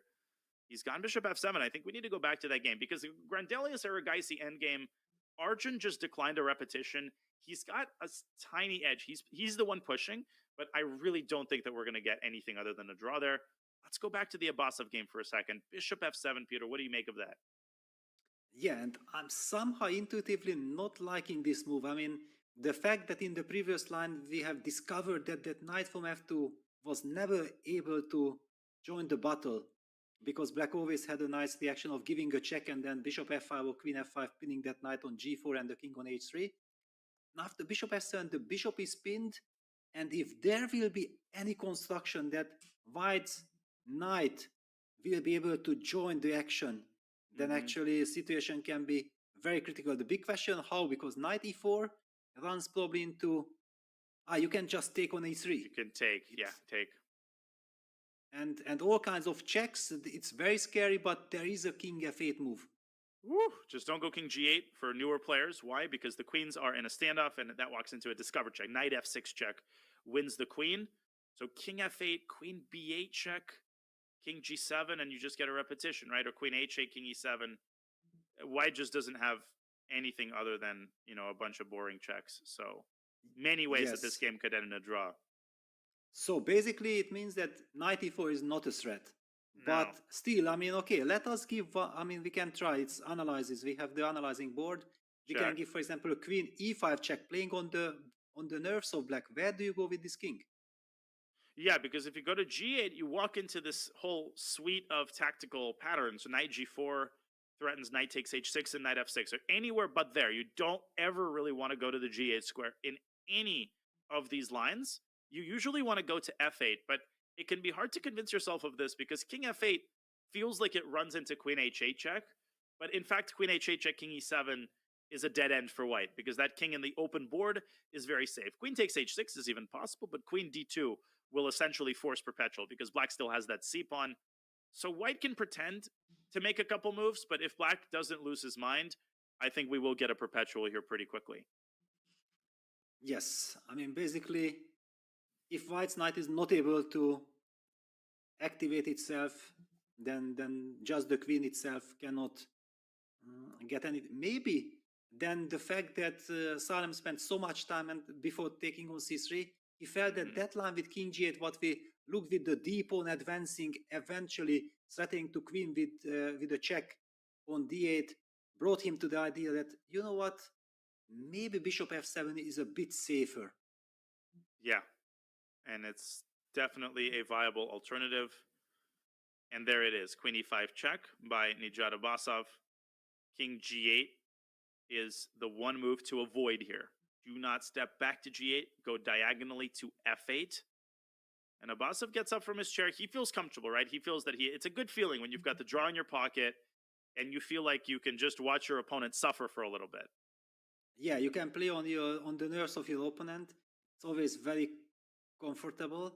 Yeah, Salem needs to find king f8. I mean, this king h7, according to computer, maybe is also possible, but it's just so scary that you allow that knight to be activated on g4. I just don't want this to happen at all. Yeah. King f8.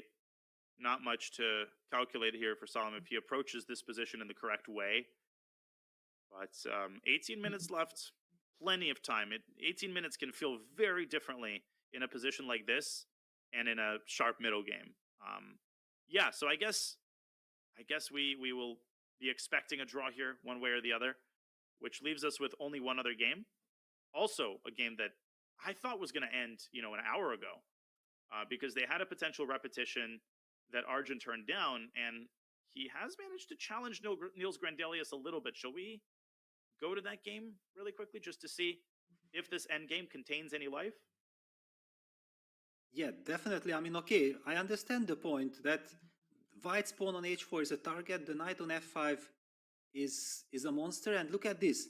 Niels is giving up his h4 pawn. Okay, it's clear that he is relying on some knight takes e6 tactics, but is that look at game so clear? I mean, black has a g pass pawn. Yeah, let's just highlight what I'm talking about. Knight takes h4, for example, knight takes e6, king takes e6, rook takes h4.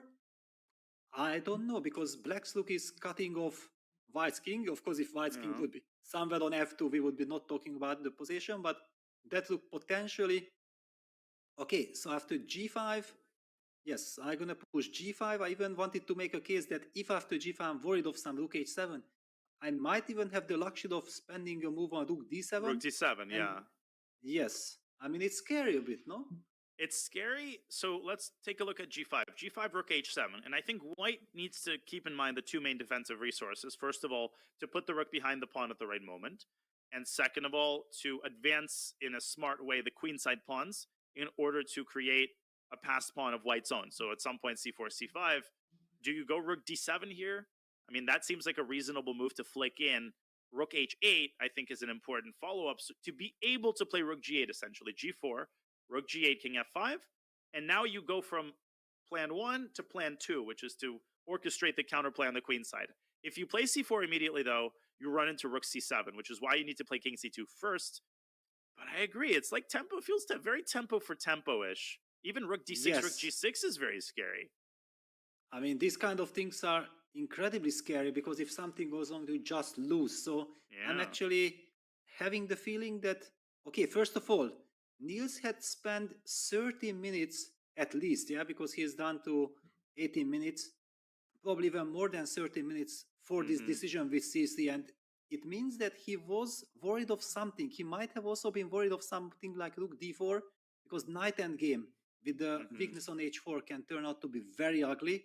So he did spend tons of time in order to understand that that scary rook endgame is probably holdable move per move, but it wasn't an easy decision.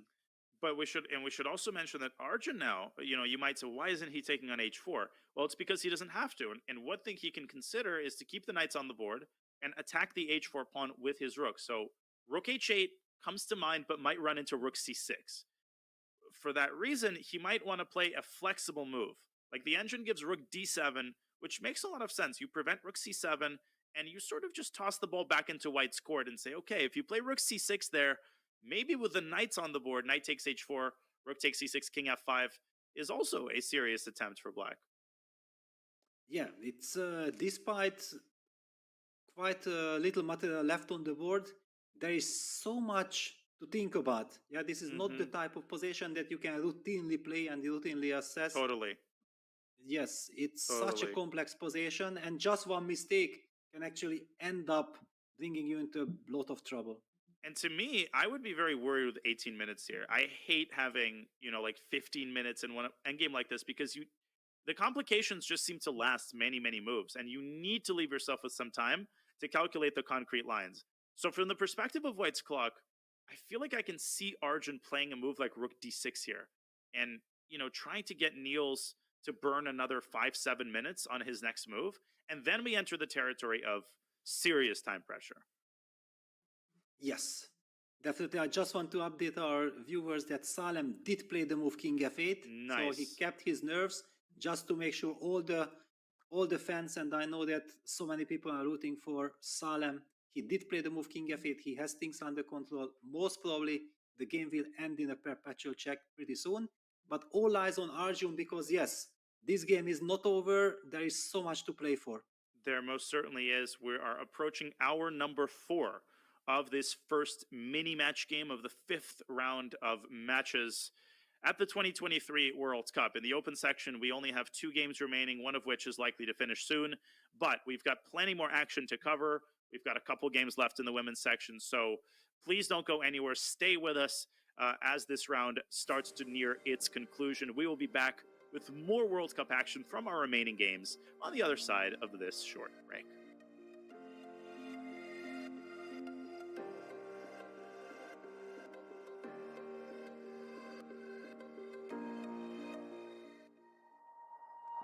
Chess.com's game review recently got a major update. Here are 4 key notes. At the end of each game review, you will now see a summary of the game from your coach, your performance rating for that game, and a quick grade for you and your opponent in the opening, middle game, and end game. We've added a new classification called miss for when a move fails to take advantage of an opportunity, but it is otherwise a sound move. We've also changed the definition of blunder. Now a move will only be considered a blunder if it loses material or allows a checkmate. Coach will now draw arrows and highlight squares when you hover over or click on the highlighted words in the move explanations. This should make move explanations easier to follow. Finally, Coach's explanations will now reference specific pieces and threats in explanations, making move explanations much more intuitive. The new game review experience is available on chess.com right now.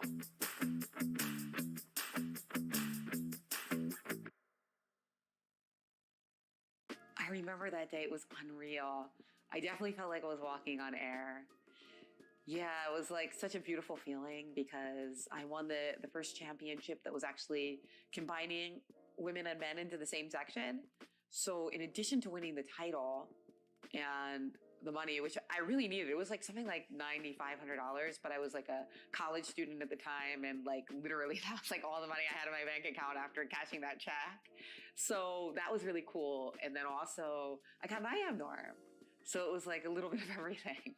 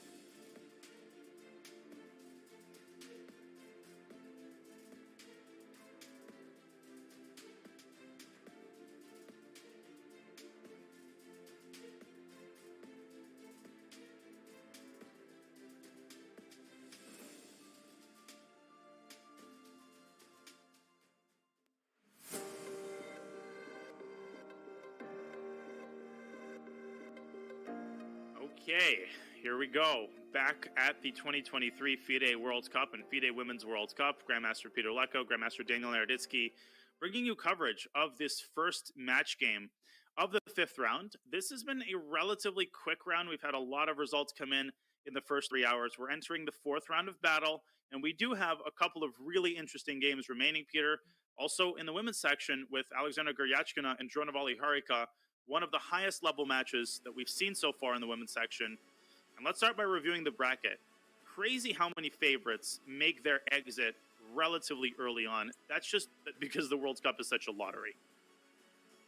Yeah, lottery, and also because there are so many incredible players. Yeah, we talk about many great stars already being knocked out, but look at the field. Yeah, there are still so many incredible players, which just shows that there are tons of brilliant players. And you did mention the Guryachkina Harika match.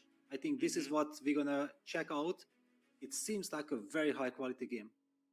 It has been. It was some very interesting preparation by Guryachkina, grabbing that supposedly poisoned pawn in the Dubov Tarish. Of course, it's not really poisoned, but Dronavali obtaining serious compensation for the pawn. And even though she seemed to be out of her prep a little bit earlier, she acquitted herself very well. She found a lot of good moves, and this is the position that they have on the board. White is still a pawn up, so Black never recovered the pawn, but Black has garnered extremely serious compensation in the form of superior piece activity, a superior piece tandem, and of course that pawn on h3, fixing White's pawn on a dark square, and that really restricts the mobility of White's king, because you have to keep an eye on bishop d4 to g1 in some positions. Is this a positional draw, Peter? Is this a draw just because neither side can make any progress whatsoever? Yeah, that's the impression I'm getting. And if we just move back 2 moves, yeah, it featured the moves bishop d4 check, making sure that White is not able to activate her pieces, king f1, and now the high class move, and you sense that everything is at its perfect place. You don't need to do anything. You just sit and wait, and Black has played the move king g7 to g8. I believe it also signals that the next move will be king g7 or king h7, and this is exactly what we are seeing. Queen c2 is answered by king h7. Yep. And probably Black will just shuffle the king back and forth. I don't see White untangling here. I mean, the only ways for White to generate any intrigue are moves like e4, which seem completely brazen to me. Why would you open up new prospects for Black's pieces? Queen a6 check could be a problem there. And it's not like White wants anything, right? Even if you're allowed to play e4, f4, and e5, okay, congratulations, but what then? There's no way that Goryachkina does anything foolish like that. She will play either queen d3, you know, or queen d2, and we are going to get a repetition of moves here. I don't think there's any doubt in that.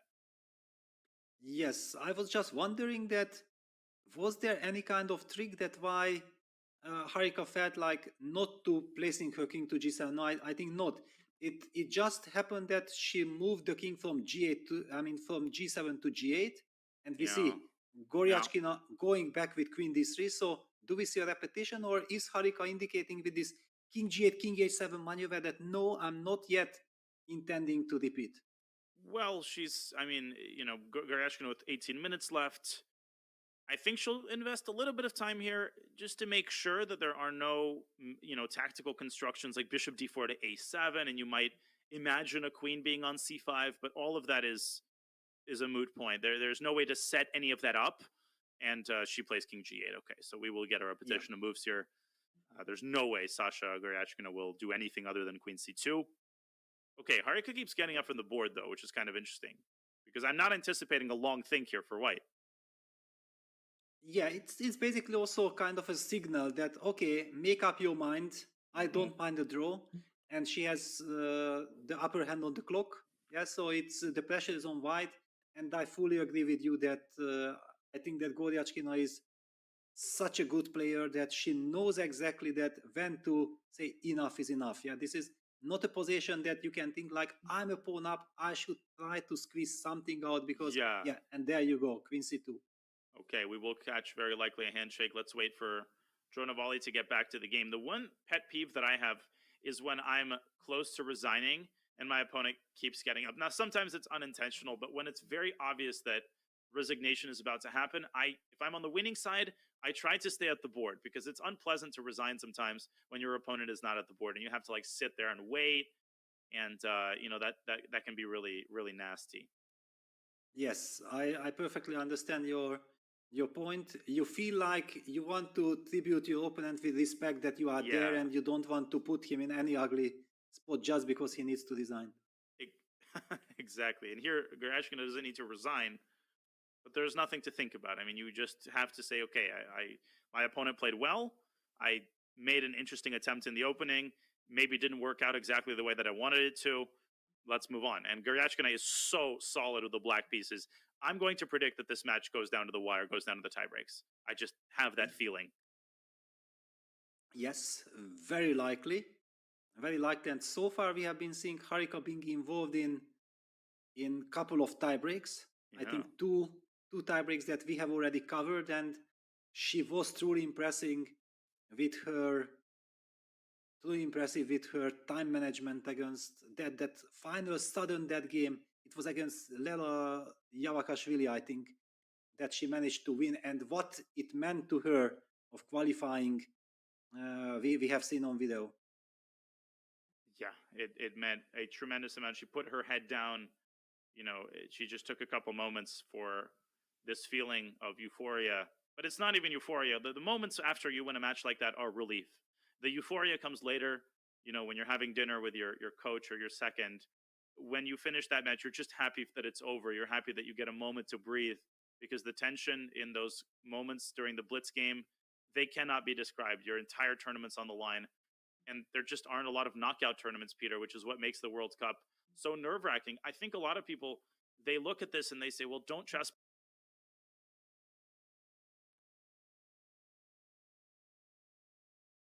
Yeah, there is a draw already agreed, and we could see on the faces of the players that they were both kind of satisfied. They understood that this was a high-level game. There is nothing to be done. That's it, and take it from there. The next game is coming tomorrow. Harika will have the white pieces, but as Danya mentioned, Goryachkina is of course such a solid player also, and she has fantastic repertoire. She doesn't have to fear a game with the black pieces. I'm expecting a very similar high-level game there. And what else do we have? I think we have the chance to go to the Salimova game. Yes. Apologize for that. I accidentally clicked out of the call, but I'm back in. Salimova, ooh. Excellent. Shuvalova starting to panic here. Well, she lost that g5 pawn, and look at that knight. The monster knight on c5 is winning the battle against the bishop on b5. Wow. That's a huge step forward. So is white winning now? I mean, this might be technically winning. And especially Yes, after I such a think long so. game, right? I mean, black is tired and frustrated, and now she has to defend this pawn down endgame. Yeah, and what I like the most in white's construction, that you can just place the rook on e5, everything protects itself. Yeah, the pawn on d4 is just wonderful with these e3 pawns. The white king is beautifully covered from side checks. Any kind of rook f1 check doesn't do anything, because, okay, white can just sidestep with the king to g2. And we see the difference. The knight from c5 can very quickly enter the game via d7 check or whatever, and black's bishop on b5 is completely shut out of the game. Wow. Rook f5, king g6. But wait a second. Where does white How put her... did this happen? Yes? First of all, how did this happen? Because this looked like a minuscule, a symbolic edge for white. There was a blunder, though. If we go king g7, rook h5, okay, that's not the blunder. What on earth was rook a1? How do you not try to defend the pawn? King f6, what the heck? Now, she saw king g6, knight e6. And I think she just panicked, and she forgot that the king can defend the pawn from f6 as well. Maybe she thought knight d7 check wins the pawn, but this is a ridiculous move. I mean, you have to fight for that pawn. King e6, knight f8 check, king f7. I mean, even if you give up the pawn in this king e7, even better. Okay, and here... Yes, then you can activate, C5, activate the bishop somehow. But all of this is a moot point, Peter, because if she had reached this position and panicked, understandable. But to just give up the pawn like that with the white knight sitting on c5, I mean, that's just a mental disconnect there. Yeah, it's some kind of a panic, but it's very difficult to imagine the panic because it's after the time control. She has more than 20 minutes. You have to invest time. You have to control your emotions. And there's always this, when you have extra time and you are very nervous, you feel like something went out of control, then you can still get your composure back. Yeah, that's why it's so important to have some extra time on your clock. And yes, this is completely inexplainable. The point is that maybe she kind of thought that the knight will be transferred to e5, and that's bad news. But then again, c5 comes. White is not able to, I mean, you play c5 and you break out of your misery. For sure. Yeah, because if you can make c5 work, in such endgames, the worst scenario is when you get exactly what Shuvalova got, which is like pawn down, and you have no activity, and you have no way to break through, because now conceivably white could push this forever. Maybe black will draw, but she will have to get tortured here for a long time. My one question is, how does exactly white handle this? If king f4, rook f1 check, king e5, rook e1. So black can basically try to constantly anchor herself to that backward pawn on e3. Is there a tactical solution here? Does White sacrifice that pawn and try to get this knight around to f4, for example? It's also possible, but for the moment, even there is maybe a case to be made for rook f3. However, then king g5, king takes g4 might come with a tempo, yes. So that means that, okay, something like entering, yeah, you just sacrifice this pawn and then activate that knight. How do we activate? Knight d7, knight e5? Yeah, knight d7 I really like, because also knight f8, knight e6 is possible there, if you want to switch the knight around. Yes, because rook e4 would be kind of thematic to attack the pawn, but Yeah, then knight this knight f8 check comes. It's losing. Oi, oi, oi. G5. Can't even take... Oh, beautiful. Rook d4. Knight e6, then you take on d4, and you defend the rook on f5. Yes, or you even have a check with rook f6, yes. True. Yeah, wow, I mean, just this maneuver, and I believe the fact that we have seen... No, she did play rook f5 check, king g6, but she played rook e5. So, little hesitant play by white. Yeah. Rook e5. Rook f1 Then it's check. a bit surprising, because you remember here after king f6 I was giving a argument that, okay, I just put the rook on e5 and I sit and enjoy the position. Yeah. Okay, the tempo doesn't really mean that much. Basically it means nothing in this position. Yeah, and now this whole maneuver that we were talking about, okay, definitely not knight d7, knight f8 anymore because white's king is not involved, but knight e6, knight f4, yes. And, oh man, g5 comes so quickly. You're going to go g5, g6. Black's bishop is completely out of the defense here. It's just sitting there passively. It's got nowhere to go other than just to, you know, spectate the game from b5. Yes, and such a strong player like Shuvalova, how did she not manage to keep her nerves better at check? Because this was not about chess. I mean, no. If somebody attacks your pawn like this on g5, she did play king g7, rook h5, and just not defending and forcing white's knight from c5, the monster knight from c5 to move, which will eventually give us the chance to break with c5. Completely inexplicable moment. Completely inexplicable. Yeah, something like this happens usually when you have just few seconds on the clock and out of panic you put the king somewhere, yeah, and it's uncontrolled move. But that's why, especially with 30 seconds increment and with more than 20 minutes on the clock, it should have never happened.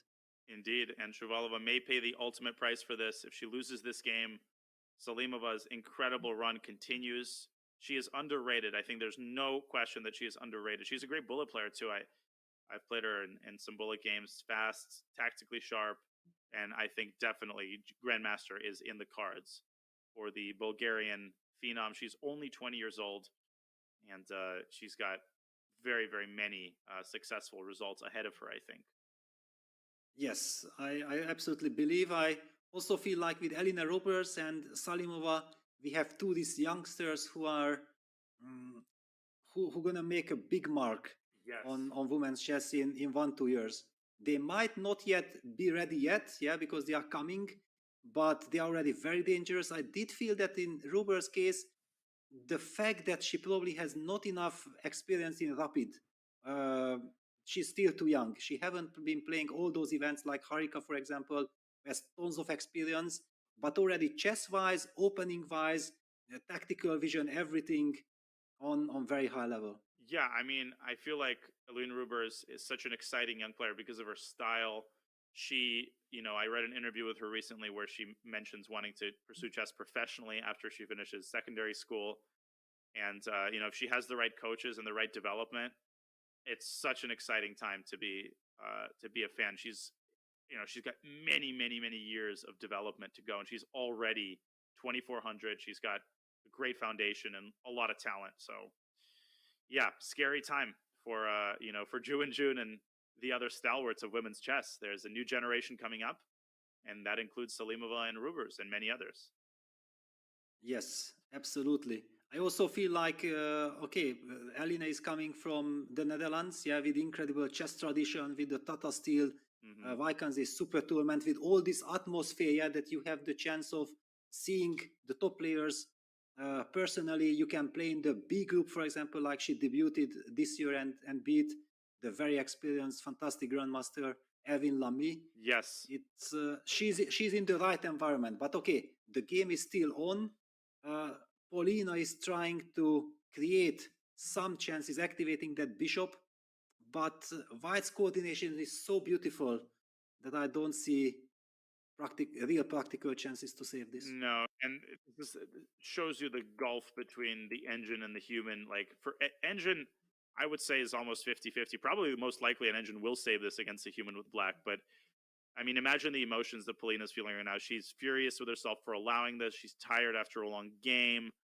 And to find like 7 accurate moves here and play bishop e4 at the right moment and put the rook on the right square, all of that is impossible. And I think objectively it is losing at this point after g5. G5 or Yes, e6, come G5 on, what do you do? Exactly, everything is coming besides the c6 pawn is falling. The problem is that there are no ideas against White's king. Usually with a bishop e4, active bishop e4 and then active rook, you might be able to set up some kind of a construction, but here this powerful knight just stops everything. I think this gives us a good opportunity to go back to the open section because we have major developments in the Erigaisi, in the Grindelius Erigaisi game. It seems like it's panic for Niels Grindelius, who has gotten himself down on the clock and now down on the board, and he might have to be giving up his knight, an entire knight for Black's remaining 2 passers. Erigaisi played rook d7 after we last left them, which was a move that was on our radar. He kind of kept the tension, and a weird move by Niels, king b2, going the wrong way, and now Erigaisi plays knight takes h4, reaching an improved version. This is what I think Niels didn't appreciate. If you now play knight takes e6, then after king e6, rook takes h4, g5, White does not have the 7th rank for his rook, and Black will put the rook on the ideal g7 square, and White's king is now 1 step away than it used to be. It is not making it to g1 in time, and the pawn will promote. So Niels doubled back. He went rook c6, kind of a weird move going after the e6 pawn, and an excellent response for Arjun Erigaisi. Knight h4 to f3. And what do you do now with White? Knight takes e6 is met with knight to e5. Rook takes e6, king f5 drops a minor piece. Yes, there is even a case to be made that maybe White has to sacrifice the knight Yeah. to the 2 pawns, but Black's knight on f3 is so nicely joining the battle with knight e5, getting perfect coordination, and unfortunately White, okay, just to highlight what I'm trying to show. First of all, after king f5, White's rook has trouble. Setting up rook c6 is met by knight e5 tempo. Thank you very much. So that rook needs to go to h6. And now I'm just going to make a random move. If Black does nothing, I want to highlight this, that if White, of course here again knight g5 is possible, but just to say that if this happens, White has very serious chances of holding this position with this construction, c3, b4 against the pawn on a7. But you just don't get a chance to reach there, because if ever you play a5 and b takes a5 happens, this is a hopelessly lost construction. Then no connected pawns, no chances against the combination of rook and knight. Yeah, I mean, it'll take Black a while to gather his pieces together, but in our experience, I mean, with especially with little time, it's only a matter of time before Black converts that endgame. And Niels, I mean, he just collapsed there. He I feel like wasn't expecting to encounter any problems drawing this endgame, because earlier it seemed totally balanced. It seems like White can essentially make the draw when he wants to, and then suddenly, you know, Arjun declines the repetition, which was a very gutsy call, by the way. This happened about 7 moves ago. He declined the repetition, and ever since then, I think Niels has not been the same. Yeah, king f6, knight g4, king f5, knight e3, king e5, knight g4, and I think he was mentally expecting king f5, but Niels, Arjun says, listen, I got the pass pawn, you have a weakness on h4, why on earth would I take the draw here? I'm not really risking, and this was it. I mean, collapse from this point onwards. Yes, knight f5, I mean, this monster knight on f5, disbalancing White's construction, knight g2, already some passive direction, king e5. Of course, the position is still holdable. I somehow had the feeling intuitively that White's knight should have reached the f3 square. That would have given him stability, but with the knight on g2, and he was probably relying on the fact that I will always have enough counterplay against the e6 pawn by being active with knight f4. But it just backfired because Arjun is such a great calculator. I mean, he doesn't fear ghosts. He calculates like a computer. Yeah, honestly, Arjun and his endgame skill is incredible. He beat Sindarov yesterday in a technical endgame that should be studied by anybody wanting to improve their play. And the speed with which he played this move, knight f3, another easy thing to gloss over, prophylaxis against knight takes e6. And there is an instructive line, knight takes e6, knight e5, knight f8 check, forced, takes, knight c6, knight d7, and look at this, king e7, bang! The knight is trapped, and white loses the game. Just a lovely calculation. Grandelli is down to 4.5 minutes. This is looking more and more like a loss with every ticking second. Yes, I mean, basically, you feel like you would like to sacrifice that, but the trick is that even you cannot make a useful move with white to threaten taking that pawn on e6, yeah, because black is, but black is not able to protect because rook e7 runs into knight knight d5 check against rook e7, so black does not want to, but black will just push the pawn to g5, force eventually knight takes e6, which is always going to be met by knight e5 check. I'm not seeing a move for white. I'm not either. And black's next move is g5, and neither is Niels Grandelius. He's just, his entire time here is evaporated on the last couple of moves. He is at a loss, and he will likely have a loss in the tournament cross table. And Arjun just does not lose with white very often, so this might signal very likely Niels Grandelius' exit from the World Cup. But he is a very enterprising player. I think if someone were to win with black on demand, Niels has the opening innovations to generate the kind of unbalanced position you need in order to get winning chances. He goes a5. But yeah, 95, 95 yes. is very strong here. And rook e6, king f5. Oh. With the same problems. And I wanted to mention, because we already talked about body languages and so on, we have seen that Niels was fully focused, and because of the fact that Arjun felt like, yes, I have everything under control, this pose when you are leaning back comfortably, putting your hands like this, it kind of indicates that you know exactly that everything is under, you don't want to do that pose usually unless you know that everything is under control. Indeed, that's a very good insight, and I think at this point there's very little doubt that it will be yet another big day for the Indian chess talents who continue to impress with their universal style, their technical ability, and their calmness under pressure. But speaking of calmness, Salam will have to show some of that, because Nijat Abbasov, I don't want to say shockingly for me, but you know, a little bit surprised that he didn't go for the perpetual. He took about 23 minutes on his last move. He decided not to force the draw with queen b8 check, but instead to go down this incredibly sharp path with queen takes a6. And the line that we're likely going to see here is a really interesting one. Black will probably play queen takes e3, right? I think Nijat wants to play queen f6, and then you get the scintillating pawn race with the a pawn fighting against the c pawn. c3, a6, c2, a7. And even though black seems to promote first, white will promote with likely a checkmating attack. So black actually has to go queen a3 here, Peter, to stop the pawn, or bishop d5. And then you get like a very chaotic position, maybe some sort of a perpetual, but I don't really know what's going on here. Oh, wow, but look at this. If black plays bishop d5, there is queen d8 check, king g7, queen c7 check, and you actually collect the c2 pawn. So there is so much to calculate. However, finally black will have queen f3, but this is insane.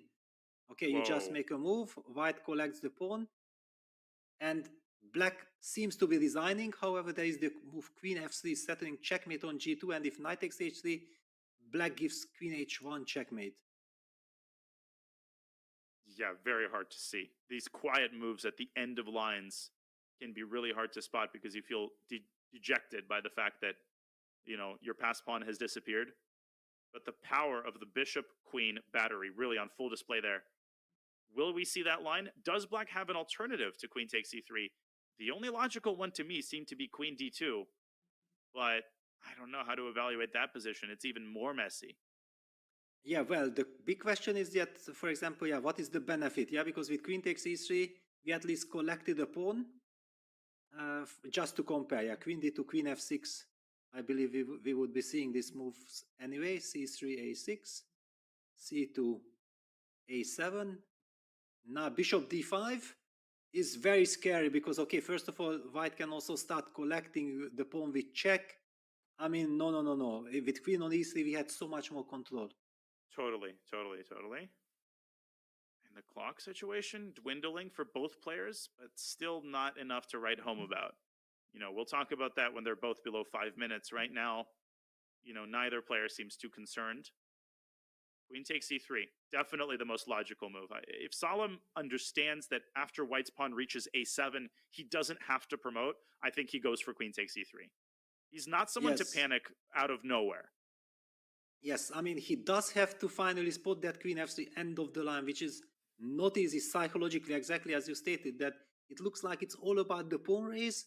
Then finally, white is able with check to collect that c2 pawn, and that's where your brain just stops and says, no, I have to look for an alternative. This is not a line that I can play. And exactly there at the end of the line, there is this saving queen f3 idea.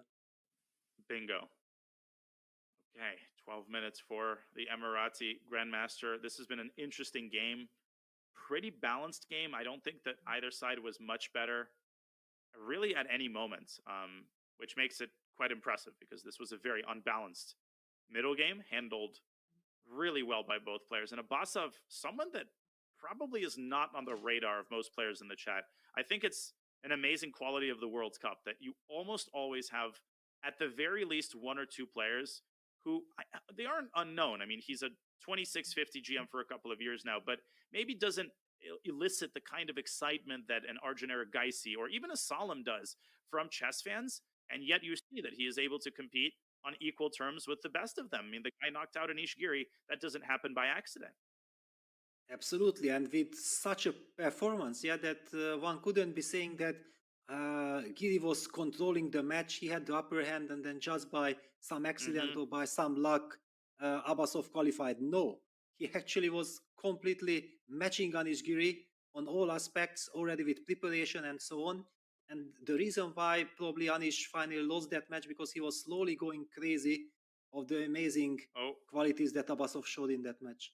We have to go to the Arjun match. We're about to get a result there because Niels Grandelius has given up his exchange, but he is about to lose the knight.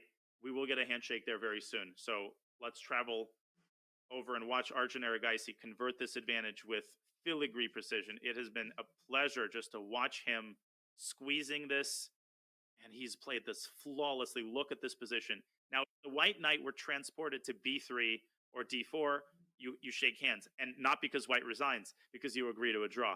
But as it stands, after knight h4, king e4, it's a very instructive moment. The knight on h4 is totally circumscribed by black's king and rook. Rook h7, rook h2 is a threat, and I don't see how Niels gets out of this. Yes, and again, this pause. Yeah, the pause when you know exactly that you have the point in the bag. Yes, rook g7, rook g4, by the way, also.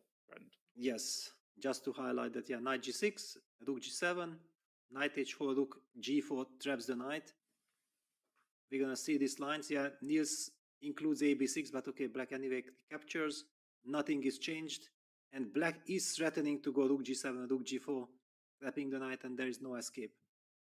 That's it. There's nothing to calculate. Knight g6 can be tried.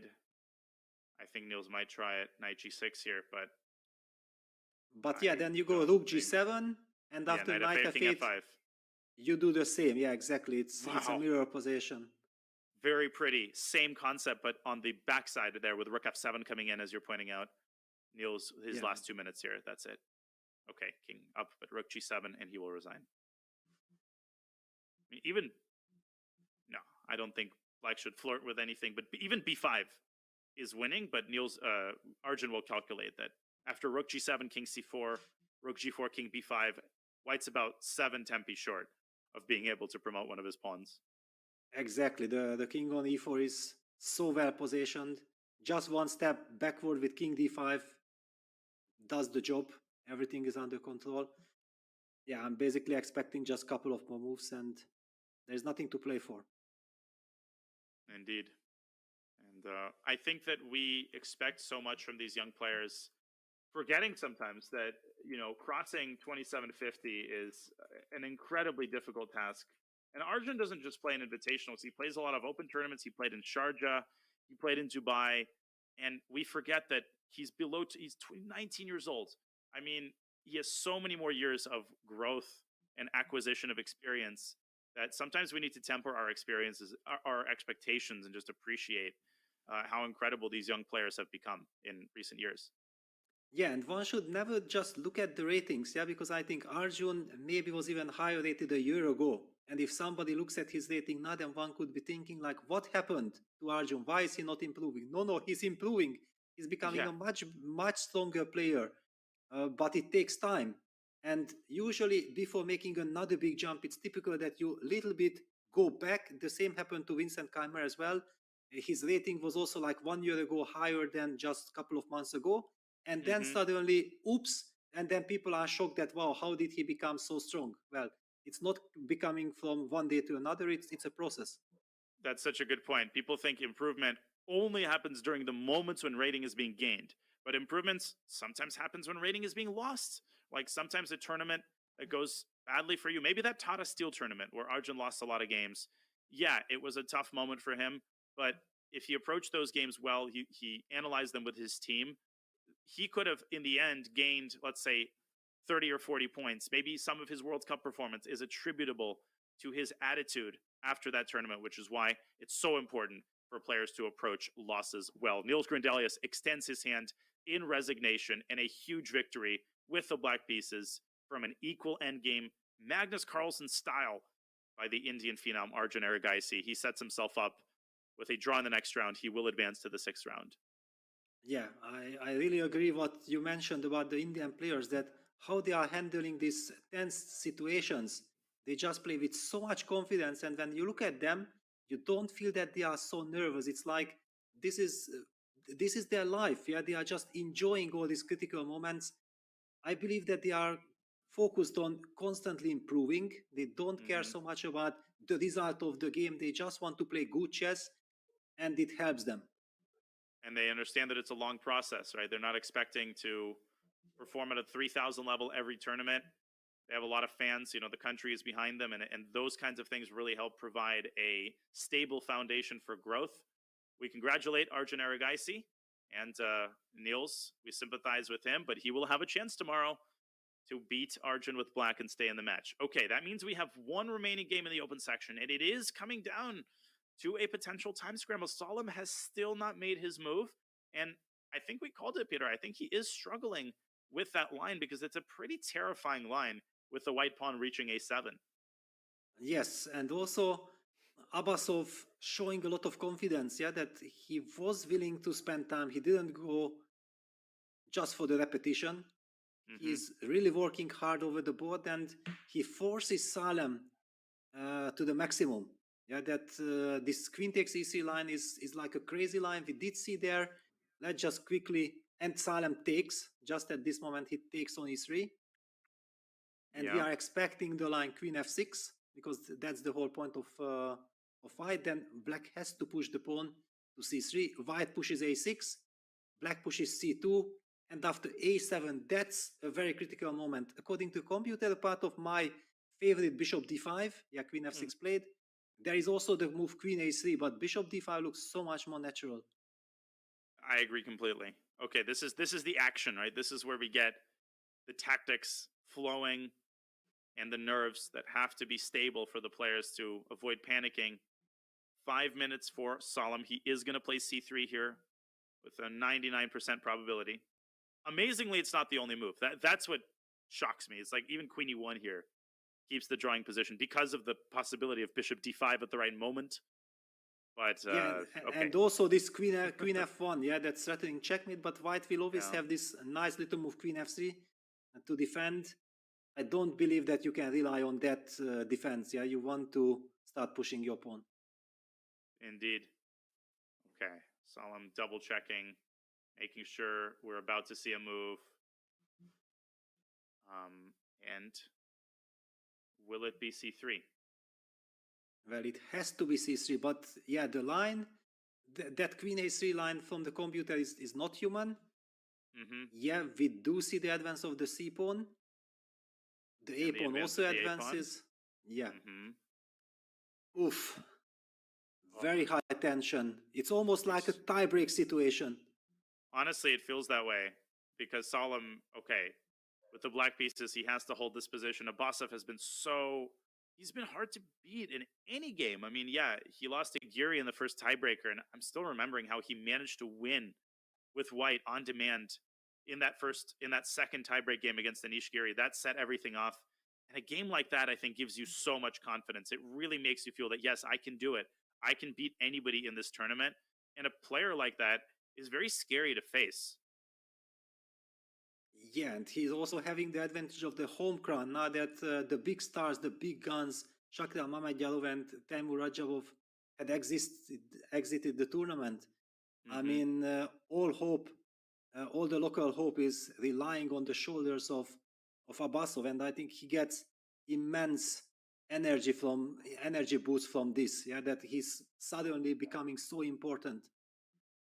And I assume that you enjoyed, Peter, playing tournaments on your home turf. I know that I love playing tournaments where I get to stay, and I have the privilege of playing a lot of over-the-board tournaments here in Charlotte. But staying at home, not having to stay in a hotel, and just knowing the area, knowing the restaurants, it just gives you a different feeling. That hometown vibe, I personally really like it. But I also know that it makes some players nervous because they feel like they have to perform if they're playing in front of the home crowd. Yes, I think the fact is that before the tournament starts, you are extremely nervous. Yeah, because you know that there are a lot of expectations, and maybe exactly this hindered Rajabov and Mamedyalov showing their best. But at the same time, Abbasov is playing the tournament of his life. Yeah, and when things are going good and you get all the support, this gives you double energy. Very true. Okay, 3 minutes now, under 3 minutes for Solemn. C2, A7. We are expecting that position. He might even be thinking about what to do in that position, which is a very common type of situation. You know what move you're going to play, but you're not playing it just yet because you want to know the follow-up as well. I mean, Bishop D5 you can start with, but why would you do that if you can start with C2? No, he does start with Bishop D5. Doesn't really matter, actually. Wow, but it's a scary move. Gutsy move to start by not pushing the pawn. Woo. Yeah, which actually also somehow gives me the feeling that he's going for a different setup. So is he relying on A7, Bishop A8? Is he relying on this defense? Whoa. Wait, but okay, remind me. A7, C2 is that drawing line, right, with Queen F3? Yes, at the end of the day, but this Queen F3 is so difficult to find. If you saw that, that will be so impressive. And white can go, I believe Bishop A8. That by the reasoning why he starts with Bishop D5 is probably that he's looking for an alternative, and this A7 Bishop A8, it's a very scary kind of construction because white will always be able to give a check and collect that bishop. But at the moment also white's king on H2 is in some kind of a trouble. The big question is, does white have time to just pick up that pawn on H3? That would scare me. It would terrify me because if you play C2 now, then white will be able to pick up that pawn. Queen G6, queen takes C2, at the very least is already a deal breaker. Not to mention queen D8, queen takes A8 is even possible because then you will be able to step away and promote to a second queen. And the knight on F2 will do such a good job of keeping black's queens at bay. It'll control some important squares. And queen F1 check will be met with queen G2, I think, there, which is a really critical detail. Like king G6, A8, queen F1 check. You get mated if you go up to H4, but queen G2, and white's king is safe. White wins the game. Wow, some crazy lines with 4 queens on the board in this endgame.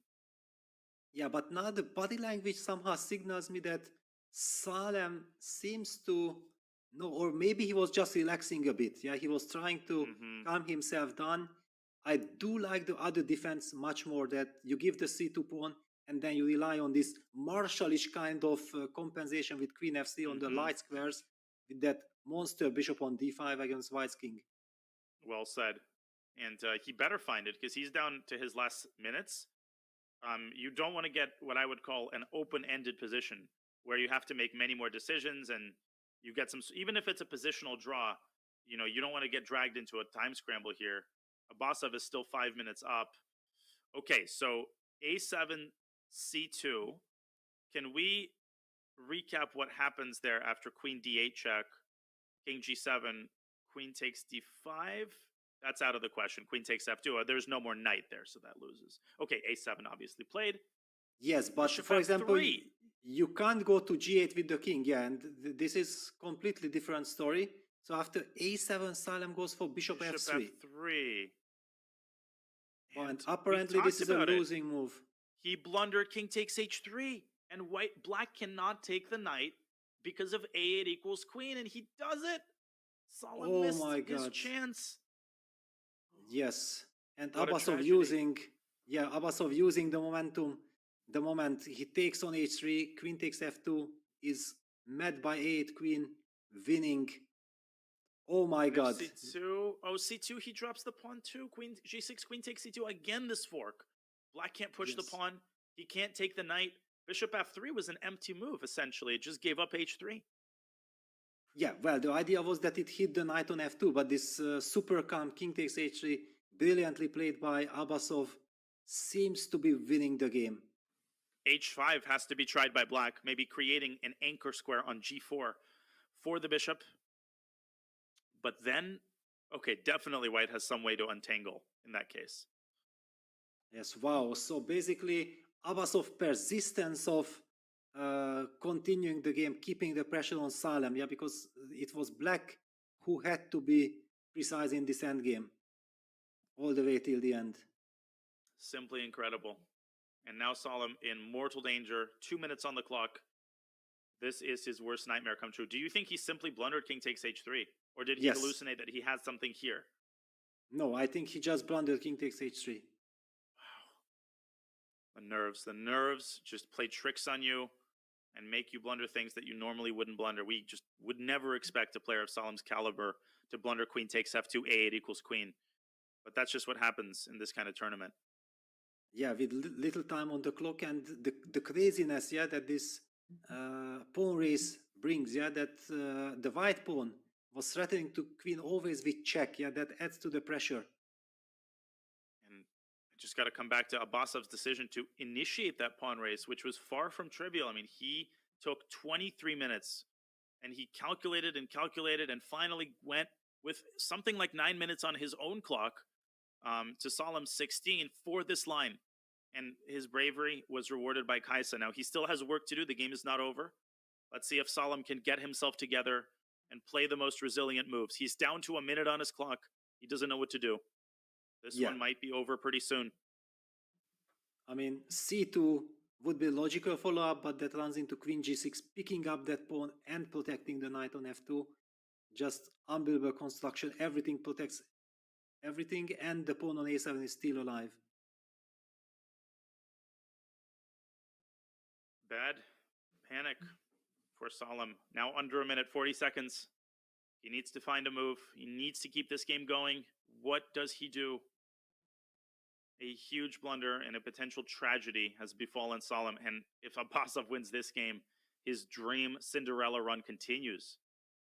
Let's see. Yeah, and 20 seconds. At this moment, it looks like it continues. Salem frustrated there. You can just tell. He doesn't know what to do. He doesn't have a move. He has no idea with 10 seconds, and he goes C2. Yeah, he pushes C2. Queen G6, Queen takes C2, game over. Yes. On the board, white collects that pawn, and in the other line also, black was sacrificing that pawn, but it had access to the F3 square, and this Queen F3, the stunning resource Queen F3 was possible. And after King H8, Peter, Queen takes C2, Queen takes D4. Is there a way to zigzag your way to winning that bishop, or does white win this in some other positional way, like Queen D3?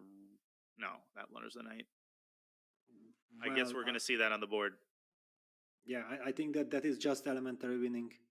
So yeah, King H8. Queen C2, Queen D4.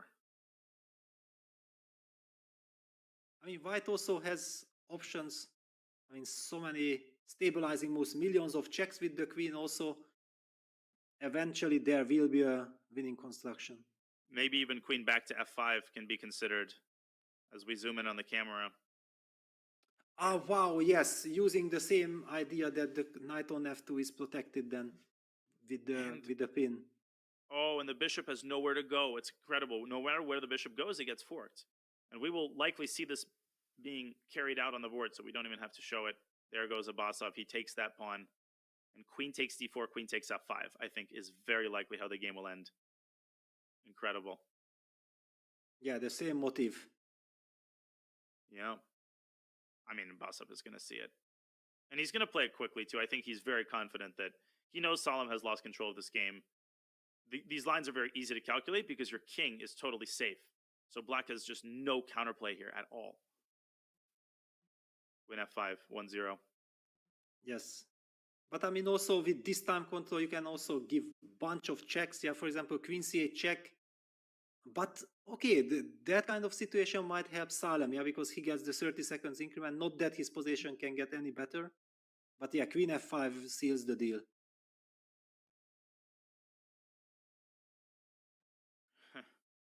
Keeping us in suspense is Nijat Abbasov. There he goes. Back to f5. The dagger. The clincher. And obviously Salem will probably make a move with his bishop. He'll probably go bishop b7, but queen f8 and queen f7 picks it off and wins the game. And he's got no more chances here.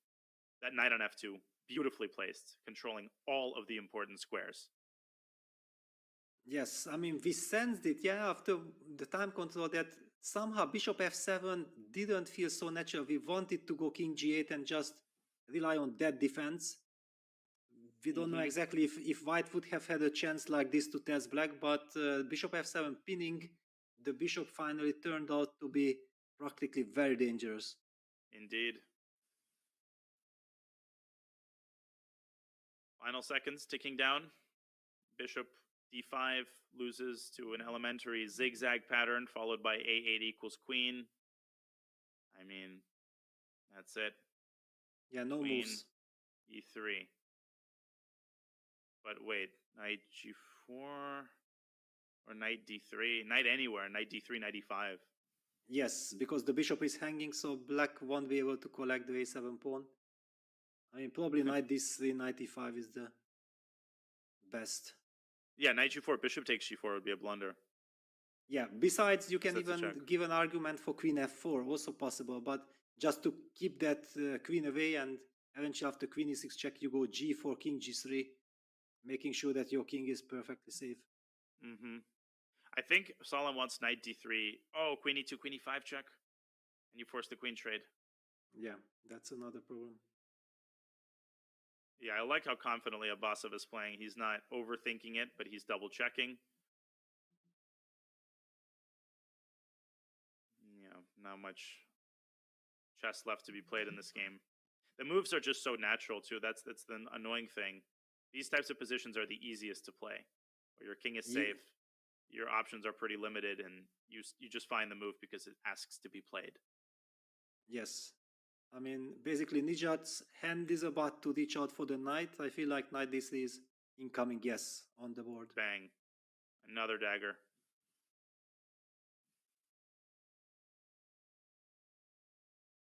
I don't see any chance of putting up any resistance. Bishop e4 runs into queen e5 check and d8 queen. And otherwise, white trades the queens or collects the bishop. Yeah. A look at the clock there by Salem. He's got to make a move. Bishop e4, and he will resign after queen e5 check and a8 equals queen. Yes. And he knows it. He's in a state of shock that how did this happen? Yeah, it looked like he had things under control, but he finally blundered it away. Bang. Queen e5 check. Not the only win, but the cleanest. It's all over. Time for Salem to throw in the towel here. He will be a full queen down after a8 equals queen because of the x-ray against black's queen. He extends his hand in resignation, and that's it. Abbasov wins another sparkling game. It was a drawn position for a while, but Salem, bit by bit, lost control over the game, and that gutsy decision to take a6, initiating the pawn race, that's what ultimately wins Abbasov the game. Yes, I mean, very big victory for him. Nevertheless, Salem still has the chances with the white pieces to bounce back tomorrow. But we do have a game in the women's section. Salimova is about to win, convert her endgame against Shuvalova. I mean, the typical way of just cutting off Black's king, rook e5. You move that rook back and then slowly advance your opponent. Black's king is hopeless. Rook e5, 1-0. I don't know what Salima was thinking about here. It's the only logical move. I guess rook h1 also wins rook h1 and rook e1. You're in time to get to the e file, but what is the holdup? Do you think she's down to 4 minutes? You don't want to play on increment here, even though you can. So straightforward is the winning process here. You play rook e5, you move the king aside, and you push the pawn, and there we go. Great stuff by Salimova. Rook e5. And a lot of GMs resign in these types of positions, but because of White's clock situation, I think Shavalova will make a few more moves. Yeah, king f6. We might be even seeing rook e6 check. I like rook e6 check the most because if Black goes up with the king to f5, then we're gonna play rook e1. We might even be setting rook f1 check. And if after rook e6 check, king f7 happens, then I remove the rook, and I make even sure that some rook g7, rook e7 kind of defenses will never ever be a question. So, in answer to the immediate rook e1, if Salimova does not, adhere to It this wins. technical realization, rook e1, rook g8 maybe should be tried. Yeah, but I mean it's King c6 anyway. King c6 just wins. Yeah. It's important that the pawn is on d4. Like after rook e1, rook g8, king c6, rook c8 check, you can go king d7, and that pawn inches its way to d5, and Black just doesn't have enough space to do anything here. Yes, it's the factor that Black's king is cut on the e file. This is the critical and the decisive factor. Salimova knows the gravity of this moment. She's perhaps playing slower than she normally would in an equivalent situation in, let's say, an open tournament. But there we go, rook back to e1, also perfectly sufficient. And I think we're a few meaningless moves away from the conclusion of this game.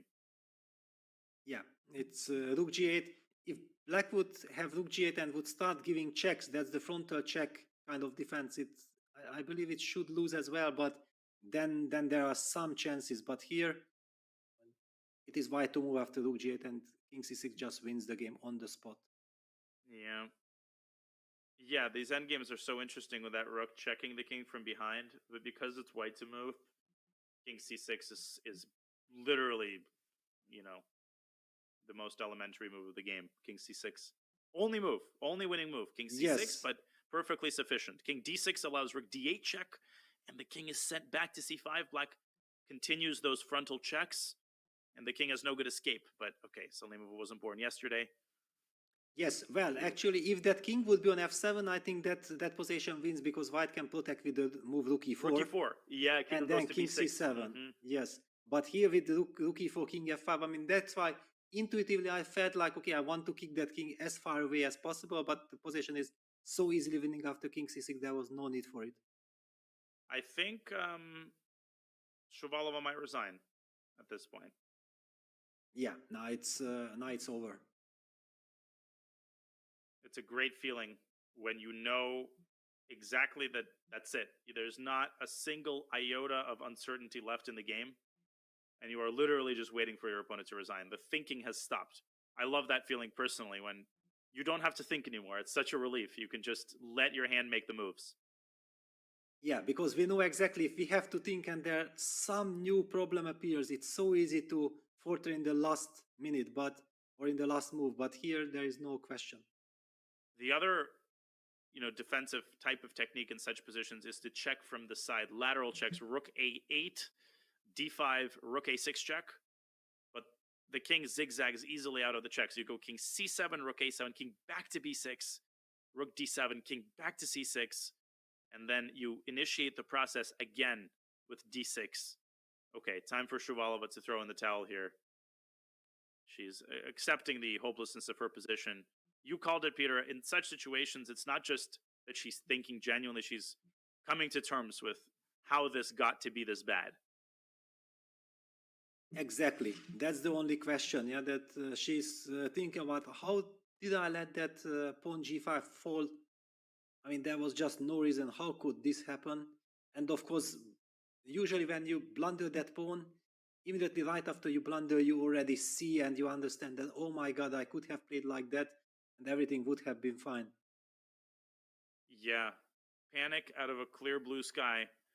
And we spotlighted Salimova at the start of the round. She is the lowest rated, I believe, player remaining in the field as rook a8 is tried by Shabalova, but d5 is going to end it. And she's playing like a seasoned veteran GM.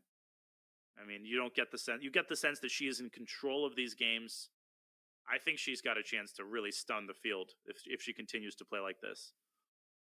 Yeah, could easily be. I mean, I mentioned that I know that she's very aggressive and very dangerous. In today's game, she highlighted her other skills. Yeah, like she's able to play a very nice strategical game and squeeze out a victory from a position which was slightly better for her. Yeah, that knight against the bishop is always a bit better, but squeezing it out requires excellent technique.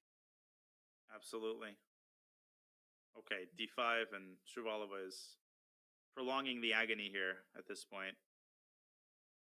But rook a6 check. You just have to avoid king b7, which would be tragic due to rook d6. But either king c7 or king c5 even is, well, king c5, rook a5. Yes, I mean, So, king b5. King b5. You can I meant play. to say Yes. yeah, king b5. Exactly. Yeah. I understood. Yeah. That's it.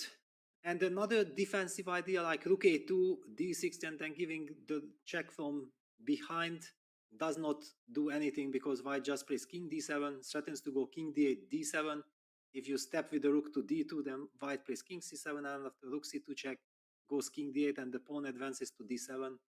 And that's basically, I mean, I think every schoolboy, every kindergarten boy who plays chess already knows how to win that position. Yeah, what's interesting little fact, the Lucina position is named after Lucina, who was a 17th century Italian author, but Lucina actually never mentioned the Lucina position. This is a misascription, which originated in, I think, by a German author in the 1800s. So Lucina himself never mentioned the Lucina position. The Lucina position was first mentioned, I think, by Alessandro Salvio, who was a different Italian master. From a book in the 1600s. So, fun little fact for people to take away.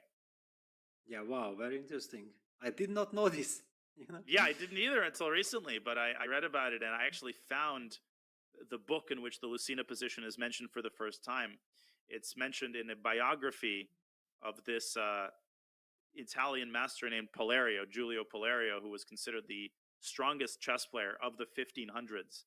And while describing his exploits, he gives, Salvio gives the position that Palerio and him were discussing, and it is the Lucina position, and he describes the winning method exactly. He says, you build a bridge, you go rook e4, and, whatever. I don't remember where the pawn was. I think it was on the c file.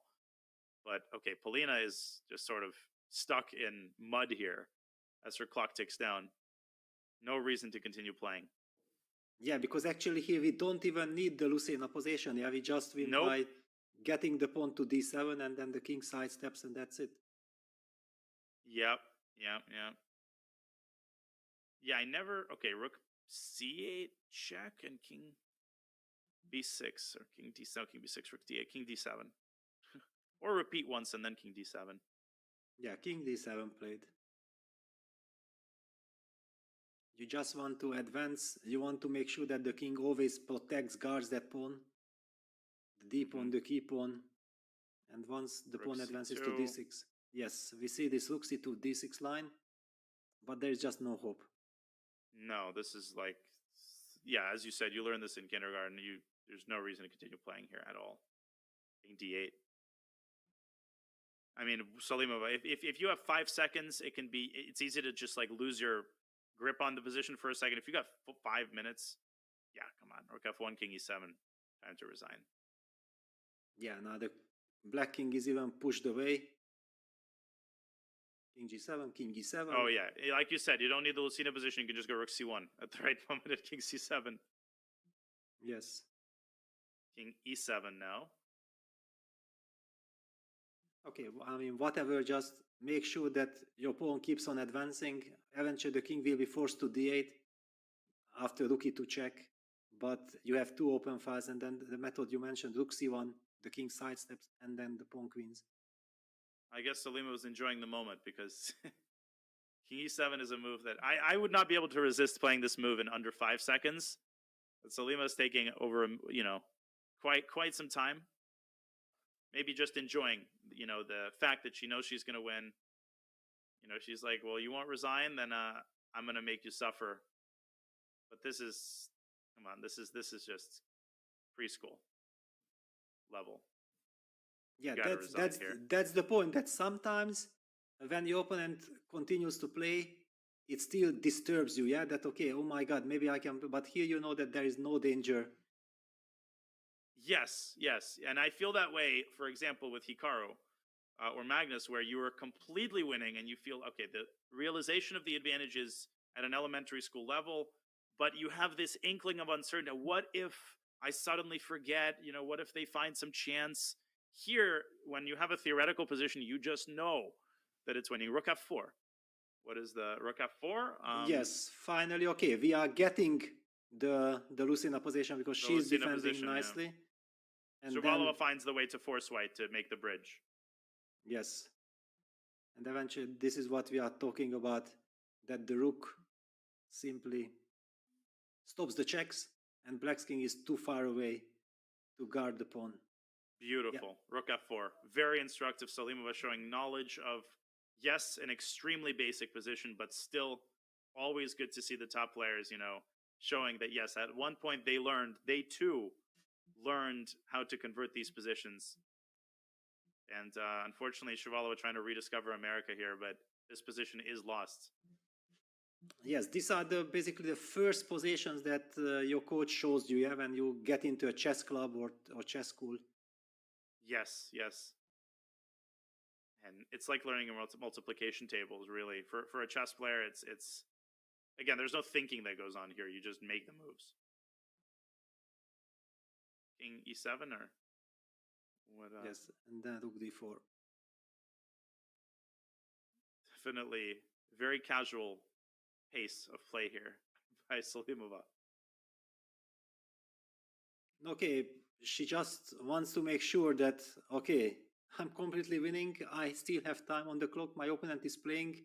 Why should I rush? Yeah, and of course, Shabalova is under no obligation at all to resign at a particular moment, and there's no business of anybody to gatekeep like when somebody resigns, unless it's ridiculous and you're playing down a queen, you know, or till mate. But this is far from the territory where you can rightfully say that it's disrespectful or anything. To force your opponent to prove any theoretical position is totally within your rights. And when I say that the conversion is very basic, I'm not implying that it's Shabalova's fault that she's playing. It's totally normal to make your opponent prove it. It's just an objective fact that any titled chess player knows this endgame and learns it first and foremost. There we go. Yeah, king e7. Rook e1 check, king d6. Rook's d1 check, king c6. And then if black stays, and this is something a lot of people forget to learn, is if black does not keep checking, then the win is to go rook e4 and rook e8. So you force your opponent to check you. Okay, I was actually expecting king e6, yeah. King e6, yeah, king e6. And then you are also setting up the threat of rook f5, rook d5. Yes. And if black steps up with king g6, then just rook f8.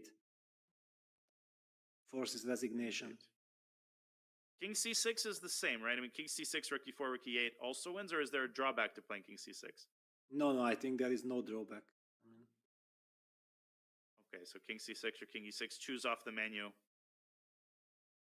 But somehow king e6 is more natural, that it's closer to black's king. Yeah, that's why intuitively I was putting the king automatically to the e file. Yes. In my head. Sometimes it's easy to forget what to do when black goes king e6, rook d2, but as you said, rook f5, rook d5 is the easiest method, just expanding the bridge. And I personally would resign because I wouldn't be able to sit there and watch my opponent when there is not even a single iota of doubt about the result of the game. But if you have that ability, then more power to you. I think you have to test your opponent when possible. Yes. Man, what is these are pretty long things for this kind of a position, I have to say. There we go. It just goes on to show that how important it is. Yeah, if it would be any other tournament, she would be blitzing out those moves. Yeah. For sure. She's down to 2 minutes, though. Again, you don't want to just randomly just sit there, but I guess she's just double checking. It doesn't matter, King C6 or King E6. Maybe she's trying to remember if one of these moves doesn't win. I mean, she has so far showed that she knows everything about the position. Yeah, so it's only about the nerves. Yeah, she goes King C6. Nothing is changed. Rook D2 played, and Rook F5 will be played. Again, setting the same Rook D5. Yep. And the game ends immediately. Rook F5, Rook D5.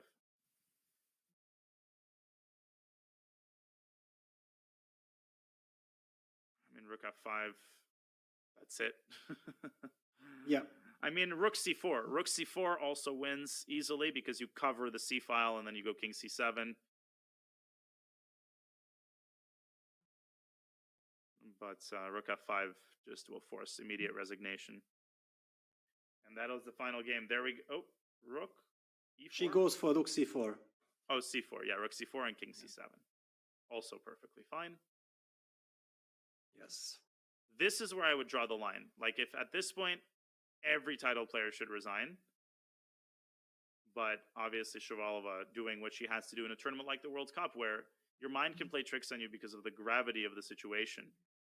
But at a point where you get King and Rook versus Rook, you have to resign. Yeah, I think that this is the key, that it's the World Cup. Yeah, there is just so much tension on the players.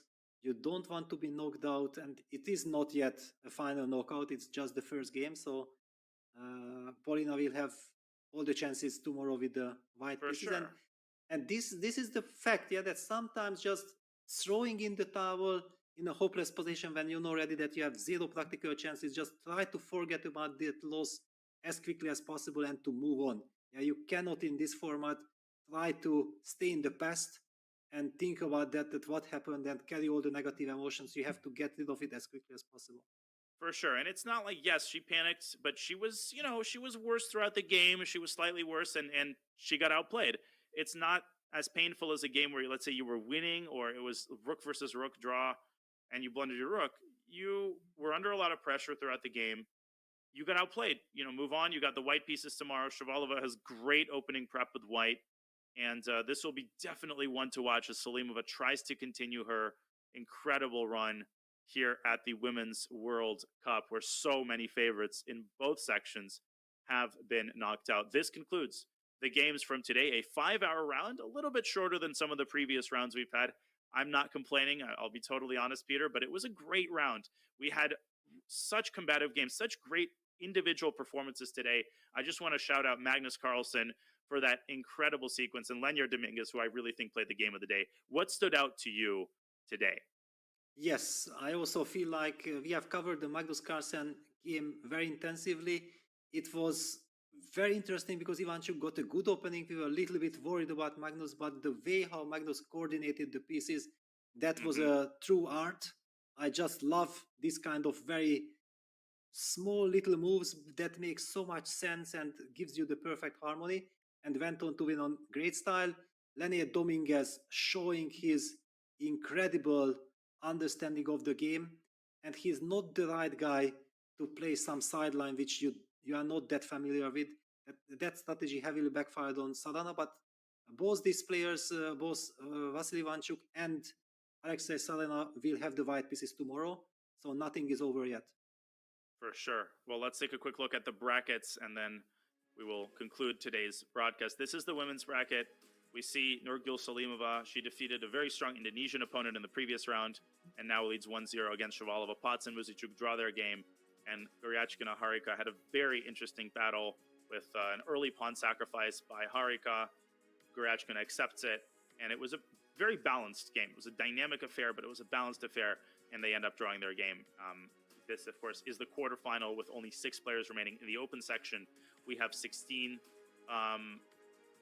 players remaining. Let's take a look at the open bracket as well in just a moment here. And then we will start to wrap up our coverage. There we go.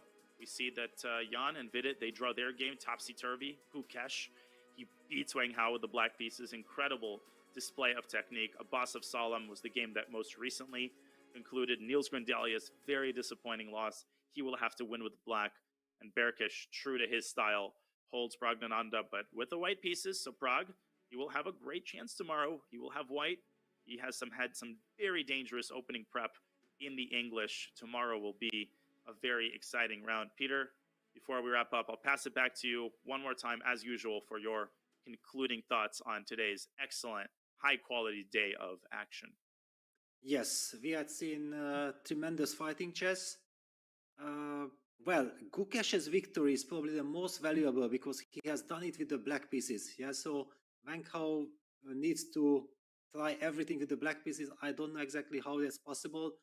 All the other players who suffered defeat, also Salem Saleh, will have the white pieces. Also in the women's section, we have seen both victories achieved with the white pieces.